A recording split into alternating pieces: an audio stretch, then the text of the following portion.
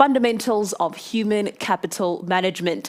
I am Violetu Dubese, your host and moderator over the next few hours as we glean insights and trade expertise in the mega trends of day two, driving today's keynote addresses, panel discussions, and case studies from the lens of diversity and inclusion in the workplace to digital transformation in the future of work, as well as talent acquisition and retention.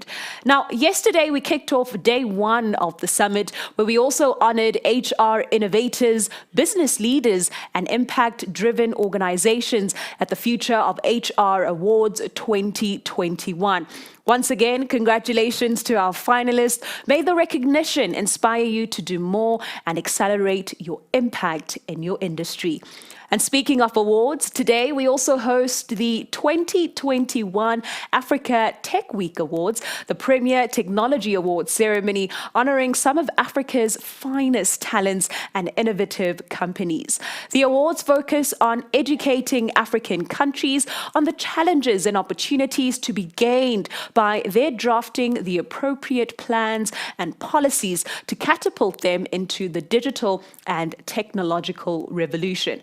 The Africa Tech Week Awards will also recognize and reward companies on the continent that have demonstrated excellence in the area of innovative PENT. We now shift gears back into the program today, the 7th annual Future of HR Summit. We'd love to hear from you. Share with us some highlights from day one and what you're most looking forward to in our discussions of the implications of the disruption and transformation of the HR industry. You can also find us across all our social media platforms, as well as our universal hashtags, hashtag FOHR, hashtag Future of HR, and let us know who your hashtag HR heroes are.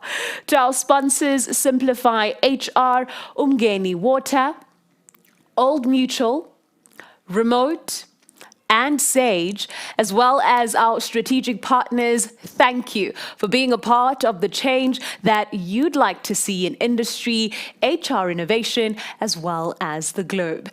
We've got a great program for you today, and I won't keep you in suspense any longer. To kickstart day two of the Future of HR Summit with the event organizer's opening address, please welcome Rolf Fletcher, the CEO of Topco Media.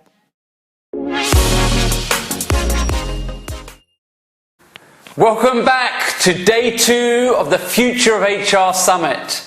Welcome and a huge congrats again to Simplify HR, and in particular our good friend Mark Privet. So, yesterday many of you would have opened up and heard Mark gave an incredible endorsement about our digital transformation.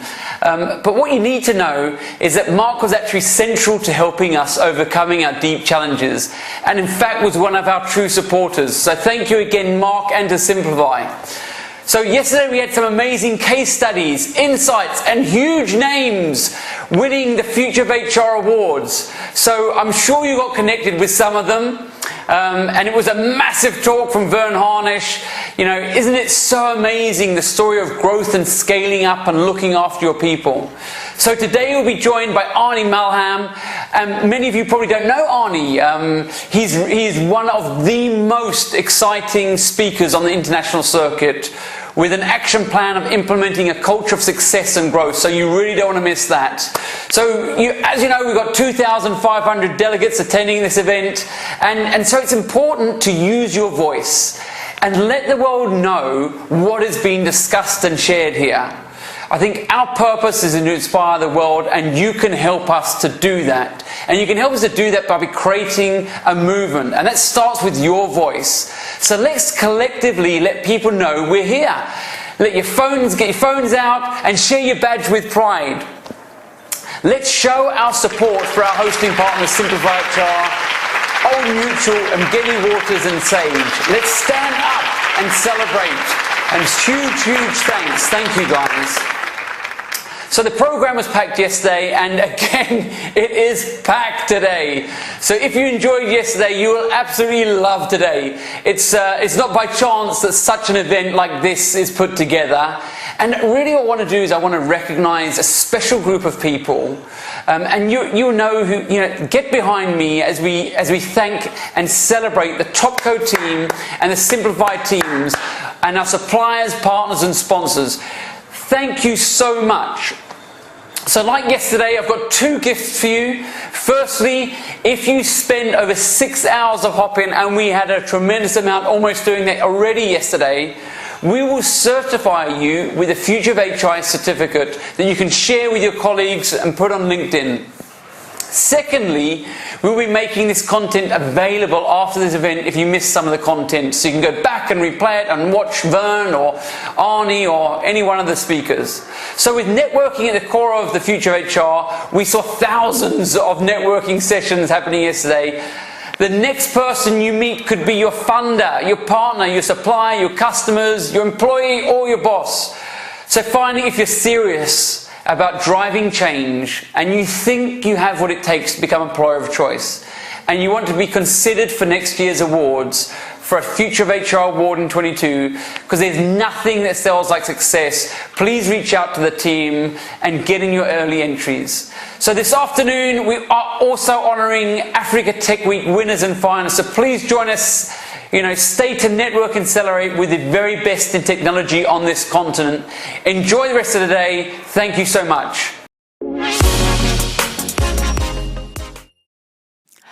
Well, thank you to Ralph for that incredible welcome, and to the entire 2,500 of you who are tuning in. Welcome once again. And of course, we are hearing everything and reading everything that you have to say. Thank you so much for your engagement. That was Ralph Fletcher, the CEO of Topco Media, officially welcoming us into day 2 of the Future of HR Virtual Summit, all the way in Cape Town. We now get ready for a fireside chat, and we'll be focusing particularly on the 2021 HR tech trends, as well as the digital future on the work of journey. And I'm joined by an esteemed panelist, 2 panelists who are no stranger to enhancing performance management, as well as creating effective strategies on the future when we are making these future of work, rather data-driven decisions. Now, day 1 of the Future of HR Summit, we really focused on giving us a glimpse into some of the questions that needed to be asked to produce some of these cutting HR innovation strategies, to the case studies, the keynote addresses, some of the panel discussions as well. And we also heard from our finalists in terms of what are the things that they are doing to really engage in the future of work, the technologies, the strategies. We heard also some incredible numbers that were coming through when we were speaking to diversity, inclusion, as well as equity. Welcome to the fireside chat, our opening fireside chat, themed 2021 HR tech trends and the digital future of the work journey. Now, this discussion is themed on the essentialism of HR technology, really unpacking some of the things like automating tasks, as well as the impact that this is having on traditional workplace structure. We also will be speaking to our panelists and getting some ideas on really how to make the hybrid remote work model work for your team as we are navigating the newfound flexibility at work. My name is Violeta Dubese, your moderator for this panel discussion, and it is an absolute pleasure to welcome my panelists. We have Oran Cohen, who's the founder and CEO of gwork.io, as well as Mark Privet, who of course you heard from yesterday, the general manager at Careers 24 and Simplify HR HR at Media 24. Gentlemen, welcome to the Fireside Chat, and thank you so very much for joining us. And let me get straight into it. Oran, let me kickstart this conversation with you. Your company really works to integrate people and technology in this new way of work and in this new work when we are engaging in organizations, largely consulting with people and business processes and how we're designing and driving behavioral capability to really talk to what has been the theme of today, and has been the theme of yesterday as well, to scale the future of work. What exactly does this mean? Because this echoes for me the sum of human-centered design plus technology, as well as the open-mindedness that we need to engage in and not act with yesterday's logic. Fantastic. Such a pleasure to be here this morning with you. That's a great question. So our focus at GWork and how GWork was born is we've worked with organizations like Google, Nestle. We've worked with most of the banks locally across Africa and even in the US. And the number one challenge that organizations are trying to solve, and one of the trends that is playing out at the moment, is moving from the solutioning of a piece of the puzzle to really HR owning business transformation. And that challenge poses a whole new adventure for where HR leaders are trying to go. Gone are the days where we're looking at things at piecemeal. You know, in the old world, we were doing performance management over there and learning development over here and engagement surveys over there. The challenge is that another key trend is that we need to move from data accessibility to data literacy, and then even evolve to data transformation. In other words, what does it mean? Why does it mean that? And what can we do about it? And so organizations need to realize that they need to build golden threads between performance, culture, behaviors, learning and development, and process improvement into a single value chain to transform the organization. This is what we focus on at GWork. So it's about unlocking the potential of your people and enabling them through a people-centric approach to unlock the value of the organization around process, improvement of our ways of working, etc. Absolutely. And I echo your point around, you know, the single value chain, which is something that has become so critical, because what is very clear is that fundamentally the redundancy of human resources in that function is becoming very clear, because we also will be hearing from a speaker later on who has transitioned from just being an HR manager to being a specialist in organizational development.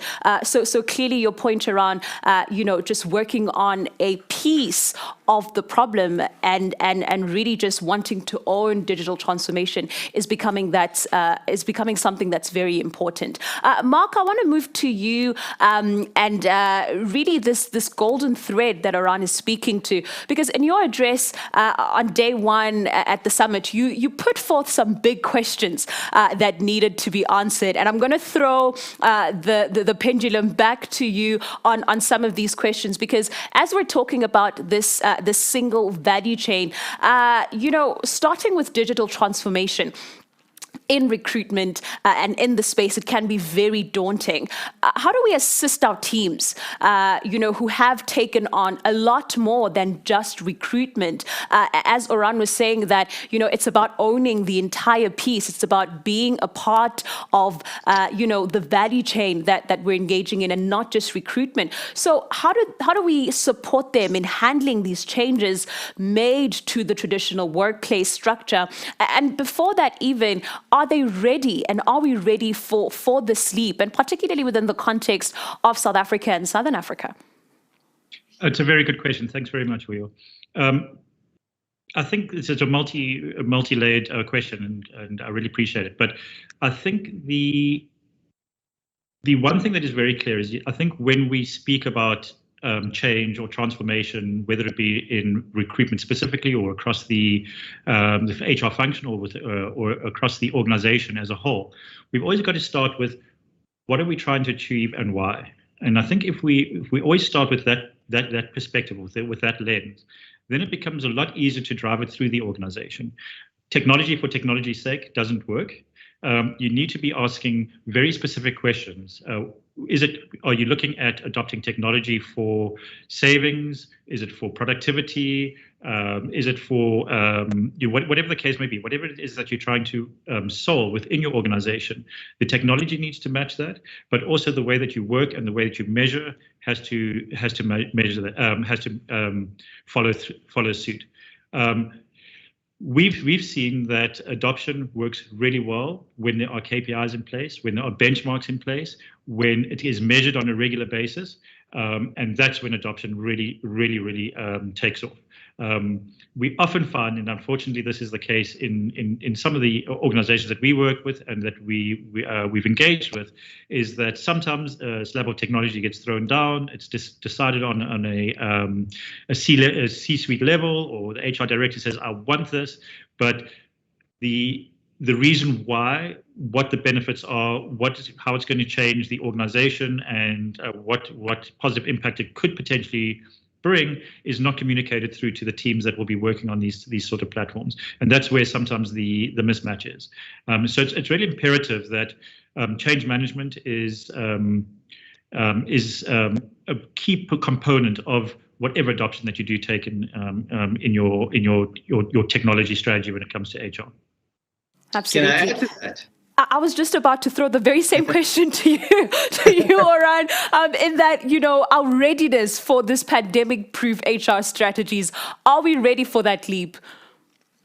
I want to add to what Mark said, because I think it's such an important point that can go unnoticed. And that point is this, is that HR products are going to be ubiquitous. It's going to be inevitable that HR is moving from a service to a product, to a platform.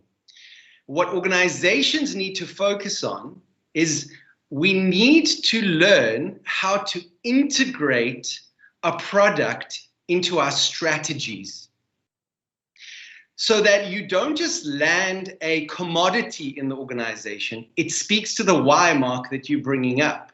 It connects to what are we trying to achieve in our organization. So leaders have to move away from going, oh, this is a nice feature. Oh, this is a piece that we need, and understand its context in order to achieve an overall strategy. And so we help organizations do that with how we roll out GWork. But what's important is we're seeing that the organizations who are succeeding around business transformation, and that's the new mandate of HR, right? Transform your organization through your people. We're seeing that the organizations who do this really well have thought through a strategy, a systemic, holistic strategy that then gets operationalized. Where organizations go really wrong is that they start with the tool in mind, and then they evolve their strategy to meet that need. Now, there's value in that because you're learning from what you're interacting with in the market, which is fantastic. But at some point, you have to get clear about what you're trying to achieve, and then you have to think about how do you implement and operationalize your strategy with technology. Let's face it, your competitors are buying the same technology you are.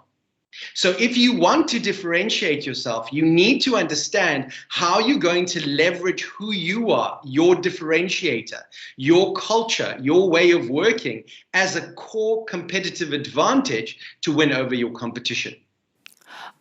Oran, I want to stick with what you're saying, and I want to bring some of these examples that you're talking about to life, because we're constantly seeing research on how organizations that use these HR software outperform those who don't, and of course those who know how to use it, and to Mark's point as well, who know why they're doing it, right? And are setting the value indexes, the KPIs that should correspond to these strategies of transformation.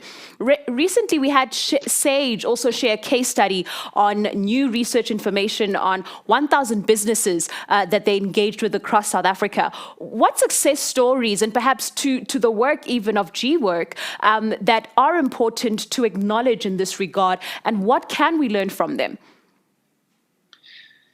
Absolutely. I think that the big transformation is, how does HR get a seat at the table when it comes to strategy and operations?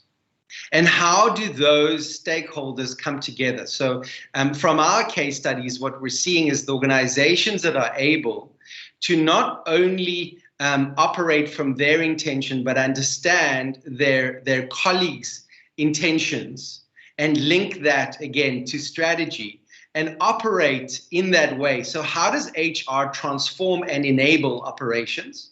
How does operations enable and transform HR? How does that connect to customer satisfaction and customer experience? How do you design employee experience that has a direct impact on customer experience? These are the types of things that are crucial to enable. So I recall one organization that we were working with, they felt that they had an operational issue.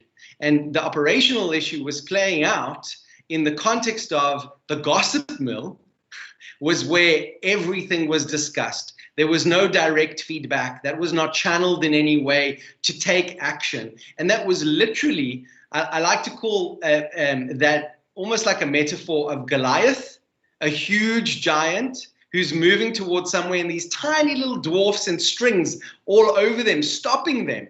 And that culture is this way.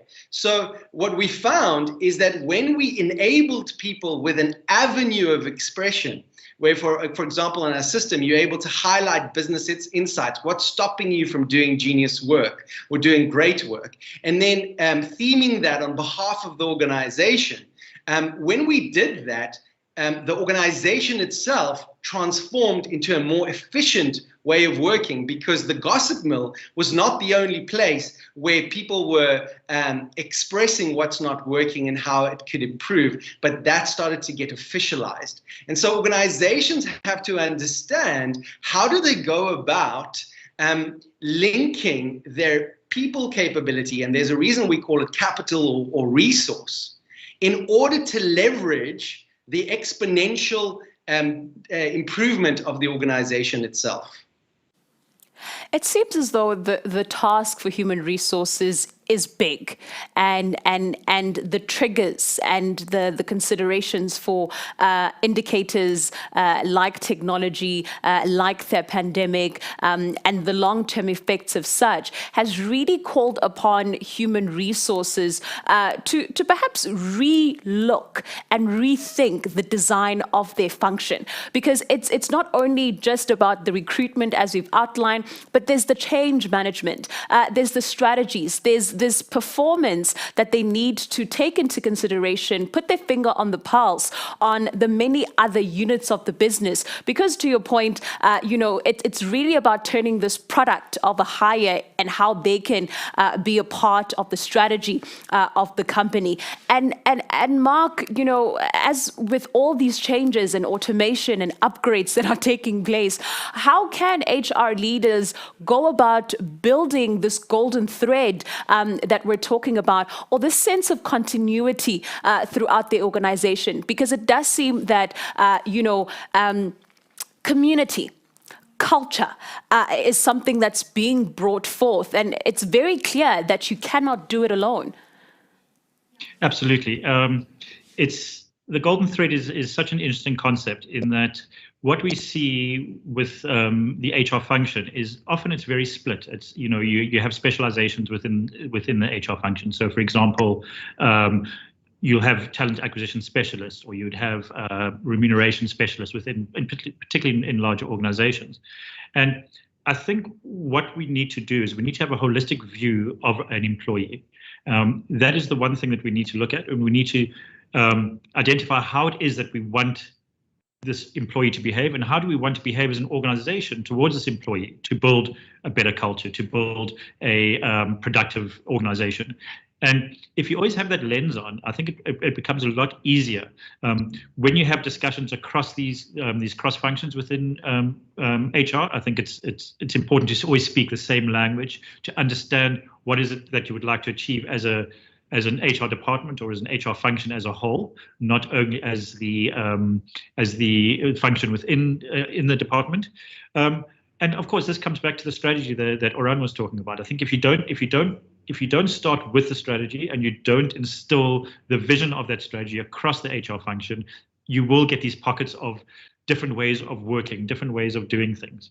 And going back to the tools, I think you need to have some form of unified tool or tool set.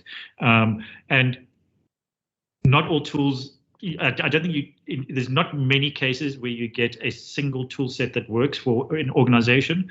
But what works really well is you have a set of tools that speak to each other.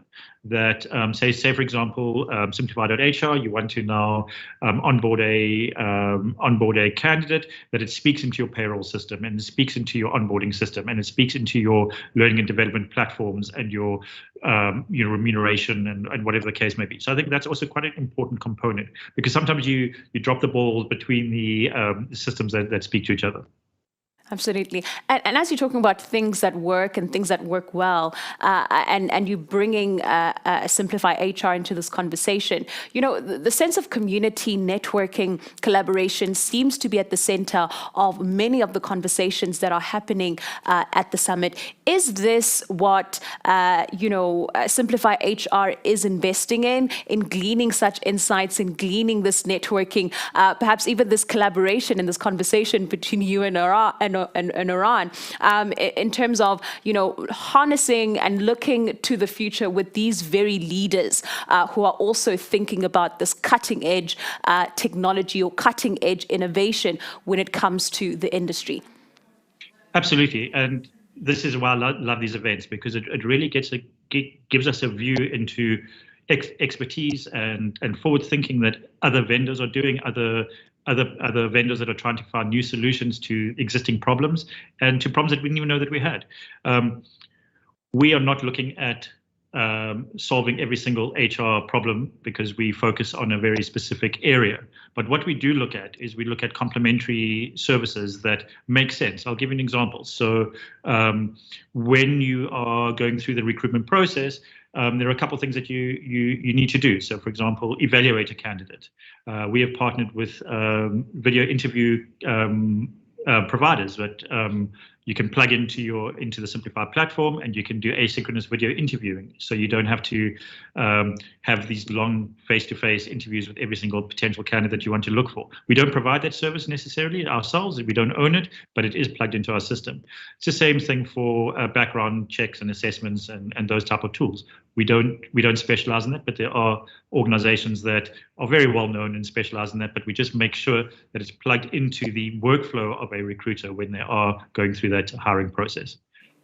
And this question, I think, for both of you, as this is, the headline of this fireside chat, what are perhaps, if you can identify 3 of the 2021 HR tech trends, for lack of a better term, that have impacted the future of the work journey, and perhaps one in 2022 and beyond that you are already getting excited about the effectual impact that it'll have in industry. Oran, let me throw it back to you, and then I'll hand over the digital mic back to Mark.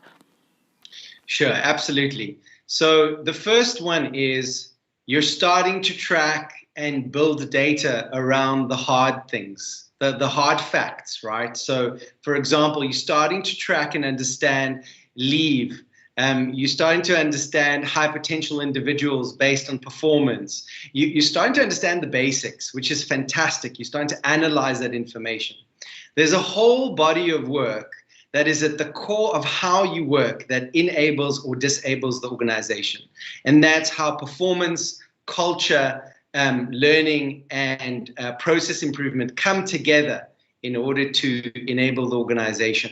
So find ways to measure culture. Find ways to measure improvement of how people are showing up when they get feedback.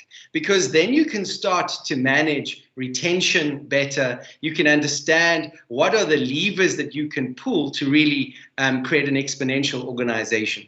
The next one is for the HR leader, and this is a plea. How do you move out of being a solution provider and become a source of business transformation? How do you own a piece of business transformation in the organization? And then lastly, I'd like to suggest that organizations need to start to become better at scenario planning. What does that mean? Is that right now we live in a time where your workforce in 6 weeks' time might be back at home, or it might be fully blown in the office, or it might be hybrid. Each one has pros and cons, and we need to start to build better data sets and interpret those and take them to leadership to be part of the decision making, and then roll out strategies that enable both plan A, B, and C.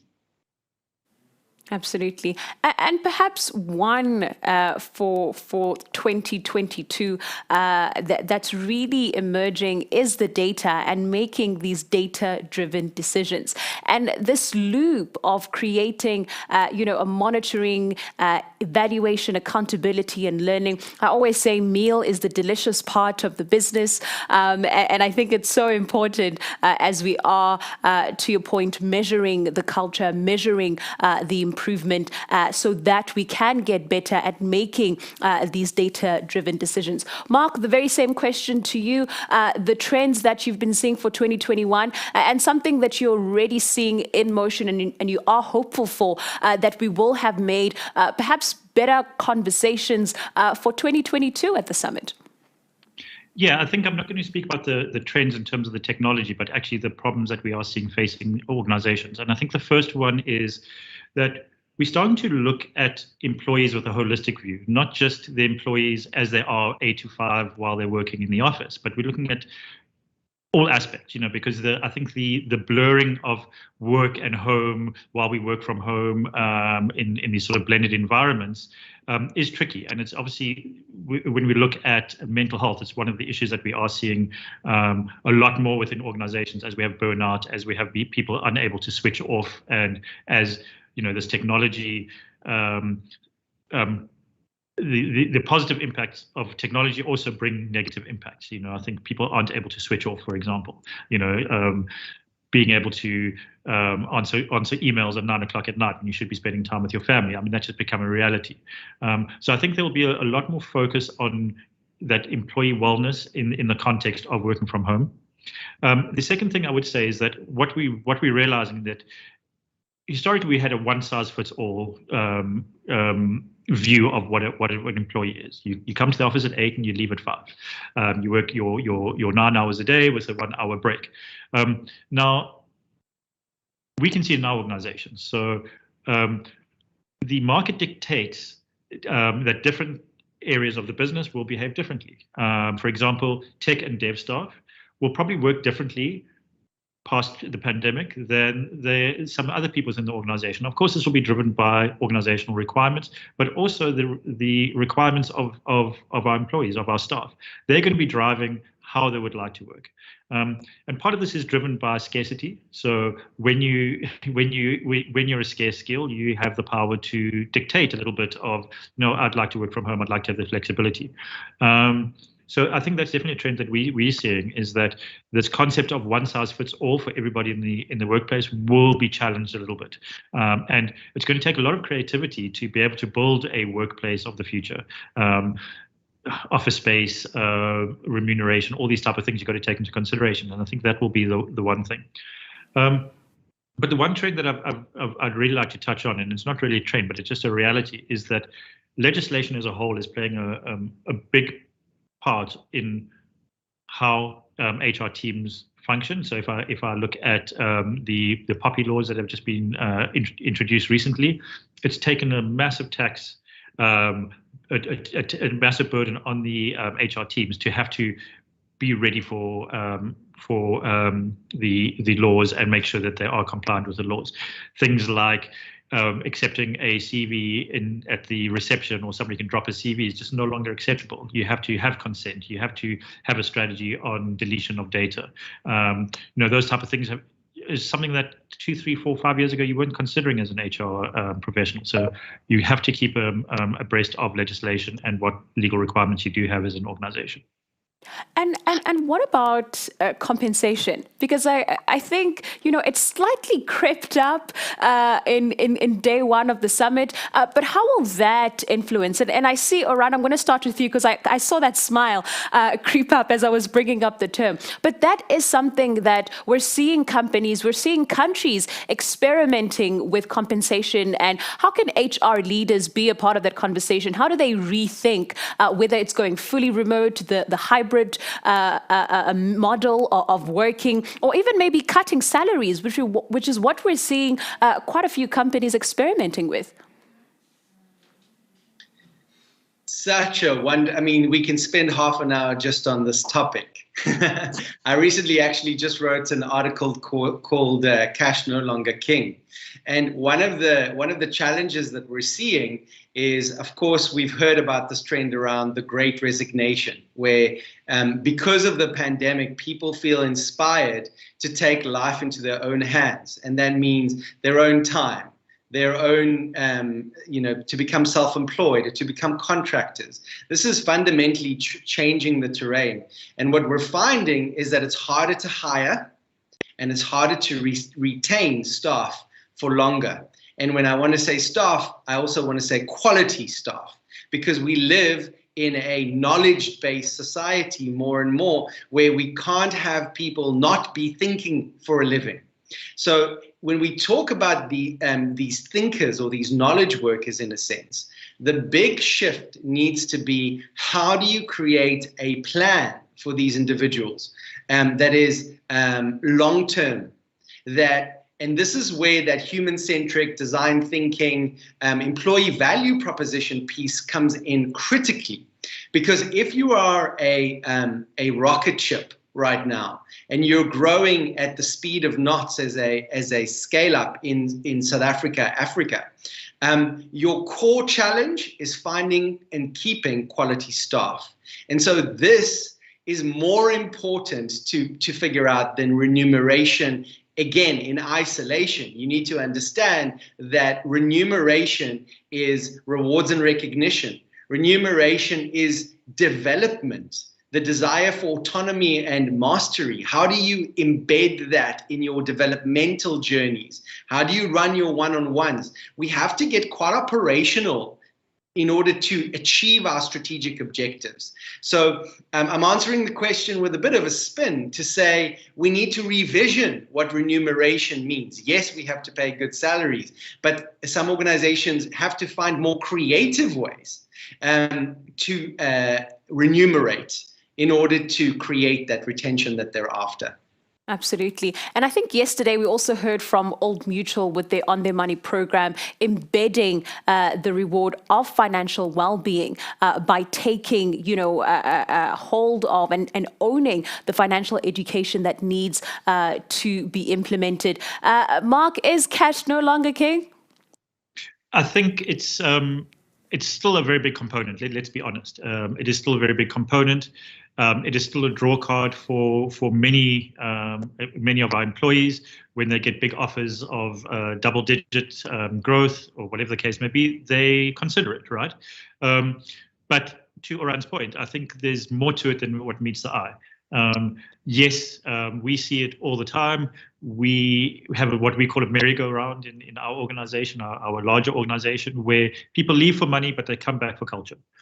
They come back for the way we work, the way the way we operate, the transparency. So there are other things at play, but you can't have the other things at play without having the basics right. So if you're paying under market related, no matter what sort of schemes you have in place, no matter how happy your organization is, people still need to live. They want a quality of life that matches their skill set and that of their peers. So I think there's a base need, but I think there are ways that you can be creative in offering other incentives to remain in the organization.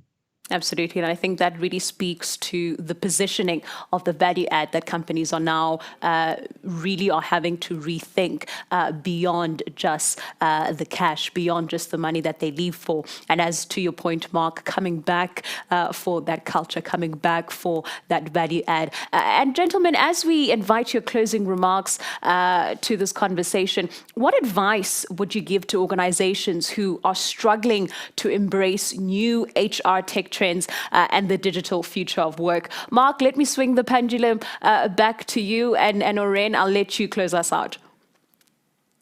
Thanks so much. It's been such an interesting conversation. I think for me, it goes back to what I was saying in the beginning. I think before you adopt the technology, you need to know why you want to adopt the technology. Understand what your pain points are in your business. Understand what you'd like to improve on, or that you feel is a burning platform. And in doing that, you will really understand what you want to adopt, and have a 1 year, 3 year, 5 year plan, and measure it, revisit it, and make sure that you can deliver it through the organization by getting buy-in from everybody within the organization that is a touch point in that process. Absolutely. Measure it, revisit it, and know why you are adopting that technology. Oran? I think organizations need to think about how do they close feedback loops. So the research shows us that effective and successful organizations have fast feedback loops. In other words, you know what action, what the repercussions of an action is very quickly. And that's with regards to HR, operations, strategy, customer success, whatever it is. And so organizations need to actually map out where the broken feedback loops are and how they can go about filling data, meaning, and action within them. Similarly, I would recommend that we take time to map what data we have and what data we want. And back to Mark's question of why. What are we trying to achieve with that data? We're finding ourselves in a world where we have too much data and not enough meaning. So the more we can get clear on our why, as Mark has shared so beautifully, the more we can utilize what we have and understand what we need next. Absolutely. And I think a brilliant way to round up this incredible discussions. A huge thank you to my panelist, Oran Cohen, the founder and CEO of gwork.io, and Mark Privett, the general manager of Careers 24 and Simplify HR at Media 24, for this invigorating discussion that invites us to be critical in our thinking, cutting edge in our design, and definitely bold in our actions as we nurture this new way of work. Well, we now continue to our keynote address, which has your answers to the temporary employer and employee scheme, including insights on new policies in light of COVID-19 to fair retrenchment. Please welcome Cameron Silo Murajane, the Director and CEO at the CCMA. Good day to everyone and all my fellow speakers and our audience that has been invited to this important Future HR event. It is quite an honor for us as the CCMA, myself as director, to be invited to speak at this conference. What is of great importance, I've noted that I have about 10 or so minutes, or 10 to 15 minutes to speak on about 4 or 5 topics. So I'll try my best that I present at least about 2 or 3 minutes or so on each, so that I cover the scope and the brief as we are expected to. There's a few very interesting parts I'll talk to quickly without wasting too much time on each, so that I make sure that I'm disciplined in terms of time. One of the first topics which we're expected to speak to, it's in relation to TERS, or the TERS scheme. It's important that I mention that when it comes to the TERS scheme, there's 2 types of TERS. There's one which we call the normal TERS, that is run at the CCMA, which includes the CCMA, the UIF, and Productivity SA. There is a committee that deals with that. We call it the Single Adjudication Committee. The Single Adjudication Committee is the committee that makes decisions on which organization that is ailing that we must assist. The second one is the UIF-based one, that is COVID-based tariff system. This was introduced during COVID-19, when the COVID-19 started, so that the government wanted to assist and give other employees an opportunity to survive the adverse effect of COVID-19. The CCMA does not run the COVID-19 one. I'm mentioning this, and very important for you as attendees, that if you have an intention to apply for TERS, the COVID TERS, the application doesn't come to the CCMA, it goes to UIF in the Department of Employment and Labor. And that's where you'll be assisted. It's important, it's an important scheme.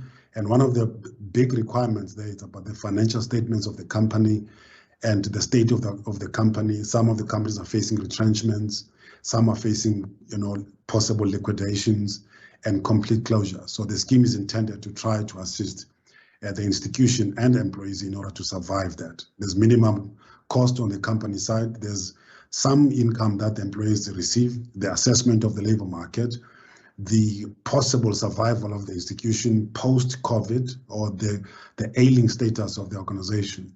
So it's generally a survival scheme. It's not meant to be lifetime. So if there's a company that is facing such challenges that is COVID-related or caused by COVID, it is advisable that the approach be made to the Department of Employment and Labor in order to ask for that. But if it's just the general struggle, or the company is under stress or distress, not necessarily related to COVID-19, such an application then should be brought to the CCMA, and then it will be considered by the Single Adjudication Committee, and a very strict committee, I must say, if you need assistance in that regard. So we encourage those that are having an issue there that they can do so. Lastly, one of the things that emerged with the TERS, which was quite problematic, is that the COVID-19 TERS introduced a concept of essential services. The labor market suffered a serious confusion when it comes to that concept of essential services. You may remember that during that process of COVID-19, the employees who were declared to be essential service were allowed to operate during all the adjusted levels of COVID-19 in terms of the Disaster Management Act. But what was confusing is that in terms of the LRA, we do have a committee that is called Essential Services Committee. That committee deals with essential services as you have them in terms of the LRA, where it is about life, it is about issues of health and all of that. And if therefore that type of application is made, it is considered by the Essential Services Committee, but it has nothing to do with the newly defined essential services as found in terms of the Disaster Management Act. So in as far as the TERS topic, that is as far I would like to take it, and I hope that assists many to understand that. The second topic, which is important, it has to do with collective bargaining. Collective bargaining as we have it now, and with COVID-19 and the introduction of 4IR, we've made peace with the fact that our collective bargaining processes, structures, and systems will never be the same again. We have to accept that as the CCMA, as the playground of the disputants, or the matters that are brought to us where people are raising issues of interest relating to collective bargaining. We are able to express a view that the future will not be the same. One of the interesting innovations, which I experienced also when I went to London to discuss these important future of work principles and discussions, is actually the introduction of what we call the online picketing. Online picketing hasn't taken off in South Africa, but in other jurisdictions, online picketing is there. In terms of our LRA, in terms of our regulations, we have not thoroughly made provision for that and how we control it. And at what stage is picketing, for example, when people want to engage in a protected, collective bargaining or industrial action? What is expected is that you would need to agree on certain picketing rules. So when it comes to online picketing as submitted now, the question is therefore, in the future, if that's the way, using online and social media in order to deal with picketing in the manner suggested, what should the rules be? How should we regulate it? How would we know the limits. How would we know when it's violated? It's a very interesting collective bargaining innovation, especially taking into account that we're talking about a low density of union engagement also. Then people tend to enter into those platforms in order to exercise those collective bargaining rights which are constitutionally protected. So it's an interesting concept to consider if you look at the future of HR. The other issue, which is of great importance, it's the introduction of the platform workers. In terms of the South African legislations and the way we've been operating, it's quite interesting to note that when you look at the definition of the tension between the definition of employee and the definition of a worker, you will remember the Kylie case of the sex worker, the discovery case of a foreign national. When the courts looked at those important judgments on whether the CCMA had jurisdiction to deal with employees who don't have work permits, the court did not rely on the employee concept. It relied on the concept of a worker, which is all-embracing. But now to take it further futuristically, accepting that your online work or platform workers such as your Uber workers and your Amazon workers, they are not the traditional employee as you have them. Most of them just work purely on social and digital platforms, and they have a lot of control. If you apply those principles on what constitutes an employee, you'll find that they fall outside that, but it doesn't mean that they cannot be protected in terms of the broader concept of work as found in our Constitution. Isn't it time, therefore, that we consider the expansion of such definitions in order to include social and other protections to platform workers? So when we're talking about employment law, it's important that, therefore, we keep in mind that we've got those new innovations, which are workers in the general sense. In South Africa, we've seen that the case of Uber, at some point, we found at the CCMA that an Uber worker is, in fact, an employee. But later it turns out that the court set it aside because international companies, Uber itself took interest in that, and that matter was therefore set aside at the Labour Court. But I've seen in the international platforms in other jurisdictions that this matter has arisen again to discuss whether, in fact, a worker as defined does include platform workers and therefore worthy of the social protections and social law protections, employment law protections, and all the benefits in the South African context of employment law, such as the LRA, Employment Equity, and National Minimum Wage. Because overall, when you take into account the conventions of the ILO, which we are enjoined to take into account in our definitions and applications, probably it's time that we really look at that and see if we should be actually and directly protecting such employees. And what it gives birth to is what we call independent contractors.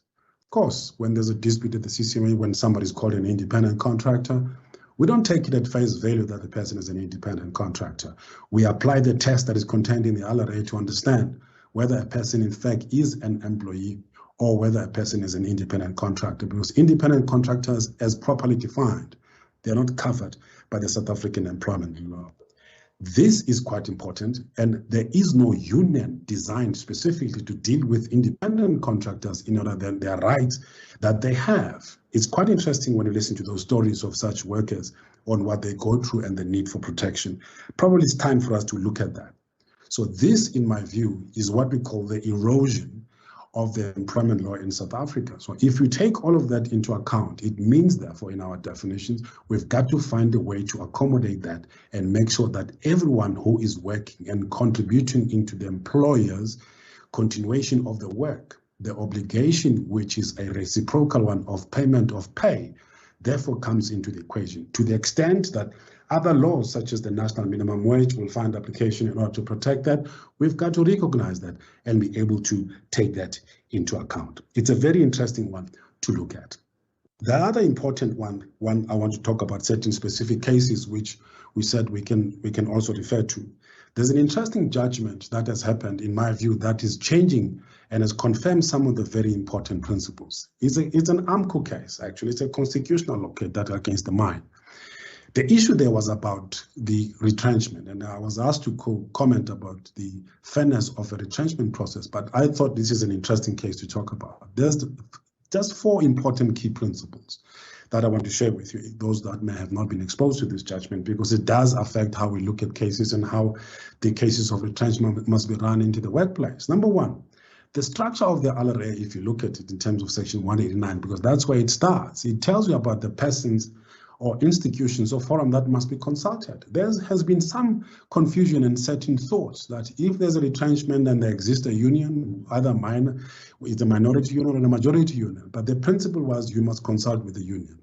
And therefore, this is part of the problem that happened in this case, that the AMCU, which was a minority union, expected to be consulted when the retrenchment happened because their members were also affected by this. But unfortunately, there were other two unions who worked together, WASA, for example, and NUM, who worked together to form a majority, which resulted in a conclusion of a collective agreement, which then brings this issue into this judgment that in such circumstances, we've got a majority union, which is now the issue of majoritarian principles. So who do you consult in terms of 189? Because unions that are mentioned there in the Act is not about the minority or the majority union. It's about a union must be consulted. But here's an important principle.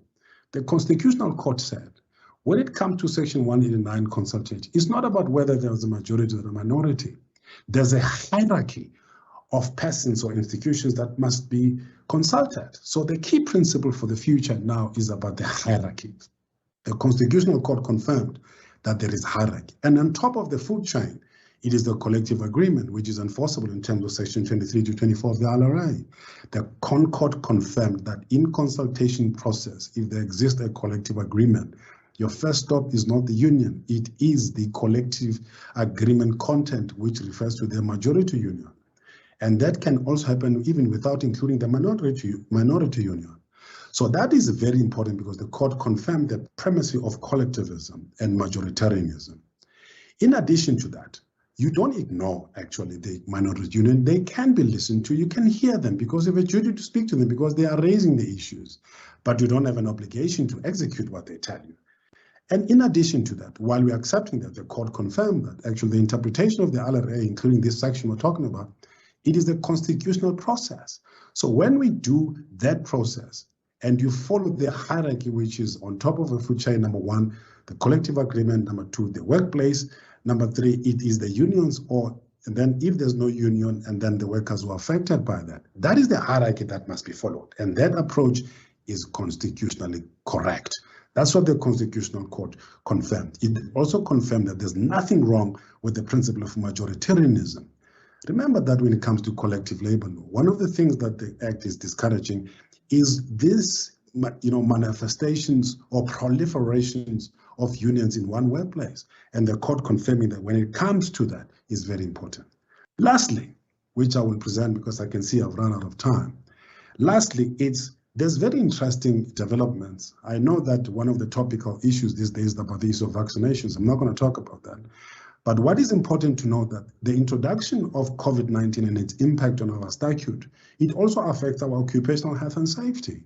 Today, when we're talking about issues of workplace, that the employer has a responsibility to make sure that, or take reasonable steps, and make sure that the workplace is safe. This includes against diseases. But what is then the workplace in terms of this, in terms of an era where there's remote working? How far do you define your workplace? When you're talking about publications of basic conditions and issues of occupational health into the walls of our employment, do we do the same at our homes? If somebody gets injured while at home but still at work, do you have a claim against the compensation fund? And when it comes to issues of responsibility of safety, does the safety of the employee extend to your place where you are? You could be sitting in a restaurant. You could be sitting somewhere at the park. If you get attacked while doing your work, can I have a claim on Occupational Health and Safety Act? These are interesting questions that have brought by COVID-19, which has necessitated online platforms that we use for purposes of work. And for us to find a solution, we've got to confront these questions. We've got to deal with them. With the limited time that I have, I think I've managed to touch some of the important aspects which I think are very important. And I hope that some of the questions that I've raised, such as the occupational health and safety one, the issues of the workplaces, and of course, I didn't touch the issue of the vaccination question and principles on the cases that we're currently dealing with. But I'm sure that in your deliberations, in your seminar, you will engage on those questions and able to determine the current issues and also determine the future aspects. Thank you very much. I think I've made it on the time as allocated of 15 minutes. Thank you very much.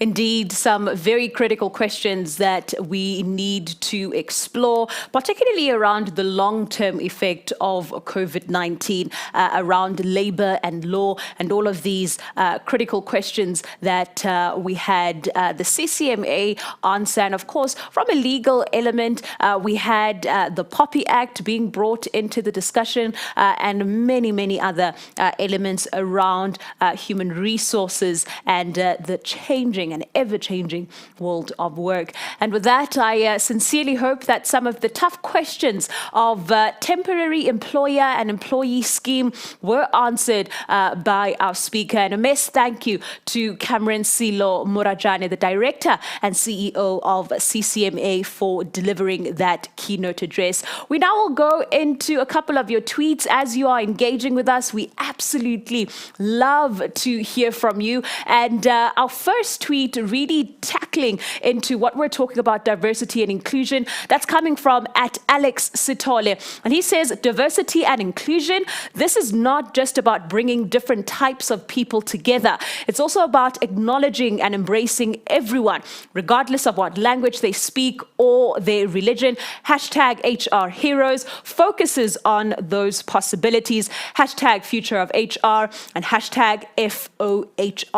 Definitely, Alex, I think that is super important as we expand on this concept of diversity, equity, and inclusion. Our second tweet that we're bringing up is by Flora Mayulula, and she's speaking to technological and social changes that continue to alter the landscape in every industry. #FOHR, #Future of HR, and #HR Heroes. Technology is definitely one of the big themes that we are diving into this past few days and past 2 days, rather, at the virtual summit. So please keep those tweets coming through, and we will be bringing up a lot of them as we follow up with the day's proceedings, today's rather.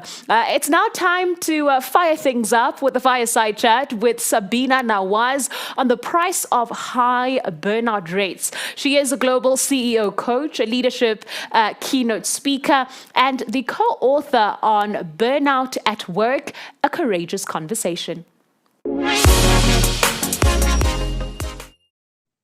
In 2019, the International Classification of Diseases classified burnout an occupational phenomenon, leading the World Health Organization to embark on the development of evidence-based guidelines on mental well-being in the workplace.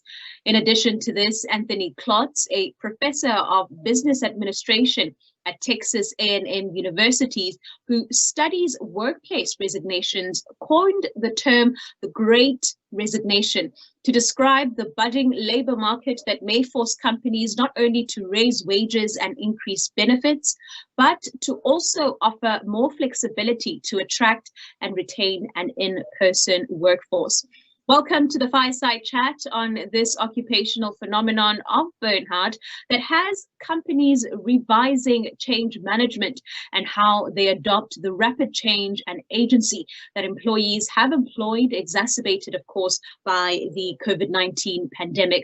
I am Vuyolwethu Dubese, and a privilege it is to be having this courageous conversation of the workplace, a fireside chat investigating what you can do to help your team feel better equipped to deal with challenging times, while also boosting your own energy and well-being so that you can fully take care of your team and your business. I am joined by Sabina Nawaz, a global CEO coach, a leadership keynote speaker, and writer on Burnout at Work, A Courageous Conversation. Sabina is a global CEO coach, a leadership keynote speaker, and writer in over 26 countries. She advises C-level executives in Fortune 500 companies, as well as government agencies, non-profits, and academic institutions. She also teaches faculty at the Northeastern University and facilitates a faculty fellowship development program at Drexel University. Sabina, a very warm welcome to this very much needed fireside chat, especially at such a big scale and regional Future of HR Virtual Summit. And a pleasure to have you in this conversation, because this is a conversation where we're talking about this new world of work, this present future of work. So thank you very much for joining us. And I want us to waste no time in getting into the work. What exactly constitutes as burnout? And you know, when we're talking about exhaustion and burnout, this is something that some have termed to be quite common in contemporary society. But I'd like to think that this has been something that has existed for years without a name, and if you will, an anonymous, effective, productivity kryptonite, if you will. Thank you so much, Voyoluetu. It is a pleasure to be here. And this topic couldn't be more timely in the face of the Great Resignation, in the face of so many things that we're facing. Your question about what constitutes burnout, and I think your hunch is exactly right, and that's my hunch as well, that burnout has been around for as long or perhaps longer than we discovered fire. Because if you think of the word burnout, it means the fire is burning out. We cannot stoke it any longer. We cannot energize it anymore. The embers are just starting to fizzle out and die. And as I was thinking about this conversation with you today, that I'm so excited about because it's just the right time, I recognized how many times we use fire-based terms in our vocabulary. So we are having a fireside chat. We talk about employees who are burning with passion. We talk about people who are on fire. We're lighting things ablaze with our trails that we're sparking. We're sparking up ideas. So think about how much energy goes into producing in this knowledge worker world that we're talking about right now. And when there's so much energy on the fire, how much energy are we placing on tending to that fire? And what happens when there's nothing left to burn? Because burning also causes pollution. And are we paying attention to that pollution? So to me, burnout happens when that fire is starting to get extinguished and all we're left with is the smog and the smoke and the pollution from it. Now, in human terms, of course, the telltale signs, we have all faced that at some point or the other, especially over the last couple of years. It's that exhaustion and fatigue physically, but also emotionally and mentally, where we start to feel cynical or hopeless or anxious, or worst of all, in some ways, a flat line.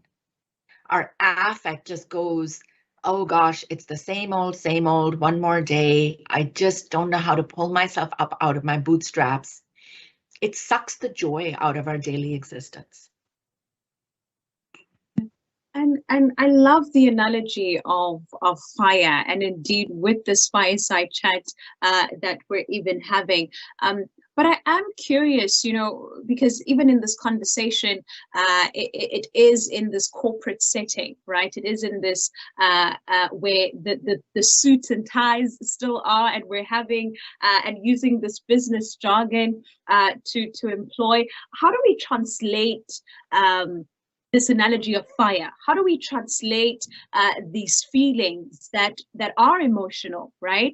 Which are and have been proven to be a kryptonite to how we work and to affect the return on investment, the positive return on investment to the company. So how do we translate that language into the workplace, or that language into the HR professionals, the business leaders, the innovators who are tuning in, that can justify and claim it to be evidence enough so that we can actually take the time and to your point, keep that fire burning and tender to it? Absolutely great question, Voyoluatu, because ever since the pandemic started, I've been running a regular forum with a small group of heads of HR, CHROs, and the majority of the conversation is around burnout. But here's the funny thing that's happened as we've had this conversation now for nearly 2 years, is we're also recognizing the burnout that HR professionals are facing. Because in many ways, they're the first responders. They have to tend to the fires that have been lit up in fighting this. And they've been in firefighting mode for far too long, and they're getting exhausted and drained and enervated.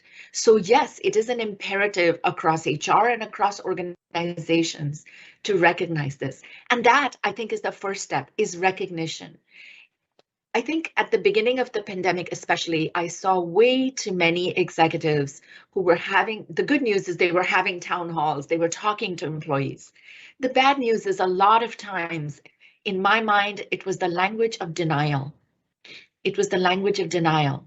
This was the language, you could say they would say it was the language of hope.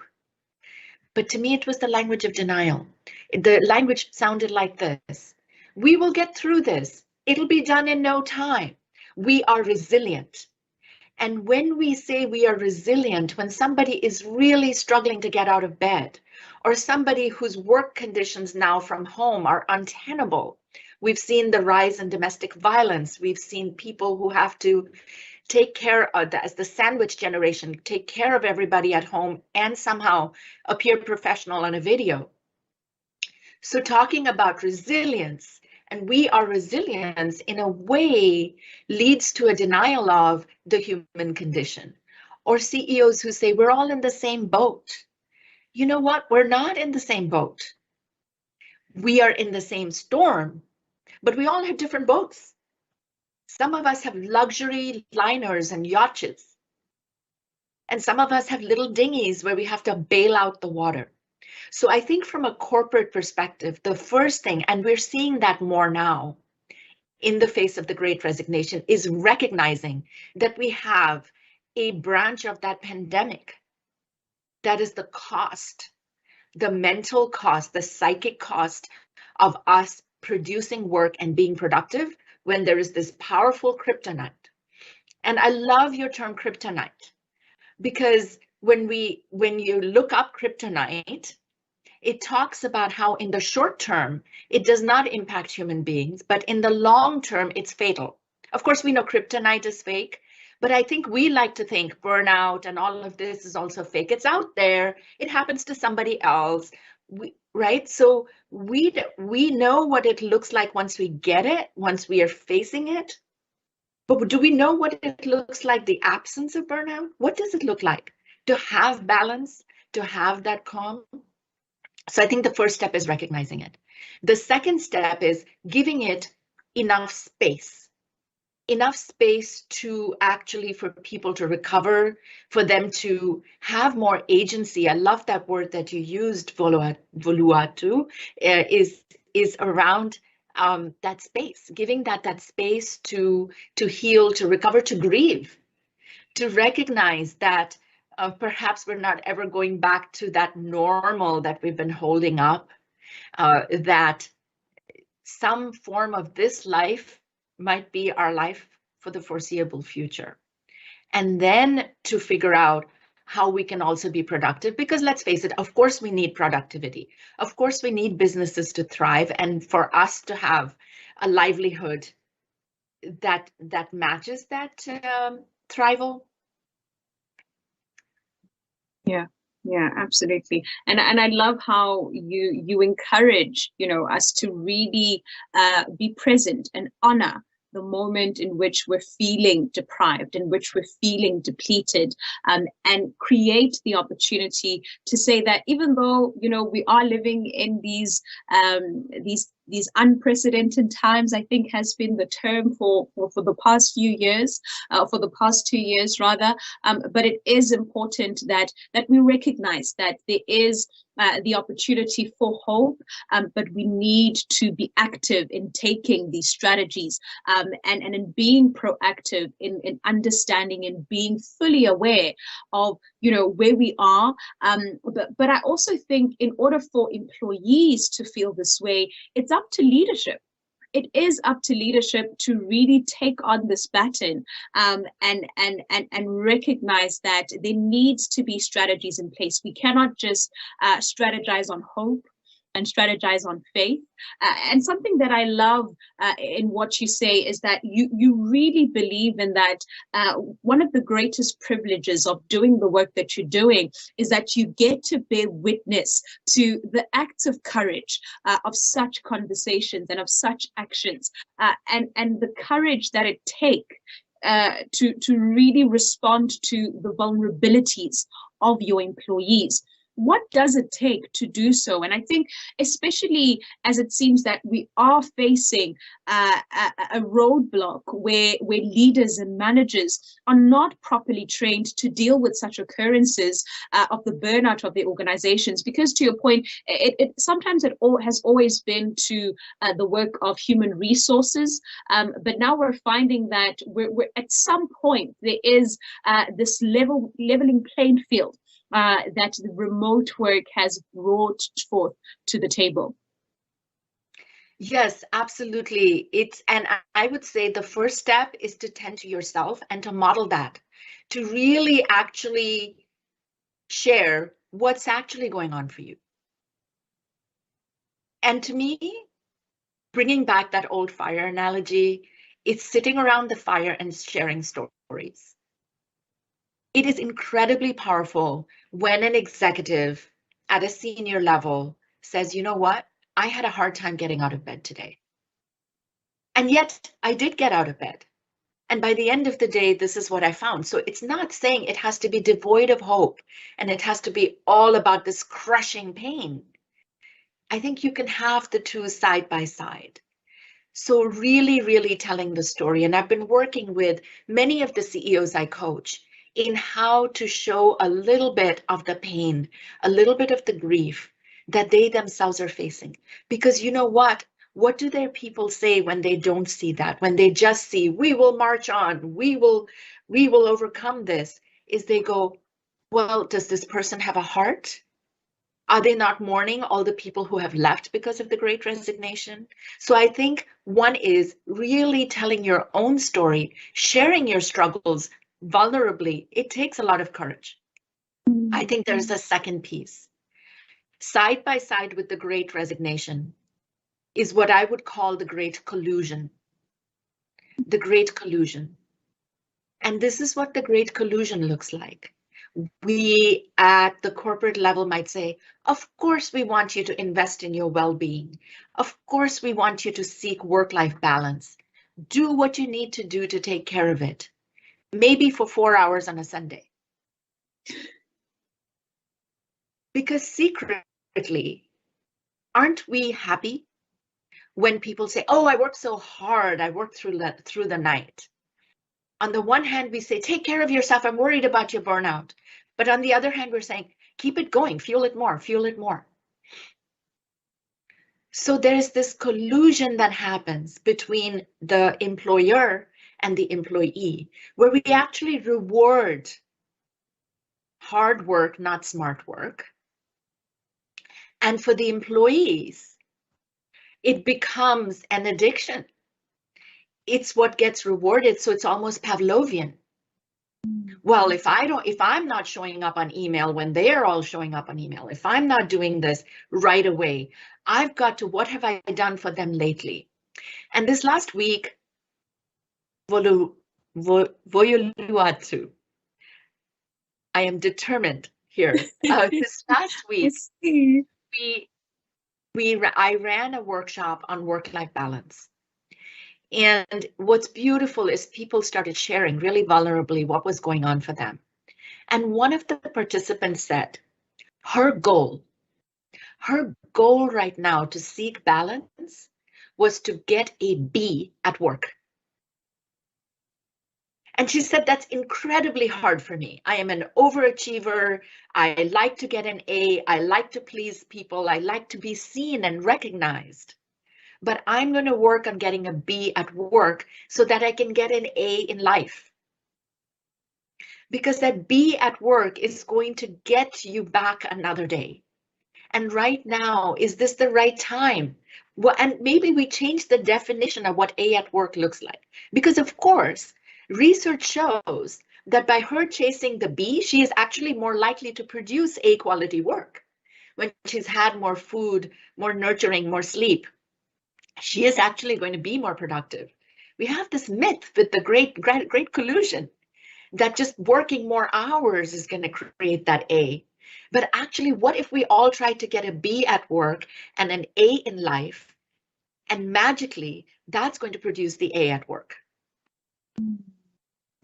And I love this this analogy again, or this term of the Great Collusion, because I think somewhere in between the Great Resignation and the Great Collusion, there are these strategies, there are these programs that we definitely can implement and to some extent, you know, appease both the employer and the employee.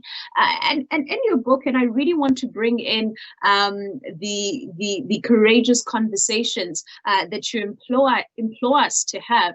What are these types of strategies or programs that you encourage an organization to have in place to really adequately assist employees who are experiencing burnout?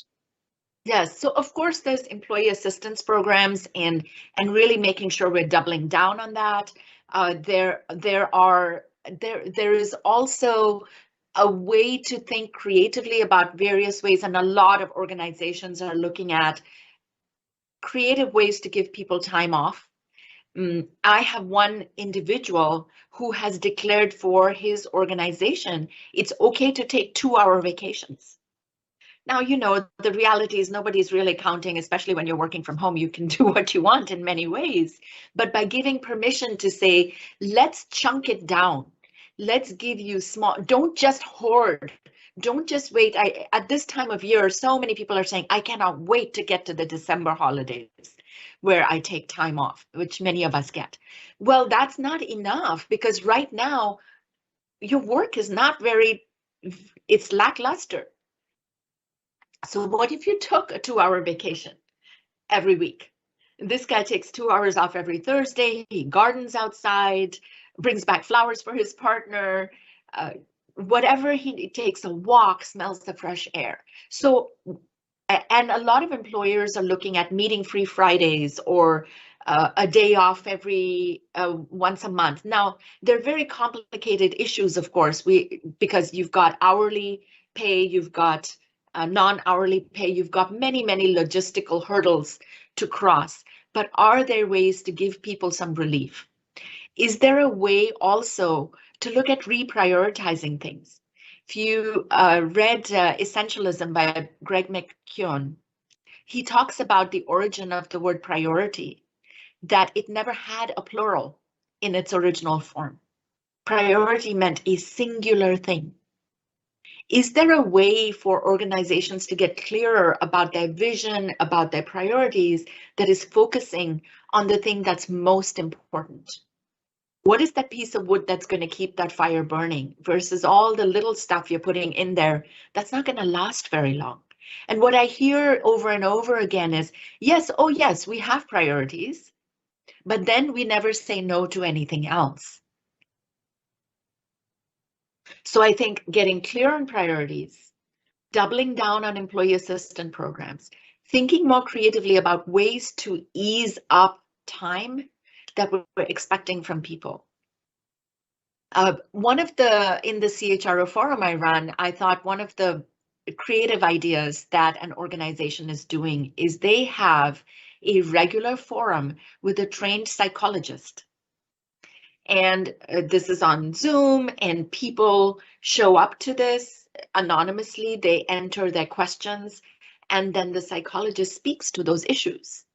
Wow, that's a great way to help people normalize first that what I'm feeling, I'm not some freak of nature, right? And I don't have to hide in shame about it. Actually, if I give it some sunlight, it allows other people to bring in their issues, and the only way out of it is through it. So let's discuss it, let's experience it, let's honor it, and then figure out how to move past it. So I thought that was a great idea. It absolutely is. And I think this is why this is called a courageous conversation, because at the end of the day, it really goes down to the individual, right? And I think being convicted about your emotions, and I think being aware of the impact that they have in not only your work, but I think throughout your daily life, and how you are able to execute and even wake up and keep that fire burning that'll last beyond the 9 to 5, or even before the 9 to 5 focus. And as we wrap up this fireside chat, I want to bring it to the individual, right? And I love this trait that you brought up around priority, because it starts with one step, or it starts with one seed of a mind shift that could take place. What is your message as we wrap up this discussion on how we can think about prioritizing our well-being, prioritizing tending to our fire? Because the reality is that we won't get it right. But what I also don't want us to do is wait until December for us to really feel and to take in the work that we've done, and to pat ourselves on the back and saying, I have survived year 2 of the pandemic, but also I have survived the financial year. And so, Voyaluwatu, are you saying one priority that individuals can take? Is that right? Yes. Absolutely. And I would say, so there are many common ones that even I've written about in my writing around gratitude and disconnecting from devices and connecting with human beings, setting boundaries. So I'll pick something very different. If there's one thing you do when you're feeling burned out, when you're feeling apathetic, when you're feeling low energy, when you're feeling skeptical, find another person to help. Find another person, not whom you're seeking help from, but to whom you're giving help. Because when we reach out outside of ourselves and help someone else, several things happen. 1, we get a sense of accomplishment. 2, it puts our own challenges in perspective, because there's always someone else out there who's worse off. 3, it actually helps somebody else in the process, and it lights a positive fire, a movement that shifts our own energy and brings something else out into the universe. And what I love about this final and very poignant point that you bring out is that it also gives us the opportunity to receive, and opening ourselves to receive. Yes. And I absolutely love that. And I think what a brilliant way to wrap up this conversation. And we'll put out a fire into this fireside chat, but hopefully we have energized and given you quite a few things to think about as you navigate your way, as you navigate your well-being in the workplace. That was Sabina Nawaz, a global CEO coach, a leadership keynote speaker, and a writer on burnout at work, a courageous conversation.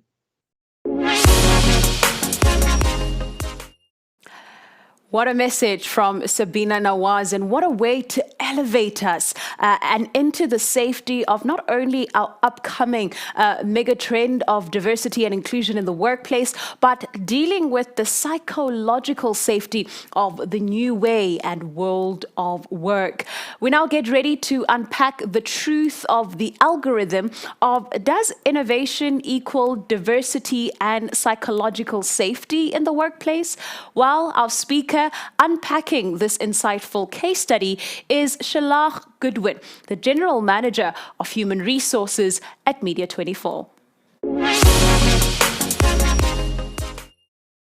South Africa is blessed with incredible diversity in its resources, its landscape, and its people.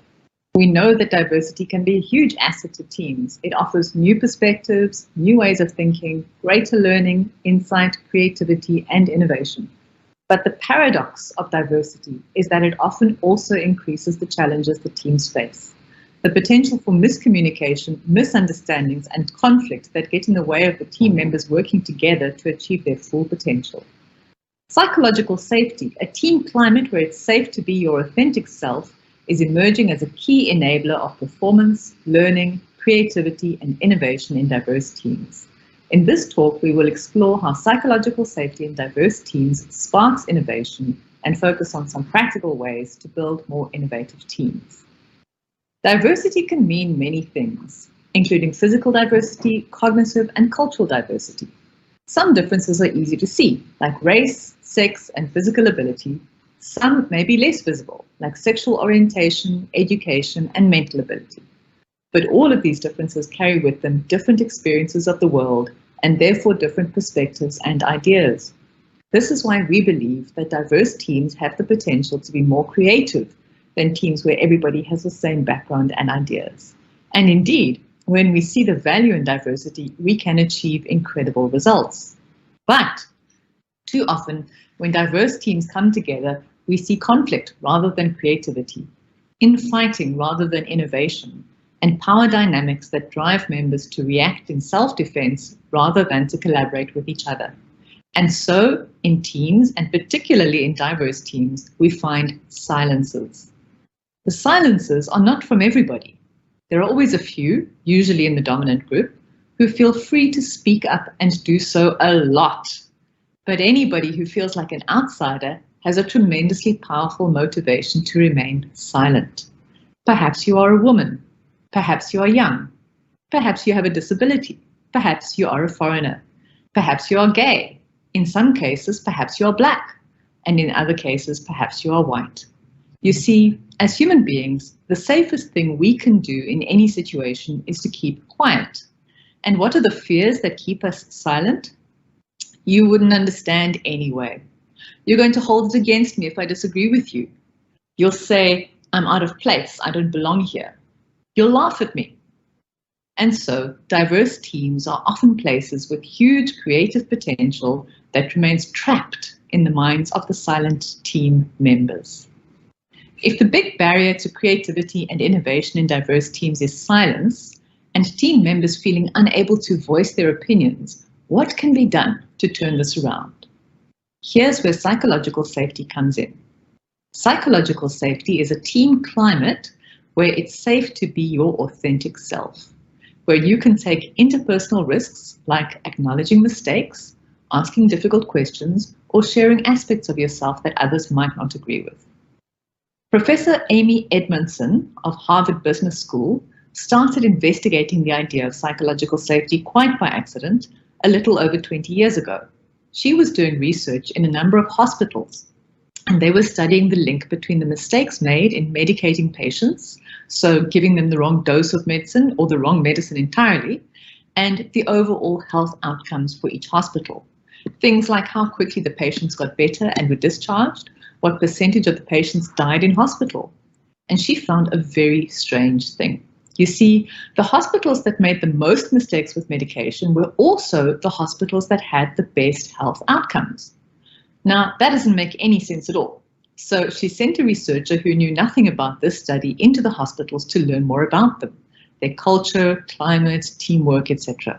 And of course, they realized that it was not the hospitals that made the most mistakes that had the best outcomes at all.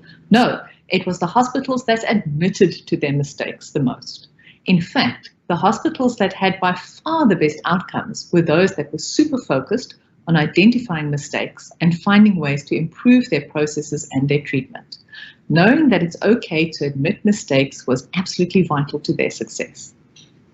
In a psychologically safe team, we are at ease, knowing that our teammates may not always agree with us, but that they will always have our backs. We know that it's okay to make mistakes, everybody does, and that rather than covering them up, we can learn from them. And when we have that climate of psychological safety, the fear and the urge to be silent start to fade, and we start to speak up, share our ideas and opinions, and get creative. Diversity is important for innovation, but it's not enough. True innovation only happens when the members of the diverse team are free of fear, when they feel psychologically safe, and when they can turn their energy from self-defense to collaboration. So how do we build diverse teams that spark? The starting point is to have diversity, enough differences, and enough balance in the team for nobody to feel like the odd one out. Once you have a beautifully diverse team, actively build psychological safety. We are working with ever-changing people, so this is one of those journeys that never end. But here are 3 ways you can make a great start. The first is to set the stage. That means be clear about your purpose. Tell people about psychological safety and that you want your team to feel safe. This gives people a reference point, something to guide behavior, and tells them that they can speak to you if they feel that the team is straying from that safe place. So number 1, set the stage. Number 2 is invite participation. What does that mean? Be humble. Make it clear that you as the leader don't have all the answers. Share vulnerable stories. One of the most powerful things I've seen senior executives do in my organization is to talk about their biggest mistakes. They don't do it in a bragging fashion, but they're also not embarrassed. They share the stories because it's important to know that even your most senior executives can be vulnerable and have the humility to admit and learn from mistakes. So number 2, invite participation. Let people know it's okay to share mistakes because everybody is humble enough to admit to their mistakes. And number 3, respond appropriately. That is, listen appreciatively to what people share with you and act appropriately. When you listen, don't just listen for the words, listen for who is keeping quiet. Listen for the silence and eliminate the causes of silence. That might be direct discrimination, it might be indirect discrimination.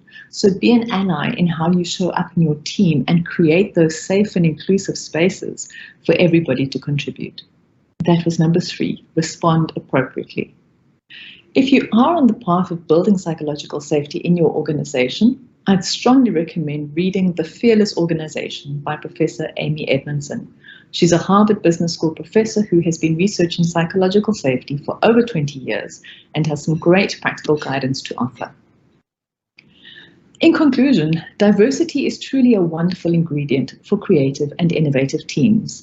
But it's only when we multiply diversity by psychological safety that we achieve our true potential for innovation. And it feels great too. Everybody wants to be part of a team where they feel included, valued, and appreciated. Psychological safety does that for us. When it's safe to express our true selves, we bring our whole selves to work. We take risks. We share even our most out there ideas. We fail fast. We learn from our mistakes, and we have fun doing it.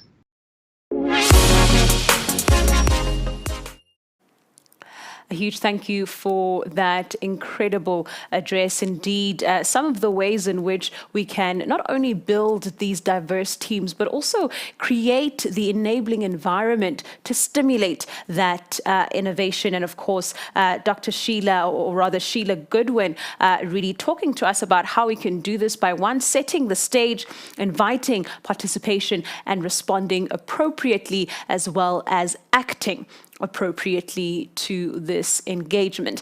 That was Sheila Goodwin, the General Manager for Human Resources at Media24, really peeling the layers of the algorithm of how to build these diverse teams that spark, and I dare say enabling environment as well, and how you can create that with this sum of diversity and psychological safety.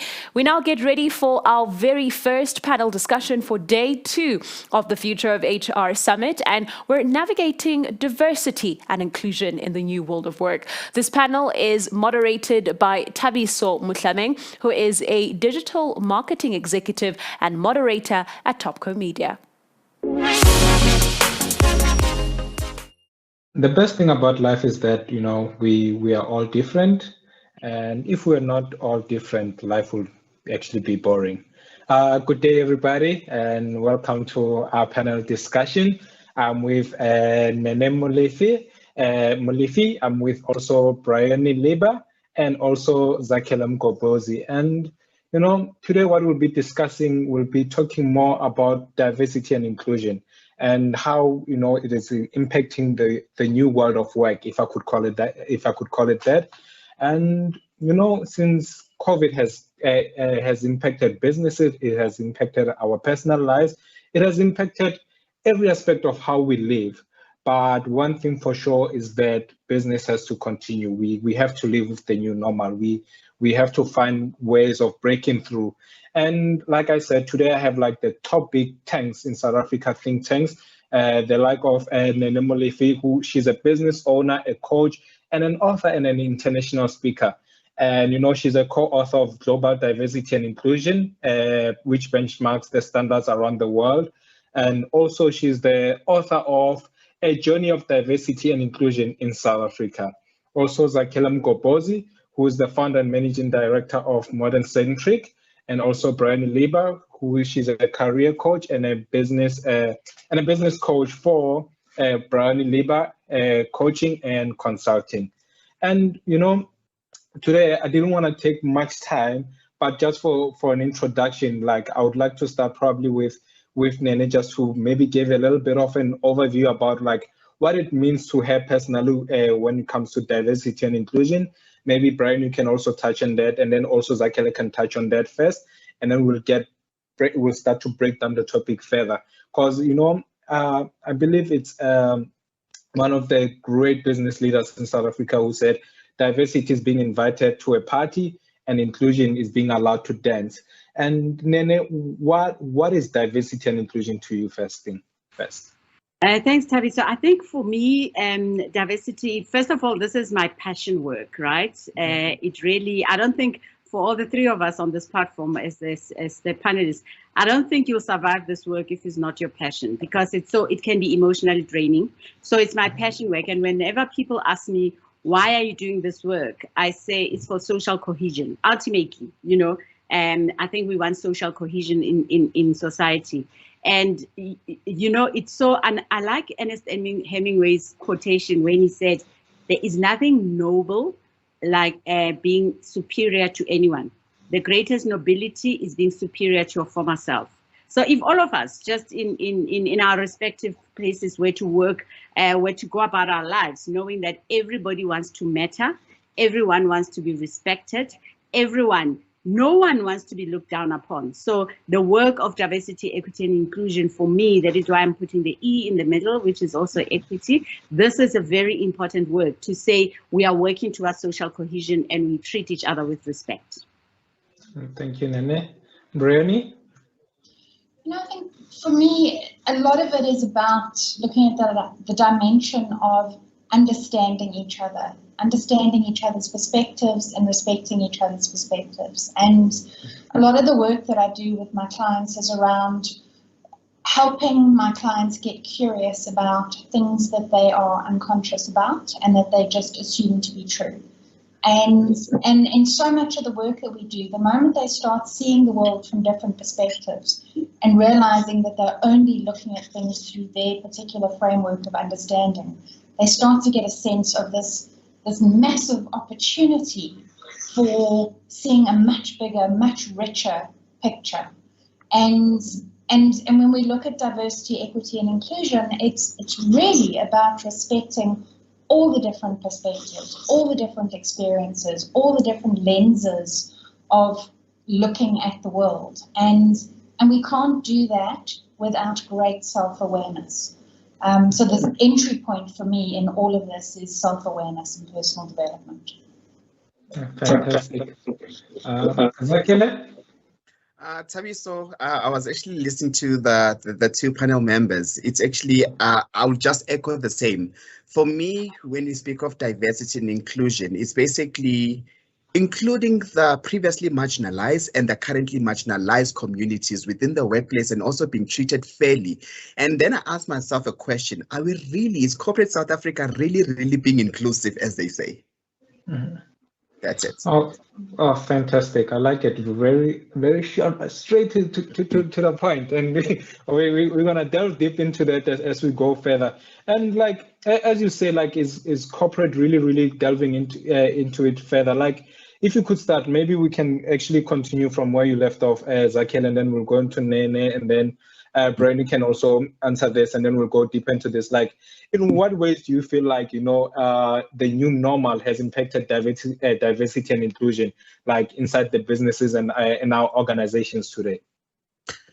Looking at the new normal, and especially looking at the work that I do within the disability space, and that is actually one of the things that I'm really passionate about, and I just come out when I speak about disability. I'll be honest with you, looking at the new normal, I don't feel like you're not corporate are being inclusive enough. When we look at the new normal, especially when it comes to the recruitment of persons with disability, are we really being inclusive? No, because we have to look at currently the situations that are taking place, especially when you look at the disability and the marginalized people. Some of them are really looking at entry-level positions. They are not classified, they're not considered, you know, for management position, executive positions. Sometimes, you know, when you look at executive positions, I really don't think that, you know, there's a balance between an able-bodied candidate and also a PWD candidate. So for me, that's for the new normal is still not working out for me. Yes. Nene? I think the new normal is an ongoing challenge. It's almost like a moving target, you know. And the one thing that's real about it is that the speed of change is waiting for anybody. It's not waiting for anyone.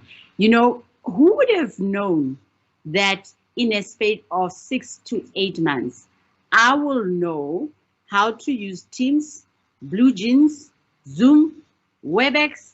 I'll know how to use Cisco Java and Google Workspace in 6 months. Had you told me in the beginning of 2019 that, Nini, you will be able to know about 6 or 10 online platforms, I would have told you, no ways. We normally take forever just to train on one.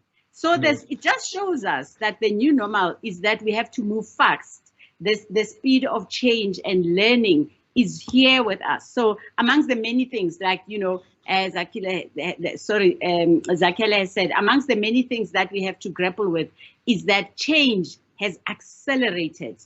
And we just have to keep up and to be hungry to know more. And I know when he talks about the space of disability, that as well, there's a whole exclusion in that space and many others around gender-based violence or whatever. But I just wanted to talk about the one of technology, that it's a new reality and we're not going back, we're only going forward. All right. Bryony? Yeah, you know, picking up on technology, I think the new normal and particularly work from home during COVID has included a lot of people who were excluded before. And I say that as a committee member of Women in Mining South Africa, where before COVID, we had all of our meetings in person and only people who were based in Joburg could attend. The moment we went on to work from home, we started having online sessions. And our first online session, we had people from around the world. And suddenly, we were able to be a lot more inclusive of our members from everywhere. I think there are a lot of organizations who picked up and helped their staff work from home very quickly. Equally, I think there are a lot of organizations that left it up to their staff to figure out their own connectivity and data requirements and so on. And so there are a lot of organizations where I think inclusivity has increased by virtue of technology, and equally it's decreased by virtue of technology. And it's a function of access to good internet and data and the cost of data, especially in South Africa. And I definitely think there's a lot of work to do in making this flexible hybrid workplace a lot more equitable for people.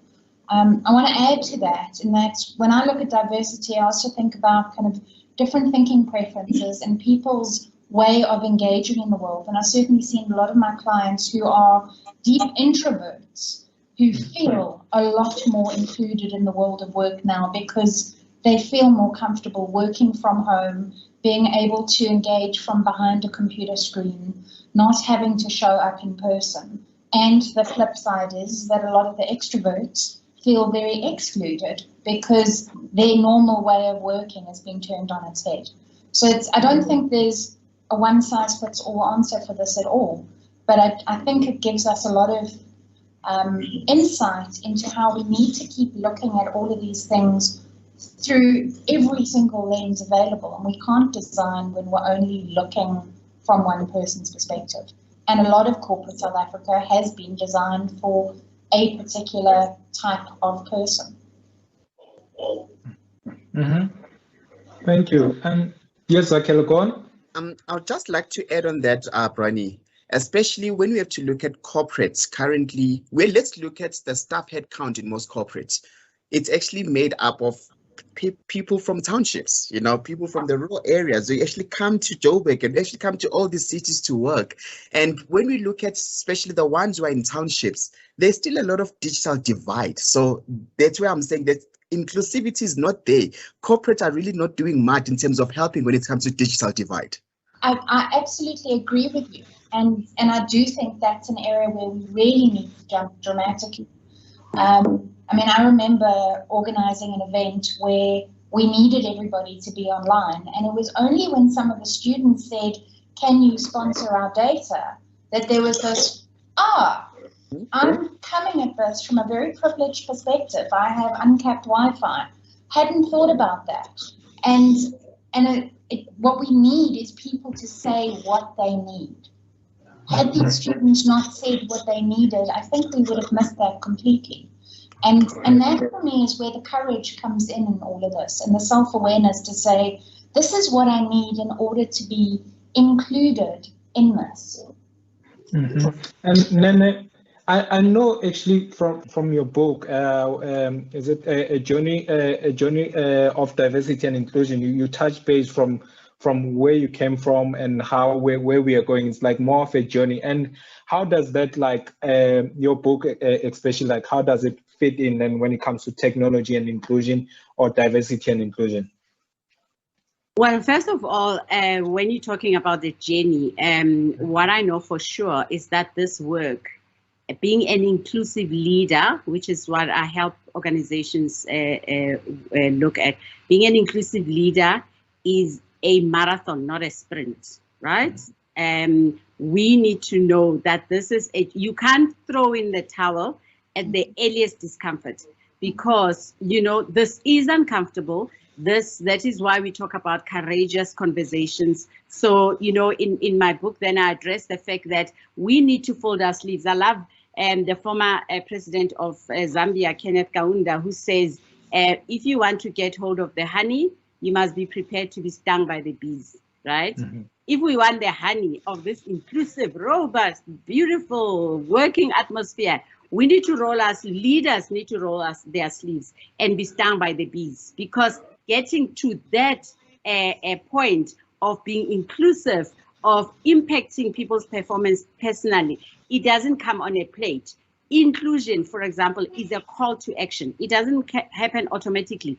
We need to do something to ensure that there is inclusion. So, when Bryony spoke about the digital device, for example, do you know that many people, not many, there are a number of people who actually feel that COVID has been a blessing, because those who have, and this is true, those who have managers who are narcissists, or who are being bullied in the workplace, or who are experiencing on a daily basis serious microaggressions or serious discrimination, they have had the best time of their lives. I don't have to see this manager. As long as I deliver on my objectives, I sit in my bedroom or my lounge, wherever I'm sitting, and I don't have to physically go and face this person. So with regards to one aspect of a discrimination or whatever, working from home has actually also benefited a certain section, when we look at diversity and inclusion, certain section of the population. And I often a smile at that, where people say, please don't force us to go back to work. Others say, please, I want to go back to work. We're going to have to find a way, and this is diversity as well. We're going to have to find a way of getting this hybrid thing work much more in a balanced way to everyone. Yeah, that's true. And like, having said that, like, why is it now more than ever that we need this diversity and inclusion to be implemented in the workplace? Or in, I think in South Africa, it applies in many aspects compared to other countries. But why is it that it is now that we need to accelerate it at a quicker rate than previously?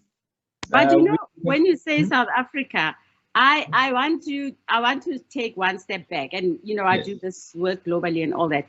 The 25th of May 2020, the George Floyd tragic murder, right? That served as a catalyst for social justice around the world.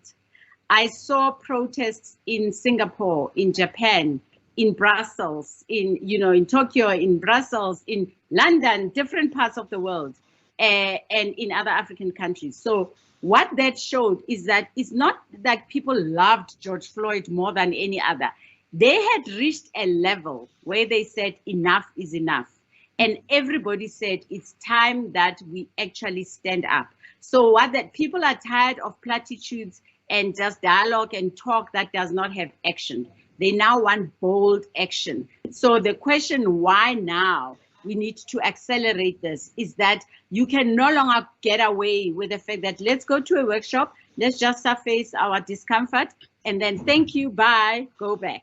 We need to say, so what after you have had your dialogue on diversity and inclusion? How are we getting from the head to the heart and to the hands and implement tangible action where you are dismantling systemic oppression, structural barriers, in order for people to really see that you mean it. You are not just saying it with your mouth. So now, more than ever, is where this work has to be done.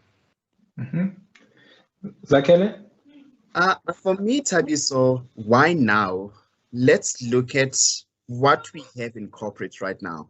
When you speak of generational wars, I'm just gonna go to Generation Z.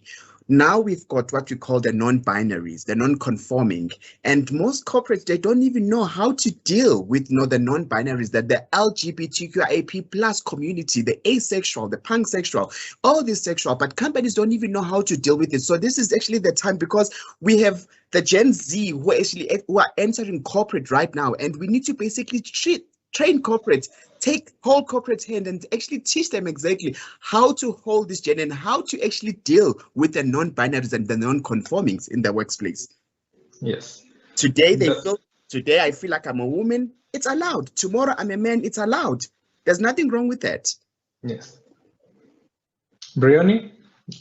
Well, I would say why now? Because over the last 18 months, we've proven that we can do things differently, that every sector of the workforce, every generation, every gender, every thinking preference, every kind of different lens has come to the party to keep things running. And so we've made this massive shift in being able to do something that 20 months ago nobody could imagine was ever going to happen, let alone that we could achieve. And we need to keep that momentum going. To go back to just looking at things from a singular perspective would unbundle everything that we've achieved over the last 18 months. And I think there's been so many different perspectives that have shown that it doesn't matter where you work or how you work. If you get the work done, it's irrelevant who you are, what you are, where you do it, and how you do it. And that, to me, is demonstration that we need to keep going. Can I add to what Briony is saying? That if, contrary to popular belief, people were saying, COVID is an equalizer. It hits every family, everywhere. If anything, COVID showed us that the disparities that we have in society, I don't know if you remember, at the very first time after the president announced, the very first time that there's lockdown, right? Many people went, I don't know, they were buying toilet rolls. I don't know why they were still doing, they were buying lots of things. There were trolleys and people were rushing to the supermarket. Do you know the biggest difference was that it happened, it was towards beginning or in the middle of the month. At the end of the month, I remember clearly I was watching TV and I saw a mall in Alexandra, right? I saw people, loads and loads of people on a very long queue. And some of the comments, people on Twitter and all that, some of the comments people were saying, look at them, you know, they actually are not listening to the president. Look at how they're not even wearing masks. People were complaining because there were long queues. Do you know what? The important thing that they were missing, some of us who had the money to go to Pick n Pay and buy those million toilet rolls and liters of cool drink and all that, people who don't have disposable income, who live from a hand to mouth, had to wait for end of the month. So that end of the month, suddenly we're sitting in our lounges and we're pointing fingers to say, look at them. So, you know, there is, for me, COVID showed us that, first of all, the level of ignorance about the inequalities in the country, it just surfaced how much the disparities are there. And I just hope that we have learned, we are more alert and aware that we are far from having the state of equality that we are aiming for. That is actually true, because if you think about it, these are the same people that we work with. This can be your colleague that you come to the office with, that when you're sitting at the same desk, you think we are all equal and everything is fine, until you go home and you realize there is a little that you know about your colleague, and also when it comes to diversity and inclusion. And I also like what you said, Zakhele, that with the oncoming generation Z, and especially also you can count my generation, the millennials. Yes. There's, when it comes to, you know, there's when it comes to sexuality, it also plays a role when it comes to diversity and inclusion. When it comes to disability, it plays a role when it comes to diversity and inclusion. And we have seen it. We have seen, when you think about the advertising space, we have seen many companies that have come forward and thought they had a great message. They put it out there and they receive the backlash. And most of the time, this happens because of the lack of diversity and inclusion, because you do not understand the perspective of another and you think you can speak on behalf of that person. And I think this is where, you know, most of us go wrong. And this is the positives of having diversity, and also the positive of having diversity and inclusion is that before you are wrong, you have someone to correct you and say, this is the better way to phrase it. And like, having said that, like going forward, how do we like adapt and promote diversity, like, and equity and inclusion in the workplace? How do we do that to make sure that it is there, not, as you said, to go to a workshop and say, we're doing a diversity and inclusion workshop, but it is there and it is something that is instilled within us, that it is something that is inherent in us going forward. How do we do that? Like, what is one message that you can say, corporate, this is what you need to do? Thank you for that, Tabi. So, you know, for me, when I say, how do we do that? It's to leave it, basically. Leave that part, be that person. I'm just going to give one of the examples that we do with corporate, especially when it comes to introducing inclusivity within the workspace, especially for persons with disability. Yes, those workshops, you have to do a workshop. You definitely need to teach corporate exactly what constitutes disability, what does not constitute disability. Within disability, this is legit disability, this is not legit disability. To top it all, you know, sometimes, you know, you have to go an extra mile when you do these workshops, you know, bring wheelchairs, bring blindfolds, bring earplugs, ask people, ask employees within the company to actually be in that wheelchair for a day before the workshop. Ask them to be blindfolded, you know, the whole day, so that at least the following day, when we do this workshop, they get to understand exactly, they get to be on those people's shoes, you know, who are marginalized, you know, they get to understand exactly how it's like to be on their shoes. By doing that, trust me, we have seen great success. So for me, you have to leave it for you to understand. Yes. Brianni and then Nene. Yeah, it's, you know, I look at this from the perspective of stepping into other people's ways of thinking. The frameworks that they have for making sense of the world. And And so much of the work that I do is about helping people navigate that transition into another way of thinking, into another way of speaking, and understanding who it is that their listener is so that they can communicate with them better. And stripping away the words diversity, equity, and inclusion, and just saying, let's communicate like human beings. Let's connect with each other. Let's have brave conversations. Let's strip away the political correctness and actually connect with each other on a level where we can understand each other's lived experiences. And in some of the work that I've done with kind of small groups of clients, when they've stepped out of their habituated way of doing things and stepped away from only looking at how they've been socialized to think, and they've stepped into somebody else's shoes, it's been phenomenal to see how they're suddenly going, wow, we have more in common than I realized. And we also have much greater differences than I realized. But our ability to connect with each other at a human level is what brings us together. And Zakhele, as you were talking about kind of having wheelchairs and blindfolds, when I was doing my degree years and years ago, one of the things we had to do was spend an afternoon either blindfolded or in a wheelchair, crossing kind of roads and going up ramps and realizing how the world is designed for able-bodied people without any thought to the practical realities of what it's like to engage with the world as a disabled person. And it was having that lived experience was so powerful. And really, these practical experiences, I think, is what we need to be having more of. You remember back in 2018, you know, the 1st of May, I call it the May Day, where the law was actually passed, you know, for the quota of 3% or 2.5, you know, of persons with disability within the workplace. And there was a huge jump, you know, and corporates started panicking exactly how do we do this? And they started recruiting just to meet their quota and meet their numbers. And let's face it, it was a complete mess. It was a serious mess because not people are just trying to meet their numbers. Did they do reasonable access audits? No, I don't think so.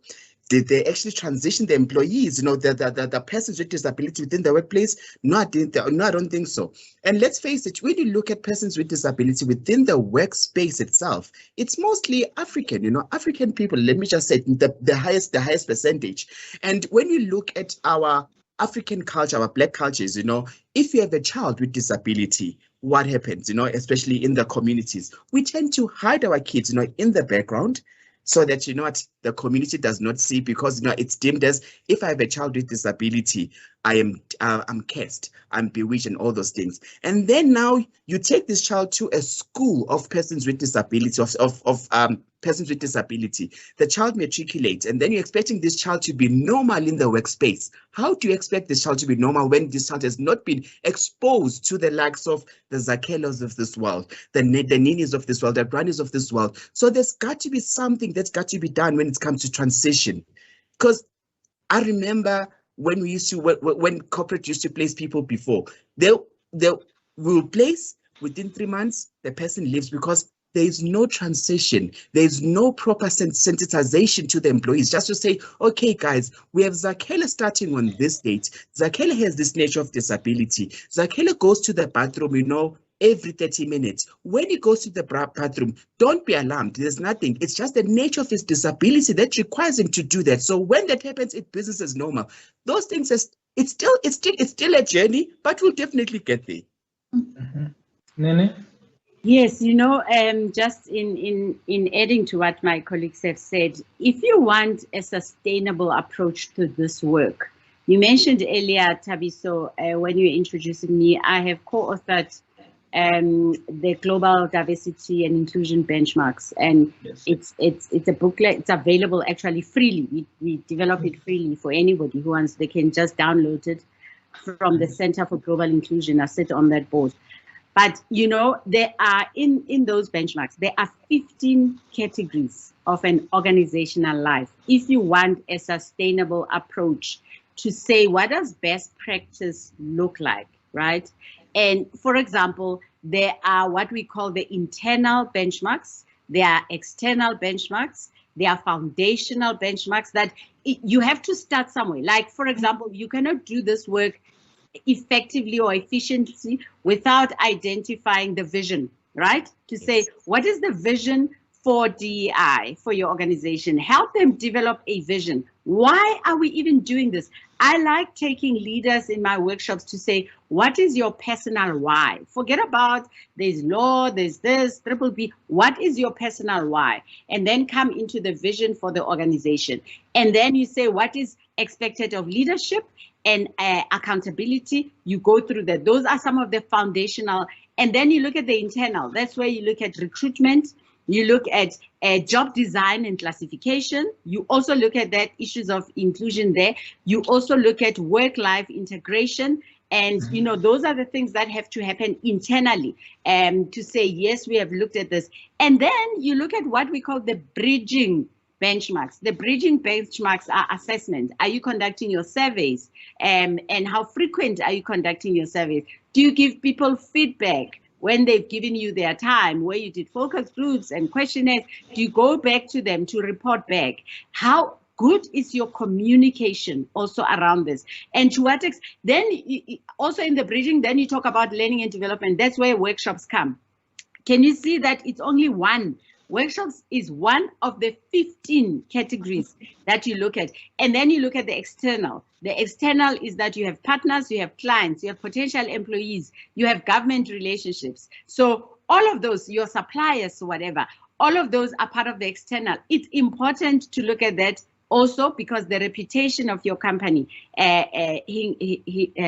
lands on that. So it is all the 15, and often people just look at the one, you know, without belaboring the point. Let me give you an example.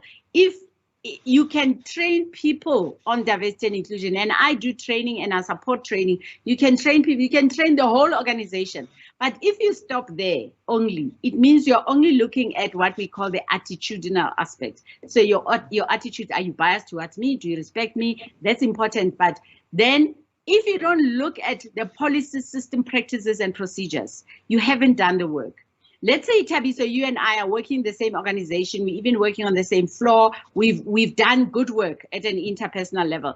Then tomorrow I discover that our boss pays you 30% more than me.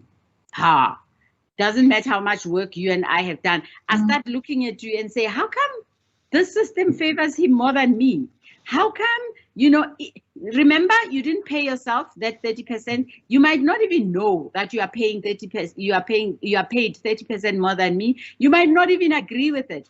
But still, I look at you as the recipient of my unfairness, right? So organizations cannot only expect people to go to workshops.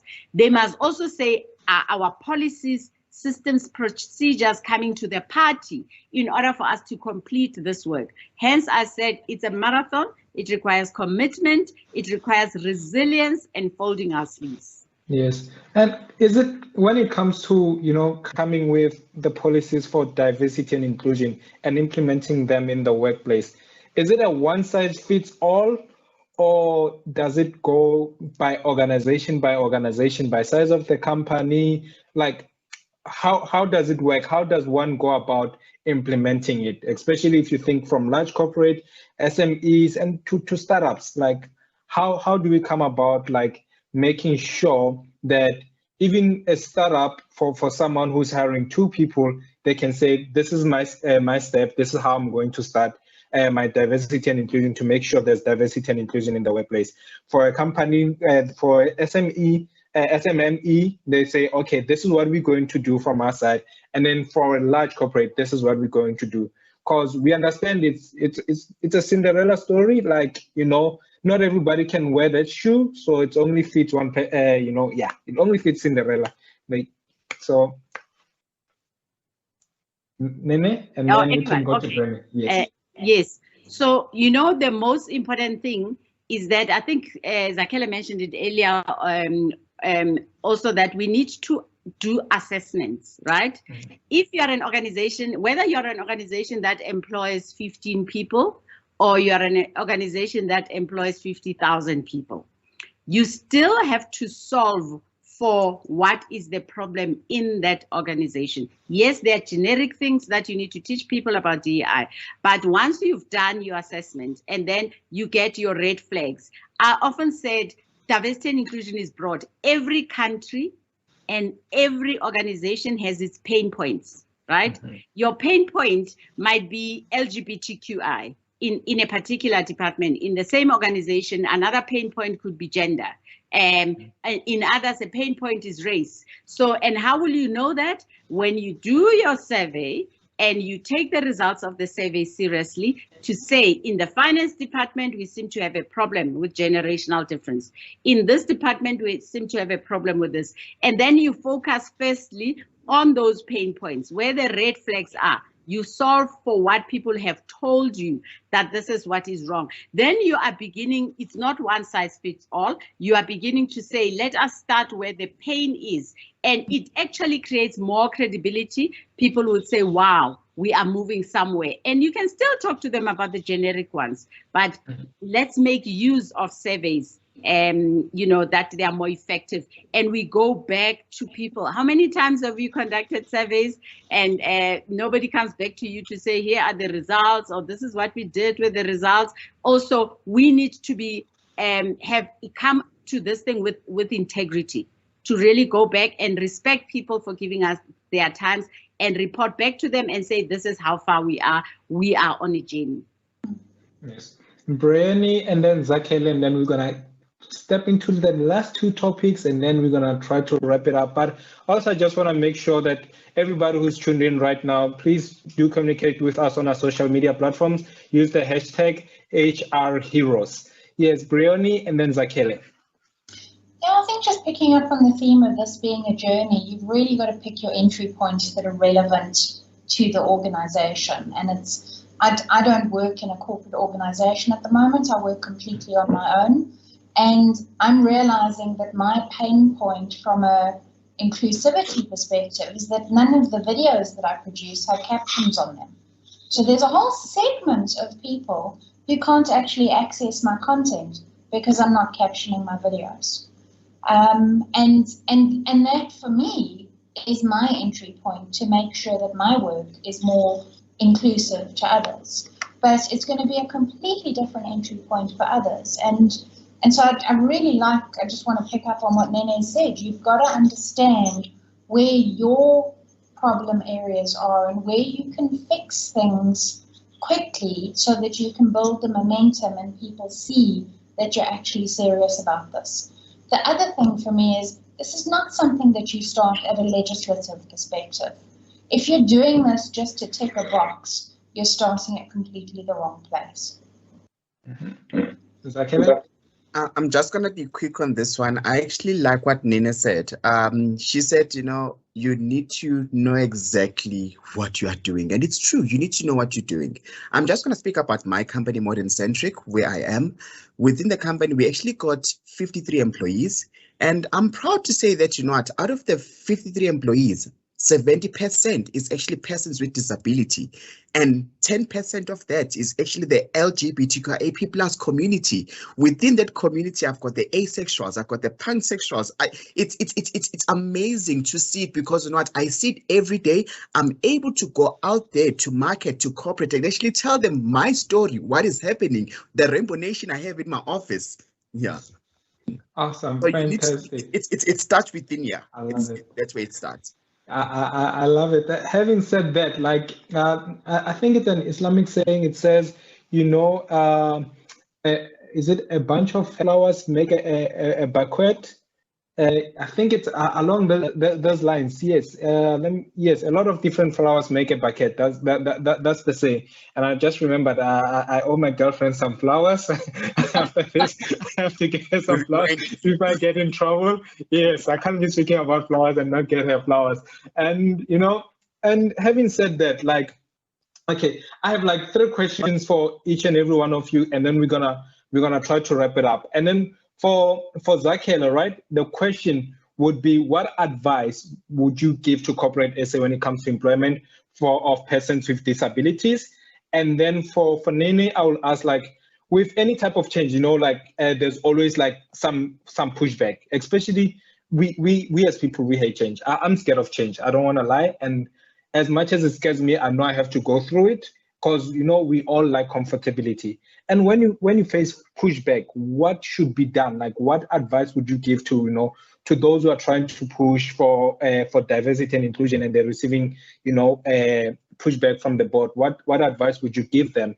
And then, Bryony, the question that I would ask you also for closing is like, how can we improve, like, you know, the strategies for communication in regards to diversity and inclusion? And then I'll start with Zakhele, go to Nene, and then I'll go to Bryony, and then we'll try to wrap it up. Thanks, Thabiso.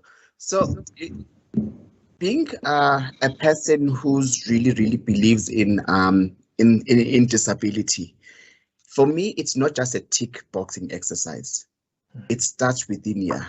And you need to open yourself up as a person who's actually saying to HR or to the business, to say, I'm actually wanting to do a recruitment for persons with disability. I want to bring in this caliber of persons, I want to bring this caliber of people within the workplace. It needs to start within you. What is the root cause of you doing this? Are you doing it because you're ticking the box, or are you doing it because it's the right thing to do? Gone are those days of ticking the box, guys. We are dealing with human beings here. We are dealing with marginalized communities, you know, who actually form part of this economy.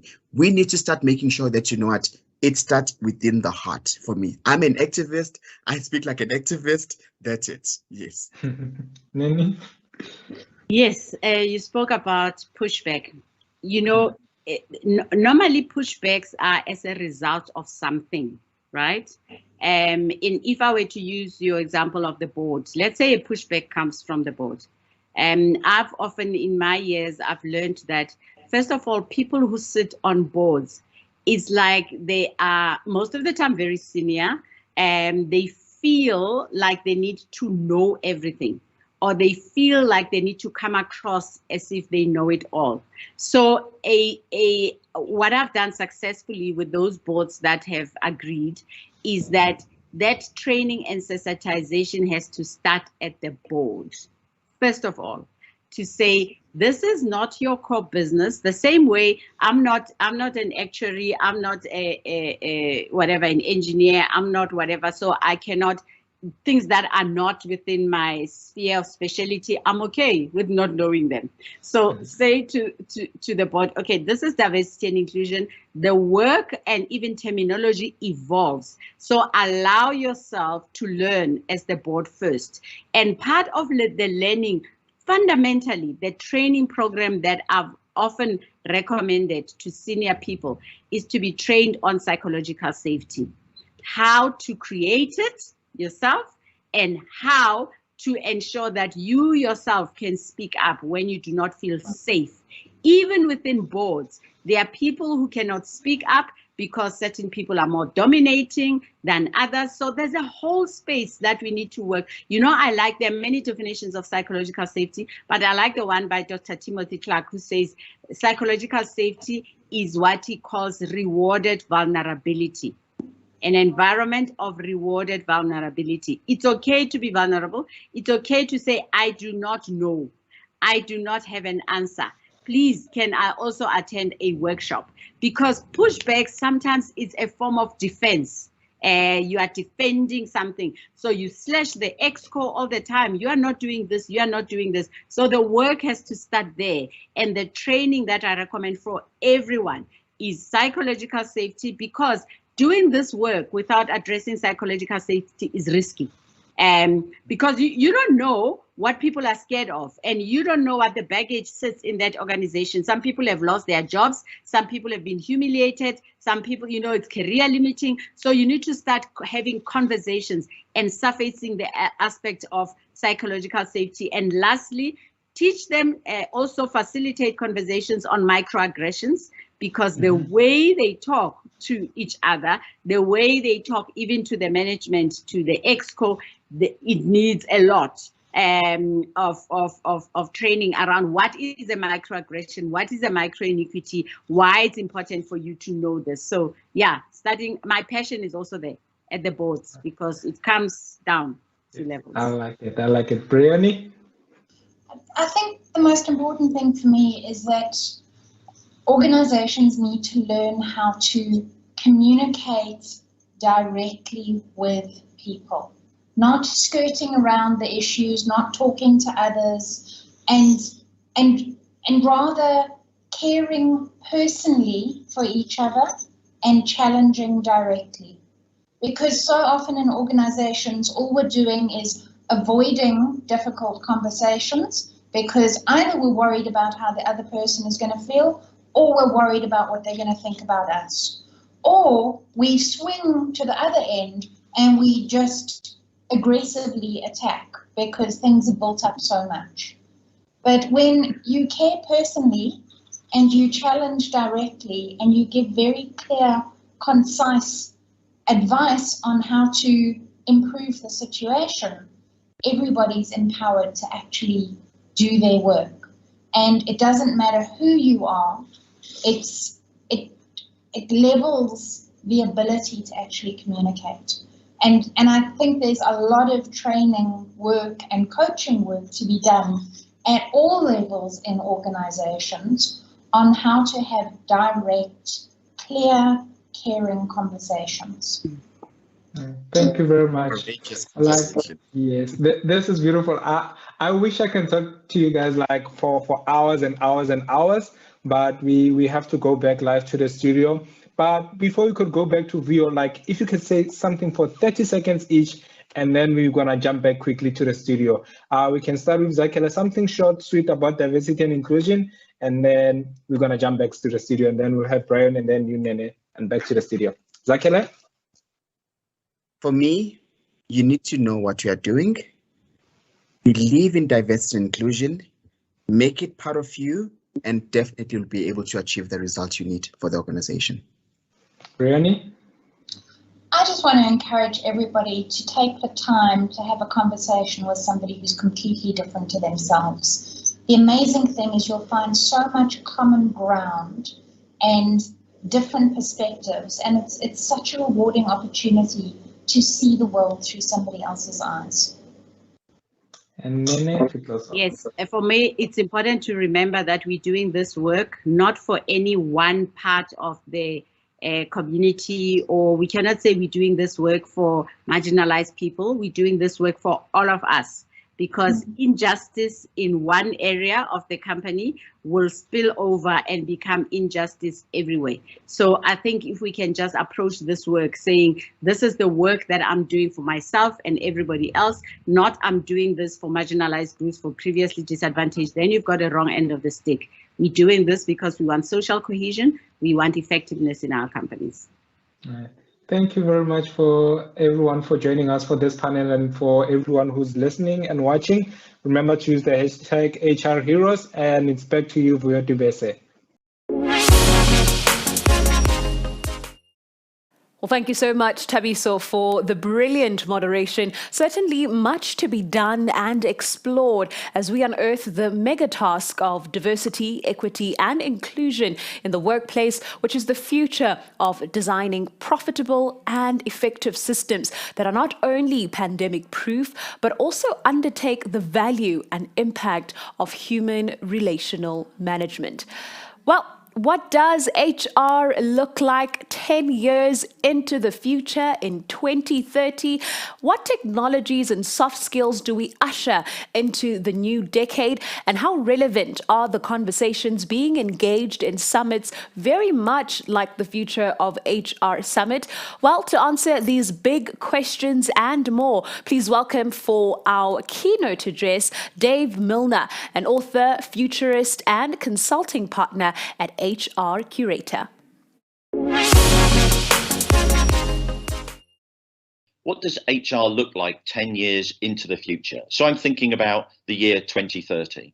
I'll talk a little bit about a framework for change, talk about structure of HR, some thoughts about HR jobs, and then some conclusions.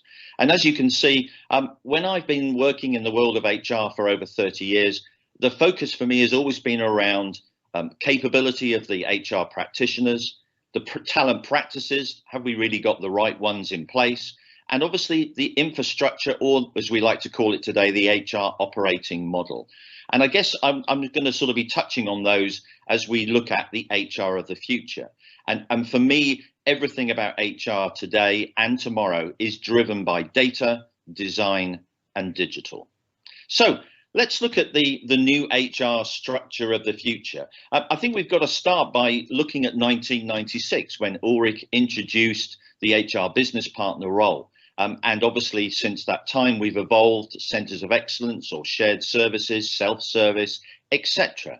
And the way that I look at it is that HR is now, what, as I see it, a service station. And there's nothing wrong with that.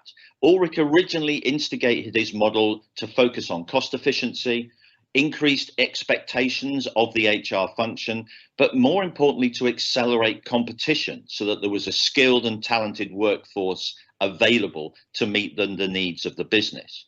So the service station model is fine. It's very client focused, but the users decide when they use it.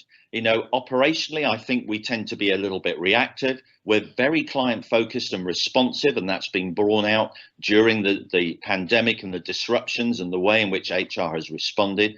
And we've continued to be very efficient and cost focused, and we're all aiming to be trusted advisors. But for me, the element of cost, there are only so many costs that we can cut out. And my view is that we need to be focusing on slightly different things. So if I look to 2030, I think we need to have a shift in an HR operating model, which is moving more to what I call is a power station. And by that, you know, a power station, you may not get appreciated, you may not get recognized, but you know, we all know what happens when there's a power cut. You know, the whole world comes to an end. And I sense that, you know, when I'm looking at the function of the future, I sense that we're going to be continually focusing on transformation. I'm thinking a little bit around solution teams. And obviously, the role of technology is going to become more and more important as we focus on the experience that we would like our employees and our workforce to have. So for me, a power station is an ever present. It's a very strategic activity. It's a very strategic area. It doesn't mean that we don't get involved in operational activities, but we're certainly looking at clear decisions and priorities. And again, here is my data, design and digital. This is where we need to provide evidence about the credibility of what we do and why we do it.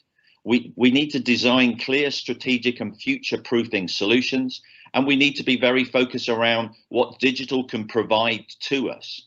We have to be operationally ever present, but my view is we've got to focus on business growth, not on costs all the time. Growth is infinite. We've got far more opportunity to influence that area.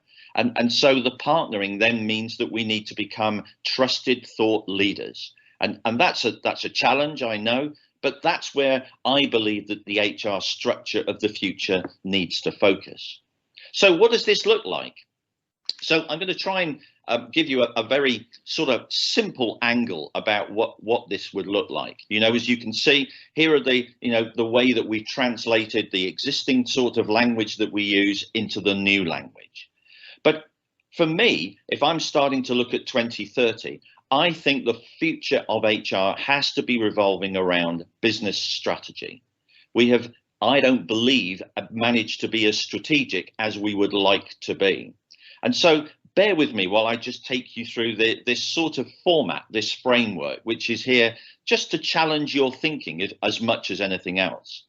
When you're looking at this, forget about business partners, forget about centers of excellence, forget about all the things that you currently do. You know, where does OD fit? Where does this fit? This is gone. So I think there are 5 key questions we need to focus on. The first one is what strategic and tactical capabilities are required to enable the business to meet the desired business outcomes. So that means looking at the business strategy, understanding what it means, and making sure that we reflect that in the roles, in the way that we design the organization, so that we are truly aligning everything we do to meeting and supporting the business goals.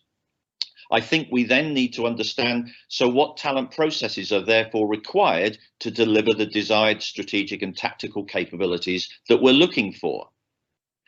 I think thirdly, we then need to say, well, what evidence and data do we have to both model, that means create, validate and deliver leading edge technology solutions?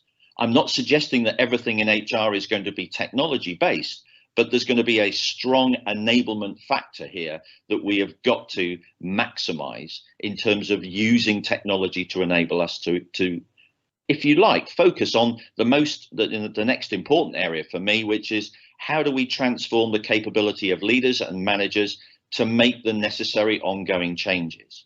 We've consistently been trying to make sure that managers are the people leaders. It's a tough job. They have many, many different priorities. We need to make sure that we are there to support and enable them to be in a better way to respond to this. And then finally, the governance. How do we enable the facilitation of workforce-based strategies, interventions and projects? So those for me are the 5 key questions that we need to focus on as we look into next year and up until 2030. Now, it's easy to create something like this, but, you know, and there are some organizations that are starting to think in this way and starting to think about that maybe the role of the existing business partners, the existing centers, maybe they're not quite fit for the year of 2030 and beyond. What sort of roles would be built? Here in the workforce capability planning, you'd be having workforce capability consultants. So they are very strategically aligned. They are linking into all of the other areas that you can see on that process. There will be data scientists and analytics specialists who will be collecting the evidence and collecting the information that enables us to make better evidence-based insights and decisions and recommendations to the business. Now, we're not getting rid of all of our talent processes by no means, but I do believe that the world of business psychology is going to become really important. We need to make sure that we're truly understanding the needs, the feelings, and the motivations of the workforce. We need to have people who can design processes, because remember, they may have an element of technology within them. And we still will have our talent domain experts, whether they're talent acquisition, learning and development, reward, D&I, employee experience architects, even workplace architects who are designing, doing the organizational design or job design type work. And then there will certainly be talent process execution specialists who will be making sure that we are executing them in the most efficient way, that we're collecting all the insights and the learnings, and that we are consistently improving them. Now, the data management, productization and listening team for me is really important, because this is about people who can architect the data. How do we collect it? You know, data is not going to go away. And please, this does not mean that, you know, data replaces people, by no means. But what we need to do is to have people who are focused specifically around what we need to do in the world of business and what we need to do in the world of the people. From a transformation point of view, I think we need a change facilitator, somebody who will be a briefer, a trainer, a communicator, who will be helping leaders and managers. And then there will be an enablement specialist who will be supporting leaders and managers through change, through process implementation. And then obviously we will continue to have a CHRO or a chief people officer, but we'll also have program and project managers who are pulling this together. The whole intention of this is to make sure that we do not have the silos, which I tend to see across a number of organizations. You know, learning and development is sometimes not perceived to be as in an equal position to other HR teams. And we've got to make sure that those silos are broken down. And so by shaping it in that way, focusing on these 5 questions, that's what I perceive that 2030 HR future could look like. But let me give you another scenario. Another scenario could be that HR will not be a standalone function anymore in 2030. It could be a performance function, which is made up of what we call today finance, marketing and brand, HR and people. And the reason why I'm just throwing that into your minds is that there's commonalities again of data, design and digital. There's technical domain expertise, and there is a need to be more strategic and also provide operational support. So it may be that that might be another option for you to think about. So I've talked a couple of ideas about structures. Let's talk about job focuses. Now, I'm sure that you've had a chance to consider Dave Ulrich's 8th iteration of what he perceives the HR practitioner will be focusing on. And as you can see, they're focusing on 5 areas: information, advancing human capability, collaboration, accelerating business, and simplifying complexity. It's well worth reading, so please do download it. When I wrote my book last year on people analytics, we couldn't do it without looking at what the shape of the HR function was going to look like. And so when Nadine Carman and myself, who wrote that book, these were the roles that we saw. And so I can sense that, you know, by looking at both of these models, they both fit into the structure and the focus that I was sharing from those 5 different key questions that I was asking. The one sort of learning I want to leave with you, this is from Analytics and HR, who've done a lot of work looking at the capability of HR. This was just done very recently. And I guess what I wanted to do was to just say, it doesn't really matter what the structure will look like in 2030. Obviously, my session is trying to give you some ideas. But the one takeaway I really want you to focus on is that, as you can see from the data, you know, the need to be more data literate, to be commercial, to have digital proficiency, they're not the strongest areas. Whatever we do, wherever the shape of the HR function is, we need to make sure that we continually develop our capabilities. It's more important than it will ever be. So in conclusion, you know, what am I sort of saying? I guess I'm saying is rapid change and constant disruption is just going to be a part of everything we see. I don't believe that the old model, the current model, is fit for purpose, given what we have seen over the last 15, 18 months. We are going to have to demonstrate value and credibility like never before in HR. And that's why I think we need to review the way HR operates, the HR operating model. But we must learn from the mistakes that were made when we tried to implement Ulrich. One size does not fit all. You know, elements of this might be very appropriate for your organization. Certain elements may not.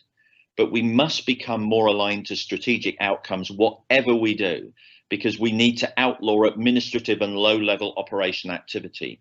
You know, automation, a change in mindset and our behavior is critical, because we cannot afford to get bogged down with admin and paperwork. We have got to replace it. We have got to focus on the added value strategic activities that HR must deliver. So my final message is capability development of every practitioner is vital to remain current and credible. And it's about this commercial and business mindset. It's about, yes, continuing to develop your talent domain knowledge, but please make sure you include the role of data. Make sure you understand the role of digital and focus on what are the key behaviors that are starting to evolve and starting to become really important. This is me. By all means, please do follow me on Twitter, HR Curator, or follow me on LinkedIn. I hope that's made you think and just give some consideration as to what the state of the HR function could look like in 2030, which is going to be both exciting, challenging, and undoubtedly disruptive to everything that we do. Data, digital, and relevance. Some of the key outtakes from Dave's talk. And of course, looking to, as we're using technology, as we're using automation, to not forget the importance of the mind and opening up that mind to be able to receive the cultural changes that we want to be implementing in the workplace and those systems for optimizing human capital management. A huge thank you to Dave Milner, author and futurist, as well as consulting partner at HR Curator, predicting future thinking systems for human capital management. We now get ready for a case study brought forth by a global player, Microsoft. Now, over the next 15 minutes, you get ready to understand how they are using data and analytics to better understand what drives performance and how you can as well well for your organization. Johannes Kannes, who is a Cloud and Enterprise Business Group Lead at Microsoft South Africa, facilitates the study.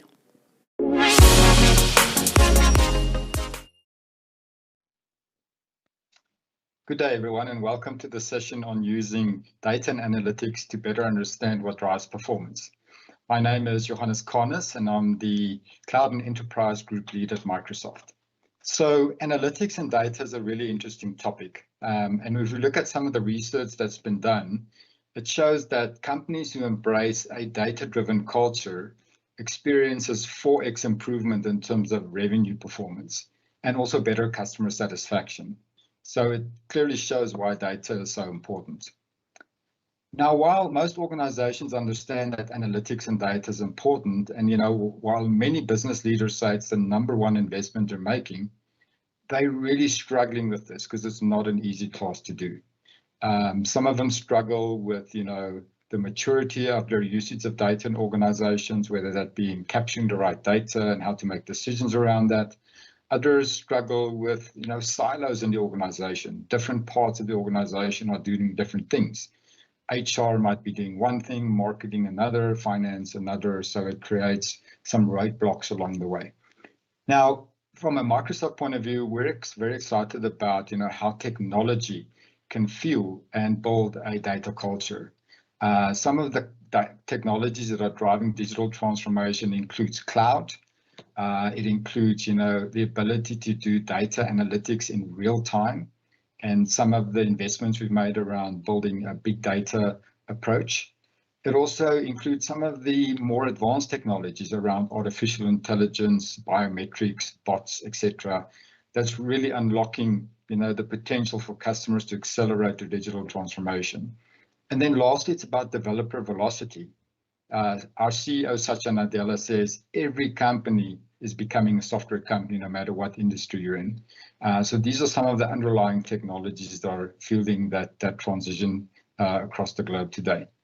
If we look at Microsoft's personal journey, which I really want to talk about today, and how we use data and analytics internally, and I'm going to make it very practical as well, you can see that we've been on quite a journey. We started to build a data culture and decided to really drive our business led by data.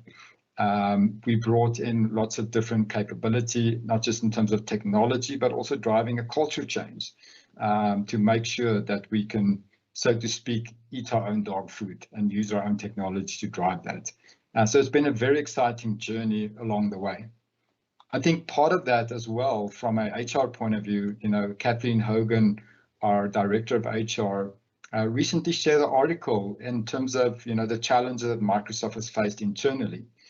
Some of the cultural problems we've had, some of the issues around collaboration, etc., and how we're using data, not just pre the COVID pandemic, but also as we exit the COVID pandemic, leveraging the insights and intelligence of data to create a better performing environment, also to create a more flexible approach to work, and making sure, most importantly, that we look after the health and well-being of employees.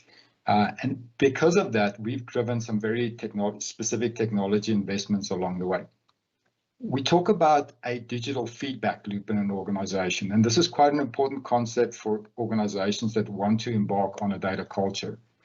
It's about measuring different points of inputs in terms of data, whether that be how you engage your customers, how you empower your employees, which I'm going to give you a practical example on, how you're optimizing your operational environment, and then collectively as Microsoft, for example, how we use all those different inputs to transform our products. And this is an iterative cycle where we're constantly capturing information from all these different angles to drive those inputs and create this almost real-time digital feedback loop. I want to play a quick video. Microsoft Viva empowers people and teams to be their best by bringing communications, insights, learning, and knowledge into an integrated employee experience right inside Microsoft Teams. Viva Connections is your gateway to this experience, allowing you to stay engaged and informed no matter where you work. Here's an example for a company called ReliCloud. Connections is customized for your organization and personalized for you, with a feed of relevant news, announcements, and conversations so you're always in the know, and a dashboard connecting you to company resources and tools from Viva and across your digital workplace. You can tailor Viva Connections for every role, from frontline workers to executives, to keep everyone connected and engaged. Viva Insights helps you work smarter and thrive with personalized reminders to prioritize time for focused work, coaching, and learning. Take regular breaks and mindfully wrap up your workday with a virtual commute. For managers and leaders, Viva provides insights and recommendations to foster healthy, successful teams and build personal and organizational resilience. For example, Viva can help a manager see if a team is at risk of burnout, then take action to help them develop healthy work habits and feel balanced. Viva Insights helps you understand the impact of work patterns on people and the business, then drive and measure change while protecting personal privacy every step of the way. With Viva, you can foster success and well-being for you, your team, and your organization.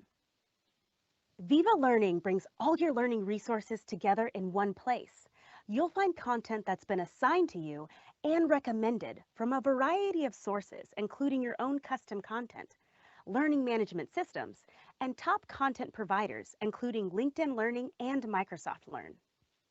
With Viva, learning becomes a natural part of your day and lets everyone learn in the flow of work.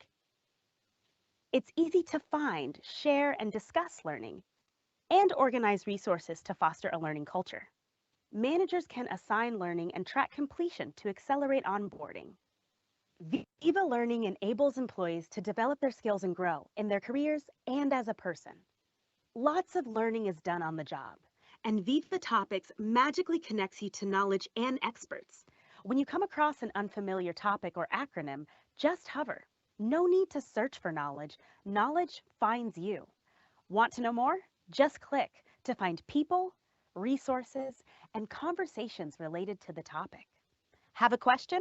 Just ask. Viva has the answer or calls in topic experts. Viva uses AI to build topic pages automatically and makes sure sensitive content remains protected. With Viva Topics, you can harness the knowledge of your organization and connect people to that knowledge in the apps they use every day. These features and more are coming to Microsoft Viva this year. Microsoft Viva brings communications, insights, learning, and knowledge together into an integrated employee experience, so everyone can be their best and the whole organization can thrive. So Viva is a great example of technology that we're using inside the organization to increase performance. As the video said, there are different elements to the technology, and the one that I find the most value out of personally is Viva Insights. To give you a practical example of how I use this on a weekly basis, based on my behavior in terms of email, in terms of Teams meetings, etc., I get feedback on a regular basis in terms of, what my overall week looks like. So I can kind of track the progress in terms of, do I have enough focus time to focus on the tasks that are important to me and that I need to prioritize throughout the day. Then it also tracks in terms of specific connections that I have. So how many active people am I engaging with in terms of my network, and some statistics around that. From a meeting behavior point of view, it says, how are my meetings progressing based on the analytics? You can see that because of lockdown, we're spending most of our time in online meetings. You can see that most of my meetings are during working hours, and also that in 91% of my meetings, there's no email interruptions as well. So this is great feedback and analytics that I can use in terms of optimizing my focus in terms of work and how I drive that. Also, one of the big things around the pandemic has been burnout. Many employees have felt they have to be constantly connected. So I get feedback in terms of, what are the work tasks that I'm doing outside of hours and suggestions for improving that. So that's just one example of how we're using the power of analytics inside the organization to drive a better employee experience and create better well-being for all our employees along the way. So lastly, just some key takeaways I want to share is to as an organization, start by building a data-driven culture, agree on what are the things that you want to measure and create a baseline around them so you know how to drive improvement, and then ultimately use the power of technology to accelerate your transformation. I think Microsoft Viva is just one example of how you're able to do that today. With that, thank you and have a great day.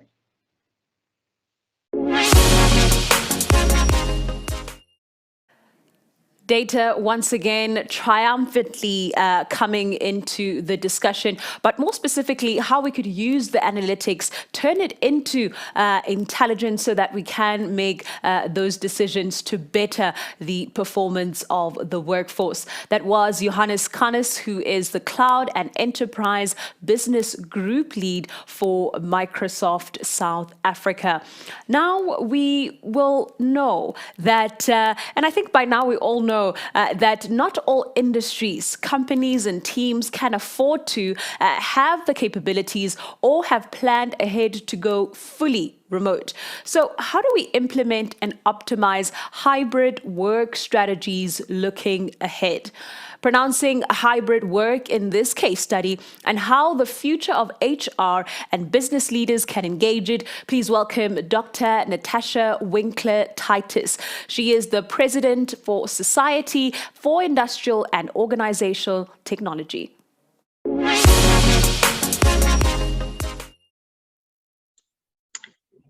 Remote working, hybrid working. These are not new concepts, but they most certainly owning the conversation right now. The 2021 Work Trends Index annual report says that the next great disruption is hybrid work. But is that true for South Africa? Before the pandemic and the harsh lockdown initially, only about 4% of knowledge workers in South Africa identified as remote workers. During the initial lockdown, more than 40% of eligible workers were forced into working from home. Remote workers has given employees more flexibility and created job opportunities in new locations. But there are also challenges ahead. Teams have become more siloed, and digital exhaustion is a real and unsustainable threat. In this talk, I'll assume that remote work will not remain at 40%.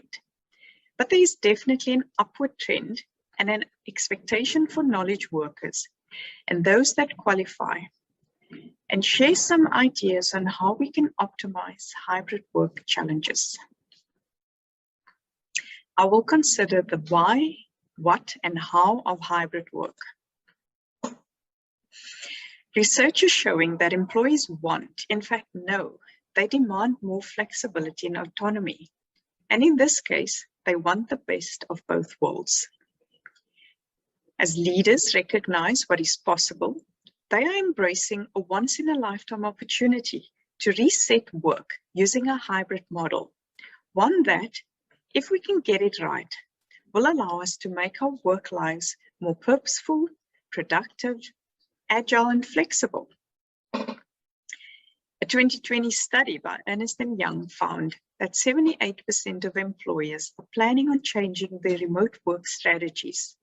And the top employers' HR trend report echoed the sentiment, calling for companies to adapt to the needs of employees and to provide flexible job models, such as job sharing, part-time hours, compressed hours, hybrid work, as well as remote work. So now that we know why, let's be clear on what we're talking about. What is a work model? Work models determine how a particular organization functions on a daily basis. It is basically a combination of who works, what work they do, what they need to do the work, and where they do it. So when we think about this, we have, in some way or the other, always had to deal with some level of hybrid work consideration. For example, flexi-time, compressed work weeks, shift works, part-time schedules, job sharing, just to name but a few examples. The Time Doctor blog says remote workers are expected to come into the office at some point in time. The majority of time, they work from home or another location. Some more thoughts is to distinguish between 3 types: office first, remote first, or office occasionally. In office first, the office is the designated place for working. Remote work policy is offered, and the majority of employees are working from the office, with a small percentage of workforce working remotely. In the remote first model, however, it implies that employees work remotely, but that the office remain open for those who value it and for employees whose job does not allow for remote working.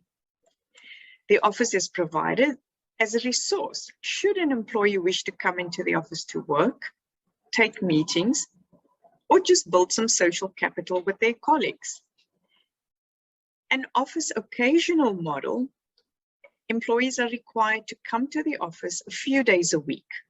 Companies choose how strict or how loose the policy on office workdays is implemented.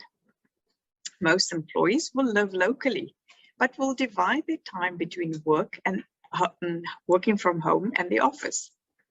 Freelancers and full-time employees equally can work from anywhere they want, whether a coffee shop, public library, or at home. We're also seeing trends in management consulting. EY, for example, Ernst & Young, for example, proclaim that most of its people will normally spend around at least 2 days a week working remotely, with the remainder of their time spent working together in person, either at a client site or at the EY office environment. Of course, EY is a professional services company, and they've always served multiple clients and multiple locations. The research says that hybrid work arrangements is a mix of in-person and remote workers. The key is to be able to make both work at the same time as well. Flexible work arrangements provide flexibilities in terms of the place of work, the time of work, and the continuity of work. And this also calls for looking at an enabling environment, like the equipment, tools, and resources that is required to complete the task. For a successful structural shift to a hybrid model, it is important to have both individual and organizational readiness. The individual readiness and organizational readiness pillars are a guiding framework for ensuring people as individuals, not the collective employee base, are ready to work remotely, and the organization is also ready to deploy the model. So now that we understand what this hybrid work model is, and you believe that it's something to consider, how should you think about optimizing it? What business are you leading? Does your organization purpose align better to an office-centric or human-centric design? In other words, do you want to drive a work experience that provides consistency or flexibility, that enables serendipitous or intentional collaboration? And do you prefer visible leadership over empathy-based leadership? Time and place dimensions also helps in considering how to make an optimal decision. But more importantly, is that you consider remote and hybrid work challenges and opportunities and design to the best fit for your context. Some people report definite higher rates of work-life flow, and this relates to greater autonomy over how and when they work. For example, when they can select when to conduct their personal or family responsibilities as long as they get the work done. Also, if an employee's preference, depending on where they can focus and concentrate better. For example, if I need to do work where I need focused concentration, I prefer to work from home. But some people may have too many distractions at home and they actually prefer to do that type of work in an office space. So it's not a one-size-fits-all. A 2020 study found that outcomes of performance and well-being of remote workers were informed by certain work characteristics and also the challenges these workers experience. And that was also influenced by the level of self-discipline. I'm currently continuing this line of inquiry to build more knowledge for the South African context. But research shows that really experiencing wellness and performance in a remote work environment has to take into account things like social support, job autonomy and workload, trust, resources, as well as the management style. Two challenges I want to highlight, though, involves monitoring and presenteeism. With regard to monitoring, the verdict is still out on what works best. However, setting clear goals and targets to achieve a higher level of work performance is still important. Also, while some employees prefer the monitoring and check-ins that's done by supervisors on a regular basis, they report that this helps them to cope with procrastination. Also, we know that individuals with a higher need for supervision and socialization were actually found to be unfit for remote or e-working. Another challenge relates to presenteeism. And presenteeism is harder to spot when people are working remotely. Presenteeism, or working while you're sick, is the act or the culture of employees continuously working as a performance measure, despite being unwell, and this work has negative consequences. Under usual circumstances, these employees should actually be on sick leave and be in bed. So the employee may seem present when they're online, but in fact, they are shut down or not online. This also means that the person has a delayed auditory orientation. The manager might misinterpret this and think that they are just defiant or lazy, and the manager then becomes punitive. But this triggers the employee even further down into a shutdown, greater shutdown, and a vicious cycle unfolds, leading to underperformance and anxiety. And this may have a ripple effect on other group members that will then project on this employee. A reimagined work model will consider various dimensions from a people, work, and organizational perspective. The people perspective considers the needs and circumstances of the worker and empower people for extreme flexibility. Here you will consider management practice and styles, as well as the organizational culture, including symbols and rituals that support hybrid work models. You want to intentionally embed the culture, cultural rituals and symbols into the hybrid work model and not necessarily in location. You also have to empower leaders to optimally manage and lead in a hybrid model. The work perspective considers job tasks. Consider if the worker is required on site, as well as critical drivers for productivity like energy, focus, what level of coordination is required in the process, as well as cooperation. In fact, we know that digital overload is real and climbing. The time spent in meetings online and chats per person continues to climb. So actively introduce or think about how do you introduce more asynchronous collaboration so employees spend less time in online meetings and allow people to flexibly structure their day.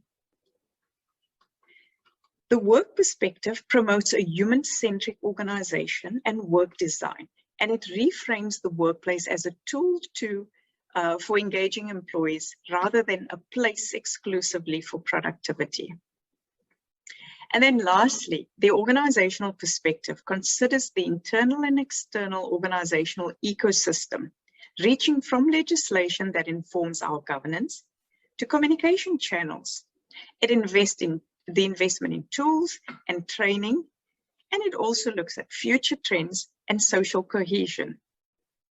So invest in space and technology to bridge the physical and digital worlds. The future, as envisioned in a recent book we just launched, consists of a hybrid, location-agnostic organizational model of automation, skilled people, and collaborative teams. These teams will work vertically across the organizational value chain to exert a positive influence on the organization, the environment, and society at large. Only when you decide, only you can decide what you want to do, how you will do it for yourself and for your organization. Thank you for your time.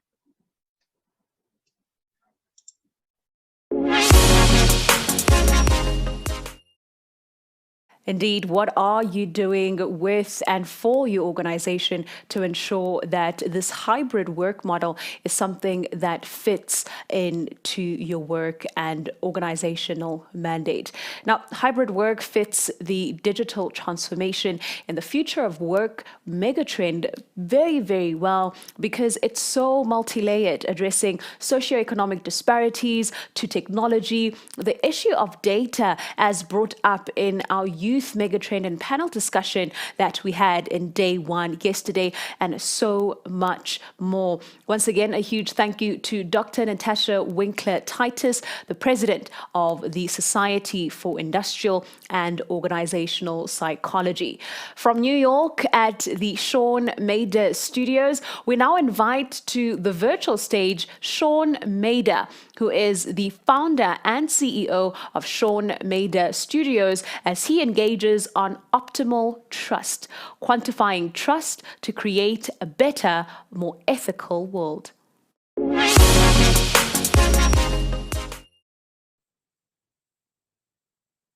Hi, everybody. My name is Sean Mader. I'm the founder of Sean Mader Studio and the founding partner of Optimal Trust. Now, our premise is simple and daring. The future of human resources is about building trust, the ability to quantify, measure, and manage it. For an organization, this includes how trust addresses risk, compliance, customer relationships, internal management, employee engagement and satisfaction. We measure everything else in organizations except trust, yet this is the critical factor if we are to build an equitable world. Optimal Trust is an innovative model that transforms these amorphous aspects of trust into its individual component parts so that it can be measured and grown. Now, the case study I'm going to cite today is about how this innovative model was used by a leading Wall Street firm to regain trust with its clients after the 2008 financial meltdown. Now, first, any real breakthrough in the arts and sciences comes from applying a new model. New models give rise to new ways of seeing the world, and I'm convinced that Optimal Trust is one such model. It really is a new way of seeing the world. And trust is a key element that underlies so many areas of our life that we often take it for granted. Yet not much has been done to address it in a pragmatic way in the workplace. Now, if you can solve that riddle, you're going to make a huge difference, and you'd be able to address multiple issues at once. I'm clear that the idea of measuring trust can raise eyebrows, but when Stuart Diamond told me that he had figured out a way to measure and grow trust, I was skeptical, to say the least. But once he showed me the Optimal Trust grid, I could see right away that this is a new approach to empowering employees to grow and be more effective, while simultaneously giving the organization a powerful diagnostic tool to guide strategy and decision-making. And because of my work leading transformational leadership programs, I saw the power of Optimal Trust and how it could be deployed in human resource departments to transform the entire workplace. So just a little background about how this all came to be. Stuart Diamond was asked to create a course on trust for a leading Wall Street firm. This is to be done with its top tier financial advisors. Now, during the program's development, he was given wide latitude to conduct confidential interviews with the financial advisors and executives. And this is where the real insights start to come. In these private interviews, advisors started to feel free to voice issues that were not being brought up in the workplace with their superiors. They began raising issues that they felt would not or even could not be addressed publicly. So why had such issues not been brought to the attention of upper management? Well, the common reply from the financial advisors is that nobody had asked. Or they didn't want to be singled out for bringing something sensitive up, or at worst risk their positions. However, these were the issues that people wanted to address. Now, the issues being raised in the interviews, though, they're not unique to the financial field. These are all universal issues. And when these problems are left unaddressed, an organization's future is really predictable. Employees will suffer silently. They'll become resigned about these core and unmet challenges. They'll probably first become unengaged employees, and then they'll leave the organization. And in the case of these financial advisors, that meant taking millions of dollars with them. So what organizations are missing are the tools to pinpoint the source of critical issues. Tools that let employees be heard. Optimal Trust Framework offers a means to get honest feedback and an entire array of issues, and then provide the strategies to make a measurable difference. And ultimately, the goal here is to improve relationships and build a more equitable workplace. So in a moment, I'm going to show you some of the details of this. And as I show you the details of the optimal trust system, you'll notice that I move back and forth between speaking about the individual learner and the leaders in the organization. Why? Because it's important that we do both. First, have to create a system that gives leaders data that can be measured. And second, offer the strategies and provide the employees personalized resources to discover and understand on their own the underlying components of trust. So the optimal trust system is comprised of a diagnostic tool called the Optimal Trust Grid, and a learner's toolbox with lessons and strategies that can be applied to remediate and improve the specific areas one is trying to address. Surveys and assessments are created around a given topic and relationship the organization is addressing. And these surveys and assessments are designed to address the various components of trust and become the data that feed the optimal trust grid. So what you're looking at here is the x-axis of the optimal trust grid. And you'll see that the axis is comprised of the component parts of trust. So those components being competency, intentions, shared values, aligned interests, communication, and integrity. Now, when we implement this and we create the surveys, we typically focus on 3 factors. 6 gets a little bit too cumbersome. So in the case of the financial advisors, we may create lines of questioning around competency, aligned interest, and integrity, if those are determined to be the most important ones. If this was in healthcare, you might want to pick something like competency, shared values, and communication, and then measure those with the questions. The next part of this is the y-axis of the optimal trust grid. And this is where we dissect trust at various levels. So for instance, with financial advisors, one of the key insights was that advisors being surveyed said that their clients definitely trusted them as their advisor, but that they had far less trust of the organization itself. And when it came to the global level of the actual industry, they had no trust. Remember, this was after 2008. Now remember, what we are measuring is people's subjective experience, how they actually feel. And that's our data here. Now, if you deployed this in a different setting, one might be responding to questions about their feelings about a client as an individual, the organizational management, or the industry at large. Now, the last component that the surveys are designed to uncover is the gap between our logical and our emotional perceptions. So oftentimes, as we all know in life, logic is betrayed by our feelings or vice versa. So our questions that we design are qualified to uncover how people feel and think about the topic that you're out to measure. So the way it goes is anonymous surveys go out, and as people respond, real-time feedback is tallied. We have an option for participants to add personalized and additional comments that get reflected in the grid.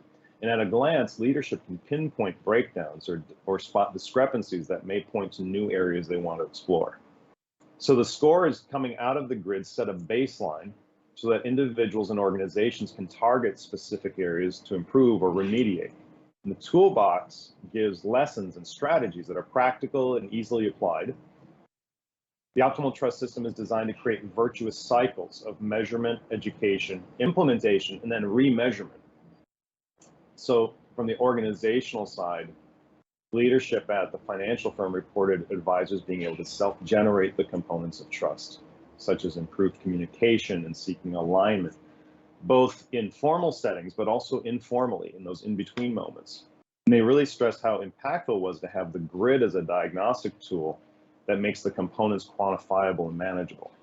Now, in the case of the financial advisors, first, they report being able to easily retain the core principles and apply them naturally and ongoingly without having to refer to going into these formal materials. And they experience having the benefits of having this access in their in their business relationships for sure, but really what we heard was the impact it was having in their personal relationships.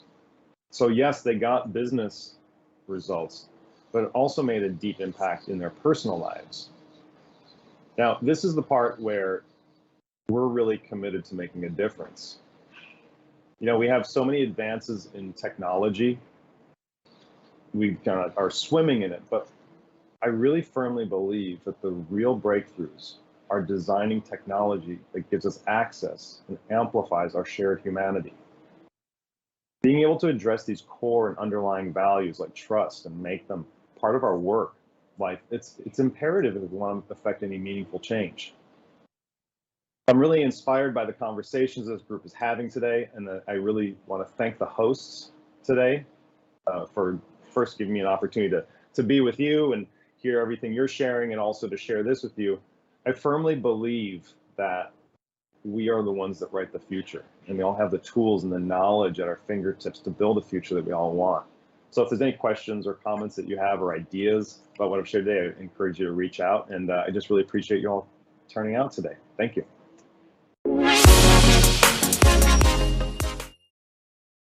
That was, of course, on stage, Sean Mader, the CEO and founder of Sean Mader Studios, bringing forth the tool of the Optimal Trust's diagnostic tool and methodology, which allows companies to measure and grow trust, as well as opening up the new paradigm of strategy, ensuring that organizations are addressing the underlying issues that inhabit growth, or rather inhibit the growth.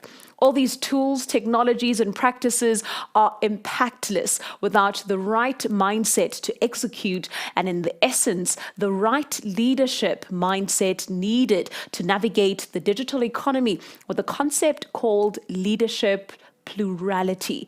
All this and more in our upcoming case study titled The Leadership Mindset Needed to Navigate the Digital Economy. This is presented by Valda Adao, the Chief Executive and Digital Leader for Cadena Growth Partners. Take it away.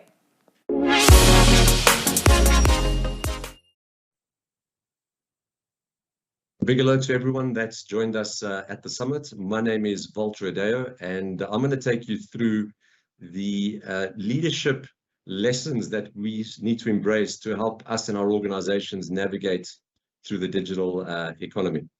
Over the next 15 or so minutes, I'm going to spend time with you taking you through the leadership principles and lessons that we need to embrace, that I think we need to embrace inside our organizations to help us navigate the complexities of the digital economy. We can't talk about anything related to the future without at least mentioning the exponential progression of technology. And it's that rapid acceleration of the curve. Many organizations see it as a disruption, but perhaps we should change our mindset and see it as an opportunity. Typically, how it plays out in the world of business, we see the dematerialization of organizations. In other words, we move away from the physical to the virtual. We see the demonetization of businesses, in which we change the way in which we generate income. As opposed to selling an item and receiving money for it, sometimes organizations give their item away for free, and because you're using their product or service, you become the product and they ultimately generate money off your usage. And then we see the democratization of businesses, which suggests that they use data and they think about their IP very differently in order to allow the organization to thrive. More recently, you would have seen in the press mention of things like distributed ledger technologies and the metaverse, and that speaks to the decentralization of economies. And that's going to be the next big significant wave of change. And I suspect that it may be just as impactful, if not more impactful, than what we've seen over the last while. What's important to note is that this progression of technology and the progression of opportunities doesn't happen inevitably. It requires a tremendous amount of investment to make it possible, and it requires the most valuable asset that people can give, which is their time and skills, in order to develop and progress these technologies. And so when organizations see this as a potential disruption to their business, perhaps the problem is not the progression of the technology or the advancement of the digital economy.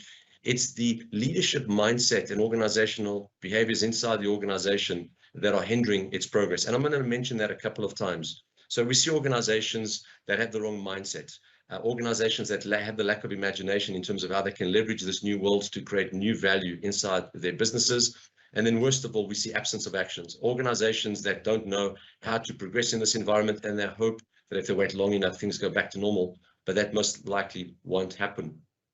So because there's a strong connotation between digital and technology, a lot of our human resource efforts tend to focus on how do we develop this capability inside the business, attract the skills, develop the skills, maintain the skills, etc. Perhaps we need to spend a little bit more time thinking about the development and establishing the right leadership mindset inside organizations that influence the organizational behaviors that then ultimately becomes the critical differentiator in the organization. And let me give you a practical example. On the screen is a snapshot of an organization that runs a number of comedy clubs in Spain. And a couple of years ago, they were levied with a surcharge on their tickets. An additional 20% was charged on their tickets by government. And the net effect is that people stopped coming to their shows. Now, in the traditional way of solving these problems, we would have looked at income statements, tried to reduce costs, probably reduce the number of staff, comedians, etc. that we have in the shows, market more aggressively, etc. However, this leadership team thought about things differently. The approach they took was finding a different way to solve the problem. And what they came up with was the following solution. They proposed that anyone could come to their show for free. And then during the show, those people would be charged every time they laugh during the comedy show. And the net effect is that the shows were sold out and they were making more money than ever before. And how they did it is that they deployed these tablets on the back of every screen. When you sat down, you put in your credit card details, it recognized your biometrics, and every time you laughed, you got charged 50 euro cents. Now, I don't necessarily want to get into the technology, but what I want to highlight is that the leadership mindset required to get to that solution is very different from the leadership mindset that would have approached this problem within its typical paradigm. And that's the kind of mindset and organizational construct that we need in this new economy. It's important to highlight that, again, while there's a very strong connotation between digital and technology, that we must be careful not to be caught up in the technology fallacy. And here's a couple of things to think about.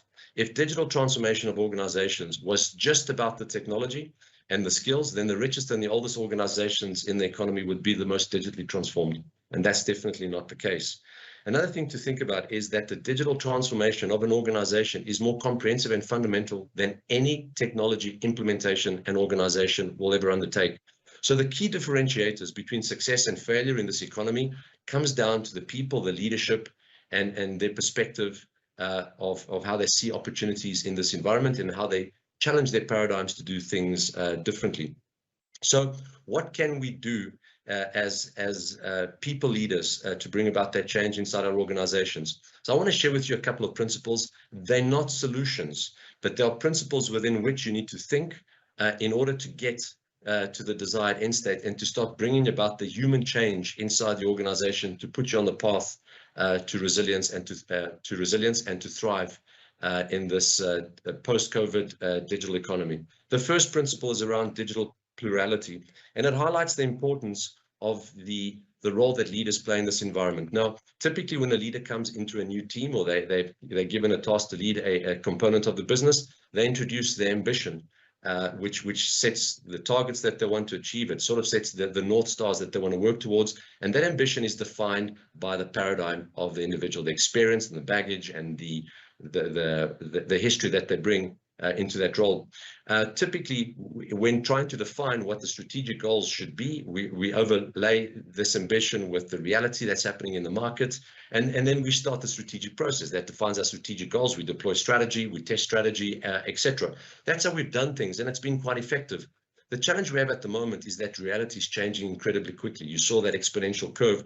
So we need to develop a capability inside our organizations that allow us to sense constant change taking place in the market.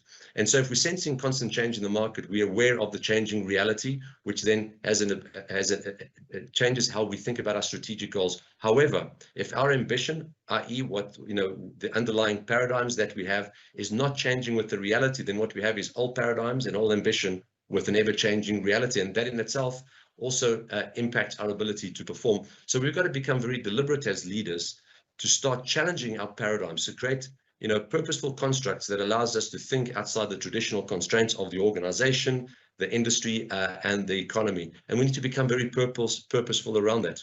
Let me give you a practical example. If we think about leaders or teams within these two axes, foresight and perspective on the y-axis and execution and control on the x-axis, teams that are low on both of those attributes tend to often describe themselves as firefighters. They always seem to be in a crisis, and they always got a problem to solve, etc.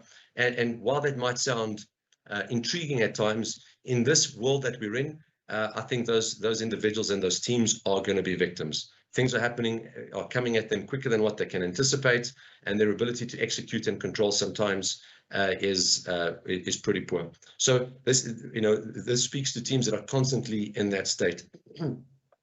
If we have teams with higher foresight and perspective, we tend to see these teams and individuals as visionaries. And that's very good. But if they've got very poor execution and control, in other words, the ability to translate their vision and the understanding of what's happening ahead in the market into a quantifiable program or some kind of value, or execute on that vision, then ultimately, they're not visionaries. They're just a person with a plan. And that's no good for organizations. South African organizations tend to be very strong on execution and control. We're very strong implementers. But the challenge that we have is that sometimes our foresight and perspective is very low, which means that we might be so focused on implementation that we forget that the market is changing ahead of us. And typically what happens is that strong implementation status becomes a burden. We've so focused on implementing the wrong things at all the wrong costs. So the goal from a human perspective is to try and raise the quotient of the teams on both axes, high levels of foresight and perspective, and retain those very strong execution and control attributes. The second principle speaks to the world of the ecosystem. We are in an age of an ecosystem. And from a human or worker perspective, let me give you some context. In this environment, work has been disconnected from jobs. Working jobs have been disconnected from companies, and companies have become platforms. And we can certainly testify that most of our businesses have become platforms over the last 21 months. But the construct of the ecosystem goes beyond that. So on the left side of the screen, you'll see, ecosystems, where large organizations are working with small organizations to solve some of their biggest challenges. And those brands on the screen are considered leading brands in their categories around digital transformation, innovation, etc. But what's quite interesting is a lot of the innovations are enabled through the platforms they create by allowing small organizations, startup, medium-sized organizations to come and work in that environment to solve their challenges. From a people side, jobs, I don't think we can say, jobs are changing. So I was going to say, we can't say the jobs are going to change. Jobs are changing. Jobs have changed. And before COVID, research that we did surfaced that around the world, in the developed world at least, over 90% of new jobs were unconventional jobs, i.e. gig-related work. And in South Africa, before COVID, more than 90% of millennials were very keen to explore gig work. And those that had explored gig work didn't want to go back. More than 50% of them didn't want to go back to the traditional way of doing work. So from a human resources perspective, we still focus pretty much at times when it comes to talent around recruiting talent, developing their talent and retaining that talent. And we struggle with that at times, specifically at the moment Whereas in this ecosystem environment, we're moving into a world where we need to learn how to access talent that is not necessarily in our environment. We need to curate that talent onto programs and provide them with the right context to be successful. And then we got to learn as an organization and as teams to engage with this external talent or the gig talent in order to be effective.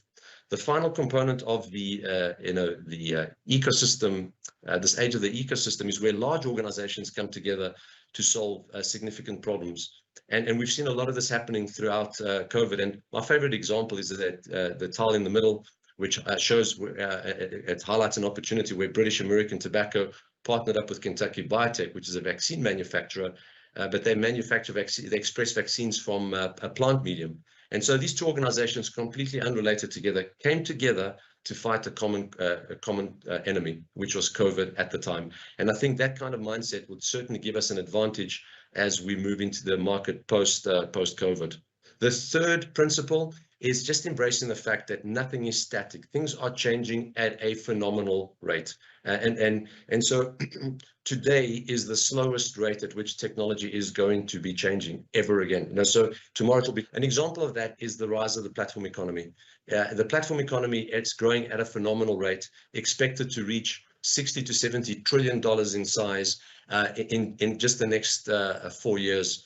And what's interesting, considering that size, it would suggest that most organizations have migrated onto a platform economy or have started the process to migrate on the platform economy. And just as we're getting comfortable with that construct, we see the rise of the distributed economy or the decentralized economy, blockchain, distributed ledger technology, etc. And while we get caught up in the price of Bitcoin and the price of Ethereum, etc., many organizations are missing the underlying utility that will solve organizations and society, some of organizations and society's biggest challenges. So we, at the top center, you're seeing a token called the Basic Attention Token, which fundamentally changes the way in which we market and advertise to our consumers, ensuring that we've got their dedicated attention and also ensuring we're not spamming them with just noise, which is often what marketing has become for many organizations. Bottom left tile is an example of a clinical and financial risk management capability that's for healthcare, that's built on the blockchain. And again, there's many more. Empower, the bottom tile, is a Cardano-based blockchain, which will launch in 2023. And their stated goal is to build 50 million homes on the African continent, and leverage the blockchain to raise the money and distribute the money, and then use the blockchain again to collect money from rentals and redistribute that to investors. So again, it highlights the rapid change that we're experiencing in the digital economy, which then brings me to my fourth principle. And this is a critical principle, and it speaks to that rapid change in reality, is the importance to constantly develop our digital and innovation fluency inside our organizations. And there's a couple of things to think about. Our knowledge generally across organizations is decaying at a rate of about 30% a year. So anything in people's in our CVs older than 3 or 4 years is really going to be relevant to our ability to get our next job, or to ensure that our career that we are relevant to the organization in this fast-moving environment.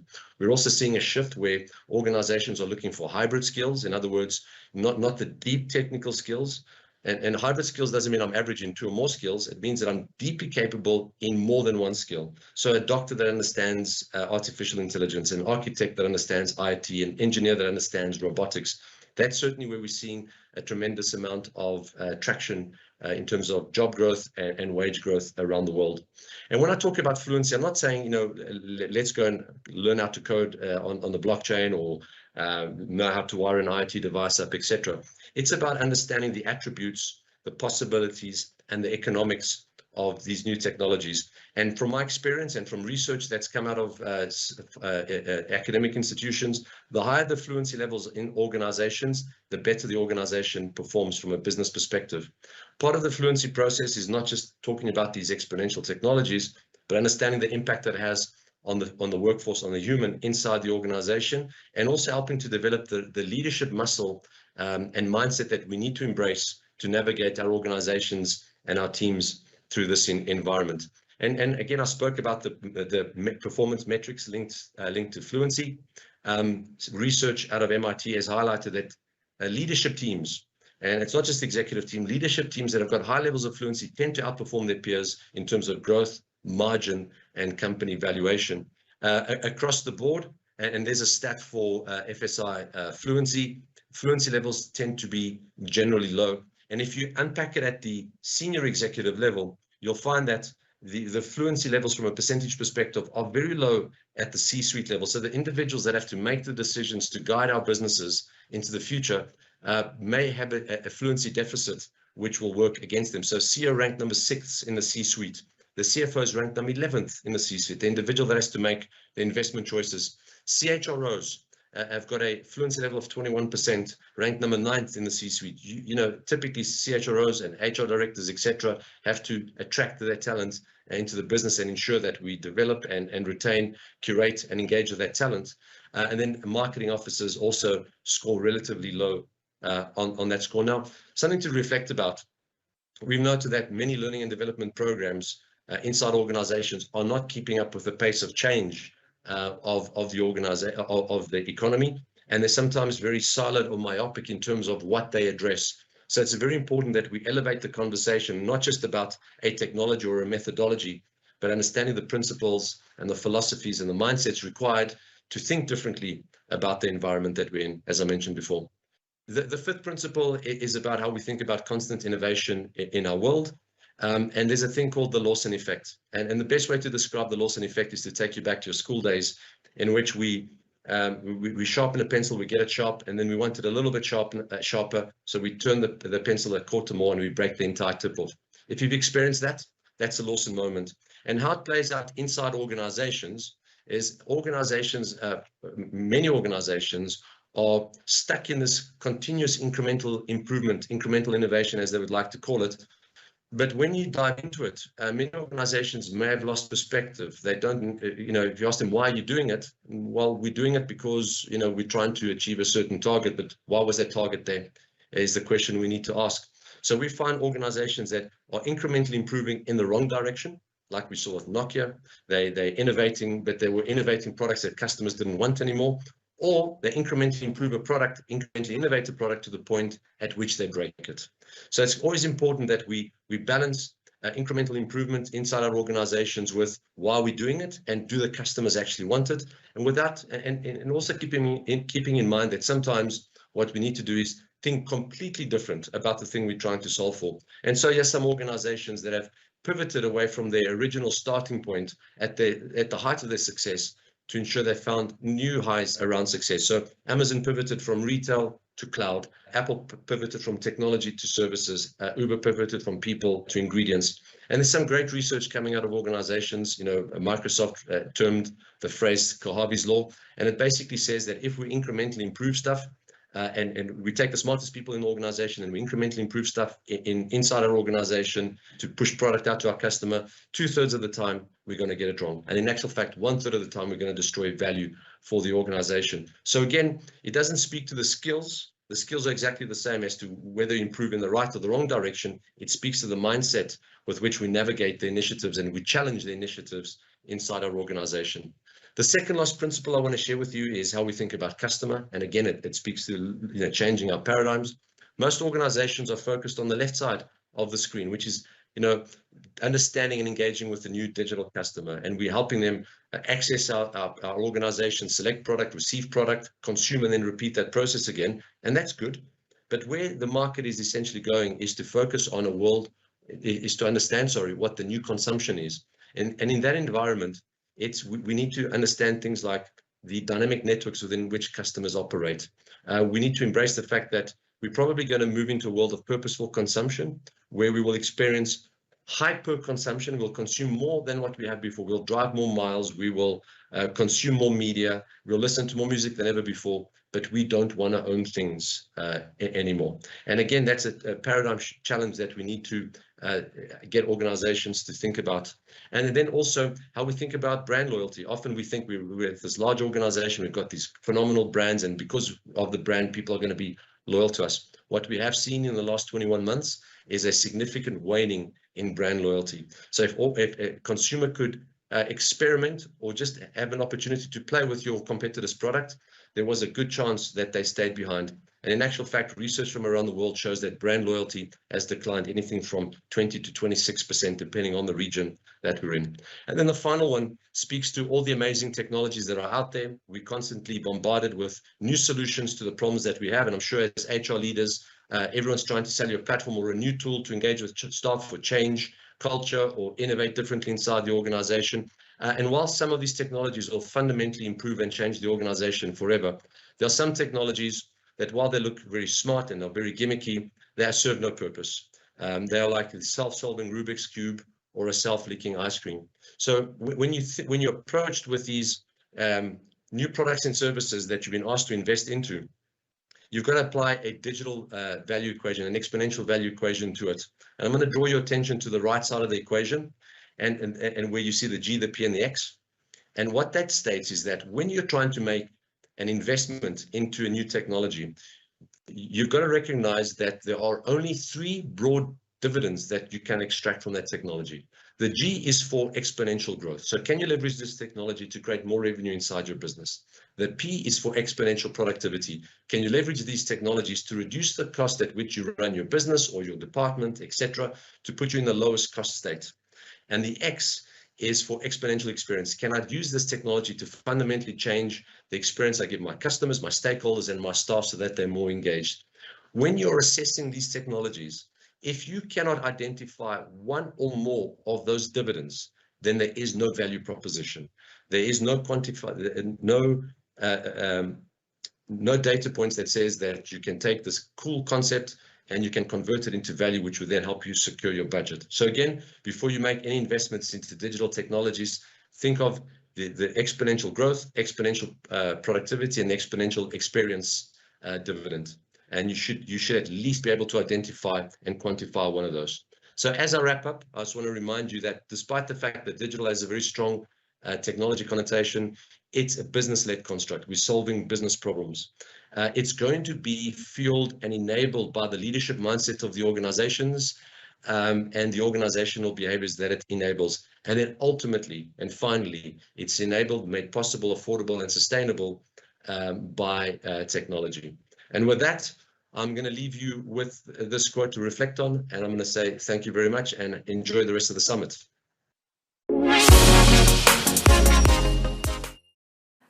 Technology is business-led, and I think if there's anything that we can take from that insightful presentation, it's that the importance of extrapolating the value proposition of technology is going to be so important, and of course influencing those behavioral economics that indeed lead to the open-mindedness and I suppose the mindset and the kind of leadership mindset that is needed by managers who are the business leaders, the CEOs, the HR innovators, and the out-of-the-box thinkers who are looking for ways to create more value in the company. A huge thank you to Valda Adao, the Chief Executive and Digital Leader for Cadena Growth Partners, for that incredibly insightful presentation. And now ushering us into the mega trend of talent acquisition and retention. We now invite Lisa Andrews, the HR Director for Talent and Organization for Africa at Unilever, to share insights and help us dissect and understand why Unilever is voted the #1 top employer and the secret sauce of this address, and the case study, the employee engagement, the Unilever way.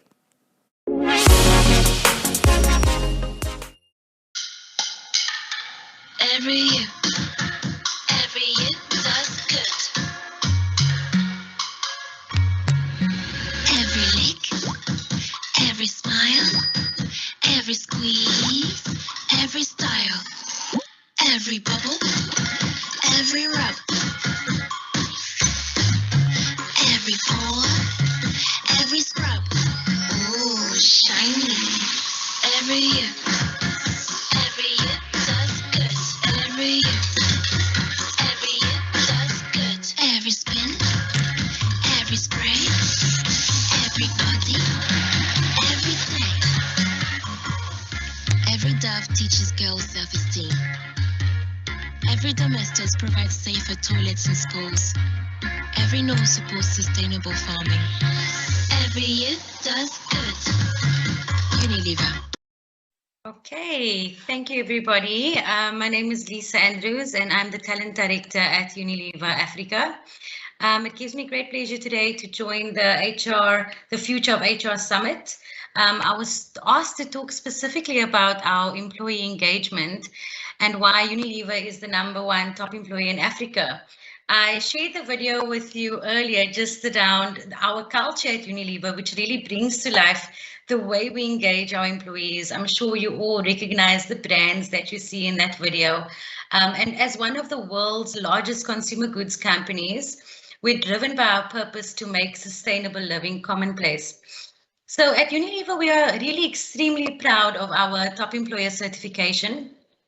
We are certified in a number of markets across Africa. And I was asked to share a few examples with you of what has contributed to our success. So to start, I just want to talk a little bit about our talent strategy, which is really at the heart of our business strategy. And our business strategy is really, our vision is to build a workforce that truly understands the social diversity of the continent to serve the mainstream consumer. So you saw in that video, every you does good. Our target is all consumers, every lick, every scrub, every spin. That is our intention at Unilever. To deliver this, we need to ensure that we have the right mix of priorities in our talent strategy, which builds capability, also unlocks capacity, and grows our uniquely Unilever culture. One of the principles that we have at Unilever is around get on the front line of your career. And as part of this get on the front line of your career is a unique platform that we have at Unilever. It's called Flex. It's an internal marketplace where our people are able to take their careers and skills into their own hands by flexing in their current roles to support different teams and functions in a flexible capacity. So this is one of the flagship programs that we have at Unilever, which is really contributing to our success as a top employer, but also contributing to employee engagement, right? Because it's about growing skills and careers to follow your purpose. So Flex is about identifying the experiences that our employees need to reach their goals. At the moment, we've got about 1,250 Flex users at any given point in time. And how this helps to build careers is really to unlock the network that we have across all the markets globally. So imagine you are a brand manager on Aromat today, but you can also work on another marketing project in a global team on Dove. And that's the intention of Flex. It's to give people, our employees, keep them motivated with growing their skills in multiple areas of the business. So this is one of the examples that I thought I'd bring to the Future of HR Summit to really display how it is that we are talking about more bespoke career experiences for our employees. Another way in which we differentiate our career experiences is to provide more unique opportunities. And an example of this is our recent Talent Exchange program that we've launched. A Talent Exchange program basically is where we take one of our marketeers or our finance leaders and place them into a completely different organization, which is outside of Unilever. And this is around the concept of, building really boundaryless organizations. So the latest talent exchange that we had was with Vodacom, and the purpose of this talent exchange was to build digital marketing capabilities. So for 30 days, one of our marketeers joined Vodacom in a real job from day one to further build their development. And in exchange, we received one of Vodacom's leaders. And this was a kind of intense 30 days experience where we could exchange and network on multiple capabilities that are required within retail marketing as well as digital marketing. And so the reason why I wanted to share the Vodacom Talent Exchange as well as Flex is because it's completely linked to how we try to keep our employees engaged with their careers and to get on the front line of your career. So this is how we plan for the career mix at Unilever, really around what is bespoke, what will make our employees thrive in terms of growing their skills and the opportunities, and how do we ensure that we actually bring this to life, that we don't just speak about it, but we actually make it happen. And so the 1,250 people that we have on Flex today all have grown their experiences even more so above their current job. So this is something that we're really proud of, and I have shared this in many forums with the CHRO networks across South Africa, with the top employers institutions, one-on-ones, to share our learnings around creating more career experiences that suit the talent needs of today. Another way in which we engage our employees and our leaders is to build exceptional line leader capability. And this is core at Unilever. We have an established practice of hosting line leader capability sessions. This year alone, we had about 12 line leader capability workshops. This equates to about 648 learning hours for line managers, just on topics from well-being, personal safety, financial planning, diversity, talent review conversations, all to build the capability of line managers, because we know that having great leaders and having a great workforce empowers others to be better. And so our strapline that we call this is around, the more you invest in you, the more we will invest in you too. And so even on topics like mental health, we have trained about 45 mental health champions across Africa, ensuring that employees' safety and well-being is driven purposefully in our organization. So that's to talk about our line leader capability and our career experiences that we aim to provide. And this is all in keeping with employee engagement, of course, and part of our talent strategy to differentiate experiences for our employees. Unilever also has an unwavering commitment to youth employability. One of the reasons why we are a top employer is our relentless focus on young talent and the youth in our country and the countries in which we operate. Our flagship program, graduate program, is called the Young Future Leaders Program. This year we received about 8,000 applications for the program. And we're constantly shaping the future of young people by giving the best opportunities for success. So this is a 3-year accelerated development program where you're given world-class, best-in-class training and development opportunities, a career sponsor, mentorship, career coaches, as well as international exposure on a flagship global graduate program. And this is something that's really driving the engagement with our young talent in our young talent ecosystem. And secondly to this, we also have what we call the Unilever Level Up program. And Level Up was established around 2016. It is our youth employability platform. We've got a huge social commitment. Our ambition at Unilever is to make sustainable living commonplace. What that means is that we then need to target the youth. We need to target the youth of our country. And as you know, South Africa has a massive youth unemployment rate, currently around 63%. And so because we have this ambition of making sustainable living commonplace, we need to ensure that we do our bit for society. And even more so, what we do to enhance the employability skills of our youth. And so Unilever Level Up has a platform which we offer mentorships, workshops, bursaries, just to name a few, which then allows us to target the youth in the right way and bring impact initiatives that make a difference to you. And so the results have been great. So far, we've reached about 2,500 youth since 2020, all through our ecosystem of having the right partnerships and initiatives to enhance employability. Aside from this Level Up platform, we also have a number of engagements with our customers and our retail partners to see how we can play our role in making sustainable living commonplace. So from that perspective, youth employability, the career experiences that we offer, the line leader capability that we, that we push, as well as business as usual, having future fit plans in place. At Unilever, we are a purpose-driven organization. So when we talk about your development plan, we talk about how you can bring your purpose to life in the job that you do every day.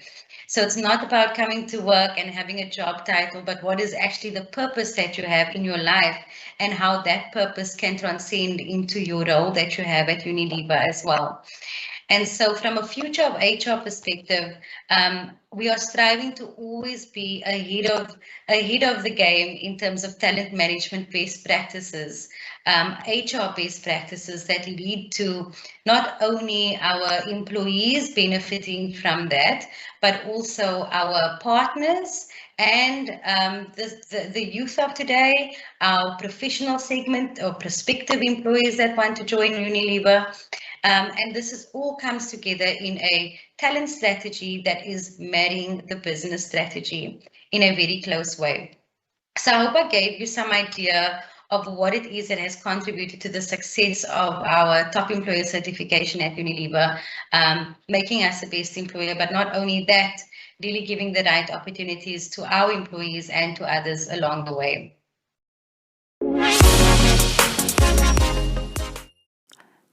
Truly you did, Lisa, and I hope that you gained insight into Unilever's unique approaches to tailored career experiences, the building line in their leader capacity, as well as the commitment to diversity and inclusion in the well-being and safety, as well as the route to talent and employer brand that they've adopted, and how you could also become inspired to do the very same for your organization.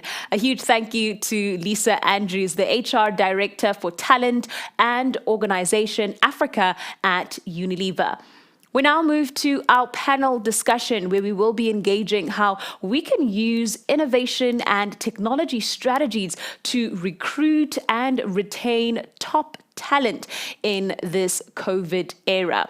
Now, this panel discussion is so critical because it really ties into Mega Trend 7 of the Future of HR Virtual Summit, which is talent acquisition and retention. And this panel discussion speaks to not only the employer and the HR talent, but also to the talent and how they can position themselves during the hiring process and the necessary retention conversations that need to be employed. Themed the A-Team, using innovative and technology strategies to recruit and retain top talent in a COVID era. This panel discussion consists of HR innovators and development specialists who themselves are running A-Teams and are leaders who look forward to hearing from as well as engaging. I am Violeta Dubese, your moderator for this panel discussion, and I'm joined by Surendra Naidu, the head of human capital and the Chief People Officer at Outsurance. We're also welcomed by Natasha Hafaji, the Organizational Development Specialist at Intelligent Debt Management. And rounding off our panel discussion is Henry Kraus, the Head of Commercial at Simplify.hr. A very warm welcome to all of you for this conversation, and thank you so very much for joining us this afternoon. Now, as we open up this discussion and welcome your opening remarks, what's been clear through these past 2 days at the Future of HR Virtual Summit is that recruiting and retaining top talent has definitely changed dramatically as a result of COVID-19. I am curious to hear your response to this reality and perhaps share insight with how your job functions, or in your job functions rather, you've engaged with this challenge. Surendra, let me start with you and then pass on the mic to Natasha and Henry. Okay, you're welcome to call me Suren.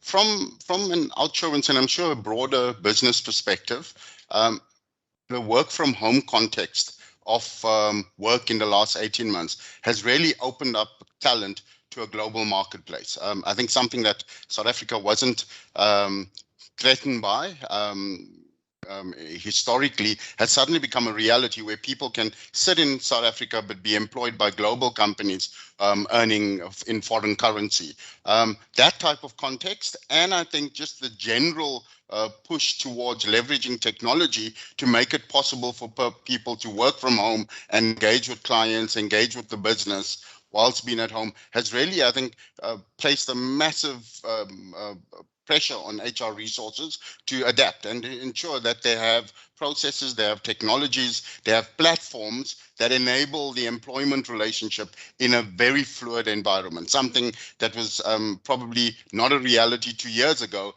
is a reality today. So that's just my opening statement. I think COVID has forced on us change at a rate that we would not have expected over 2 years ago. Absolutely. And as you're talking about fluidity, the concept again of technology coming out once more. Natasha, do you find that this is echoed to be the same sentiments, particularly in your role at IDM? So just to start, this topic is actually the perfect topic. There's been so much discussion around this great resignation, right? Over the pond. How is it going to impact South Africa? I mean, we have a very different environment. We're a developing country that has unemployment problems as it is. So how will it arrive and how will it display itself in South Africa? And also, I mean, we've had, even in my own circles, we've had discussions around the opportunity that lies within the Great Resignation, which is called the Great Attraction. And of course, every change has that threat, that opportunity. And so in my role, I've been spending a lot of time on well-being. And well-being, not in the sense that you would think, well-being in a very large sense. Well-being, you could think about it as a lens through which we look at our leadership, our policies, our procedures, our way of work, our data. Well-being is not just an event, although it definitely has its place. Events, interventions, they have its place, but well-being is so much bigger than that. And so I definitely think that we've been looking at well-being holistically, re-looking at our entire organization to understand what people are looking for next, because we've had this opportunity, this pandemic, to stop, to think, reflect, redo our purpose. And we want to land where our people land. We want to still align with the best of our talent at the end of the day. Absolutely. And as you're talking, I'm reminded of, the idea, which was really this sum, or rather this equation that was engaged yesterday, and that is people over profit, but also these interactions that we're getting over the processes and the tools before we can even talk about the HR trends within the last year, but also as we are looking ahead. Henry, I'm bringing you into this conversation. Very same question in terms of your engagement with this dramatic change that has been as a result of COVID-19. Yeah, thank you. It's a very, very nice topic to talk about. I'm thinking back 3 years ago, I was standing on a stage at Future of HR when we still had actual conferences and saw actual people. And we were talking about automation and HR. We were talking about all these technologies that is going to enable us to recruit better, video interviewing, assessments, all these things. And 3 years later, we're in an environment where companies are adapting these technologies that we spoke about. It's exciting from a simplified point of view, which is a HR tech type of business. We really like to see this technology going further. But at the end of the day, a lot of things that we do on technologies brings us back to the basics. We're looking at how recruiters are efficiently managing candidates through processes. I always say to the guys, there's at our team, there's a concept of ABS in sales, always be selling.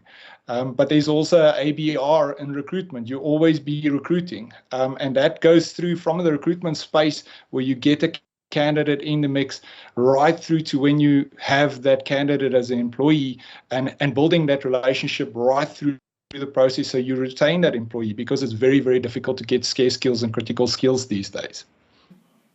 Absolutely. And I want to stick to the theme and stick with you, Henry, as well on the ABER as we're doing our alphabets. But what you're saying around, the power of technology, in that it really is there to scale the present strategies, the present processes that you already have, and it itself is not a strategy. I also want to move into the aspect of law while we're on recruitment, because also a big part of your role focuses on improving candidate experience.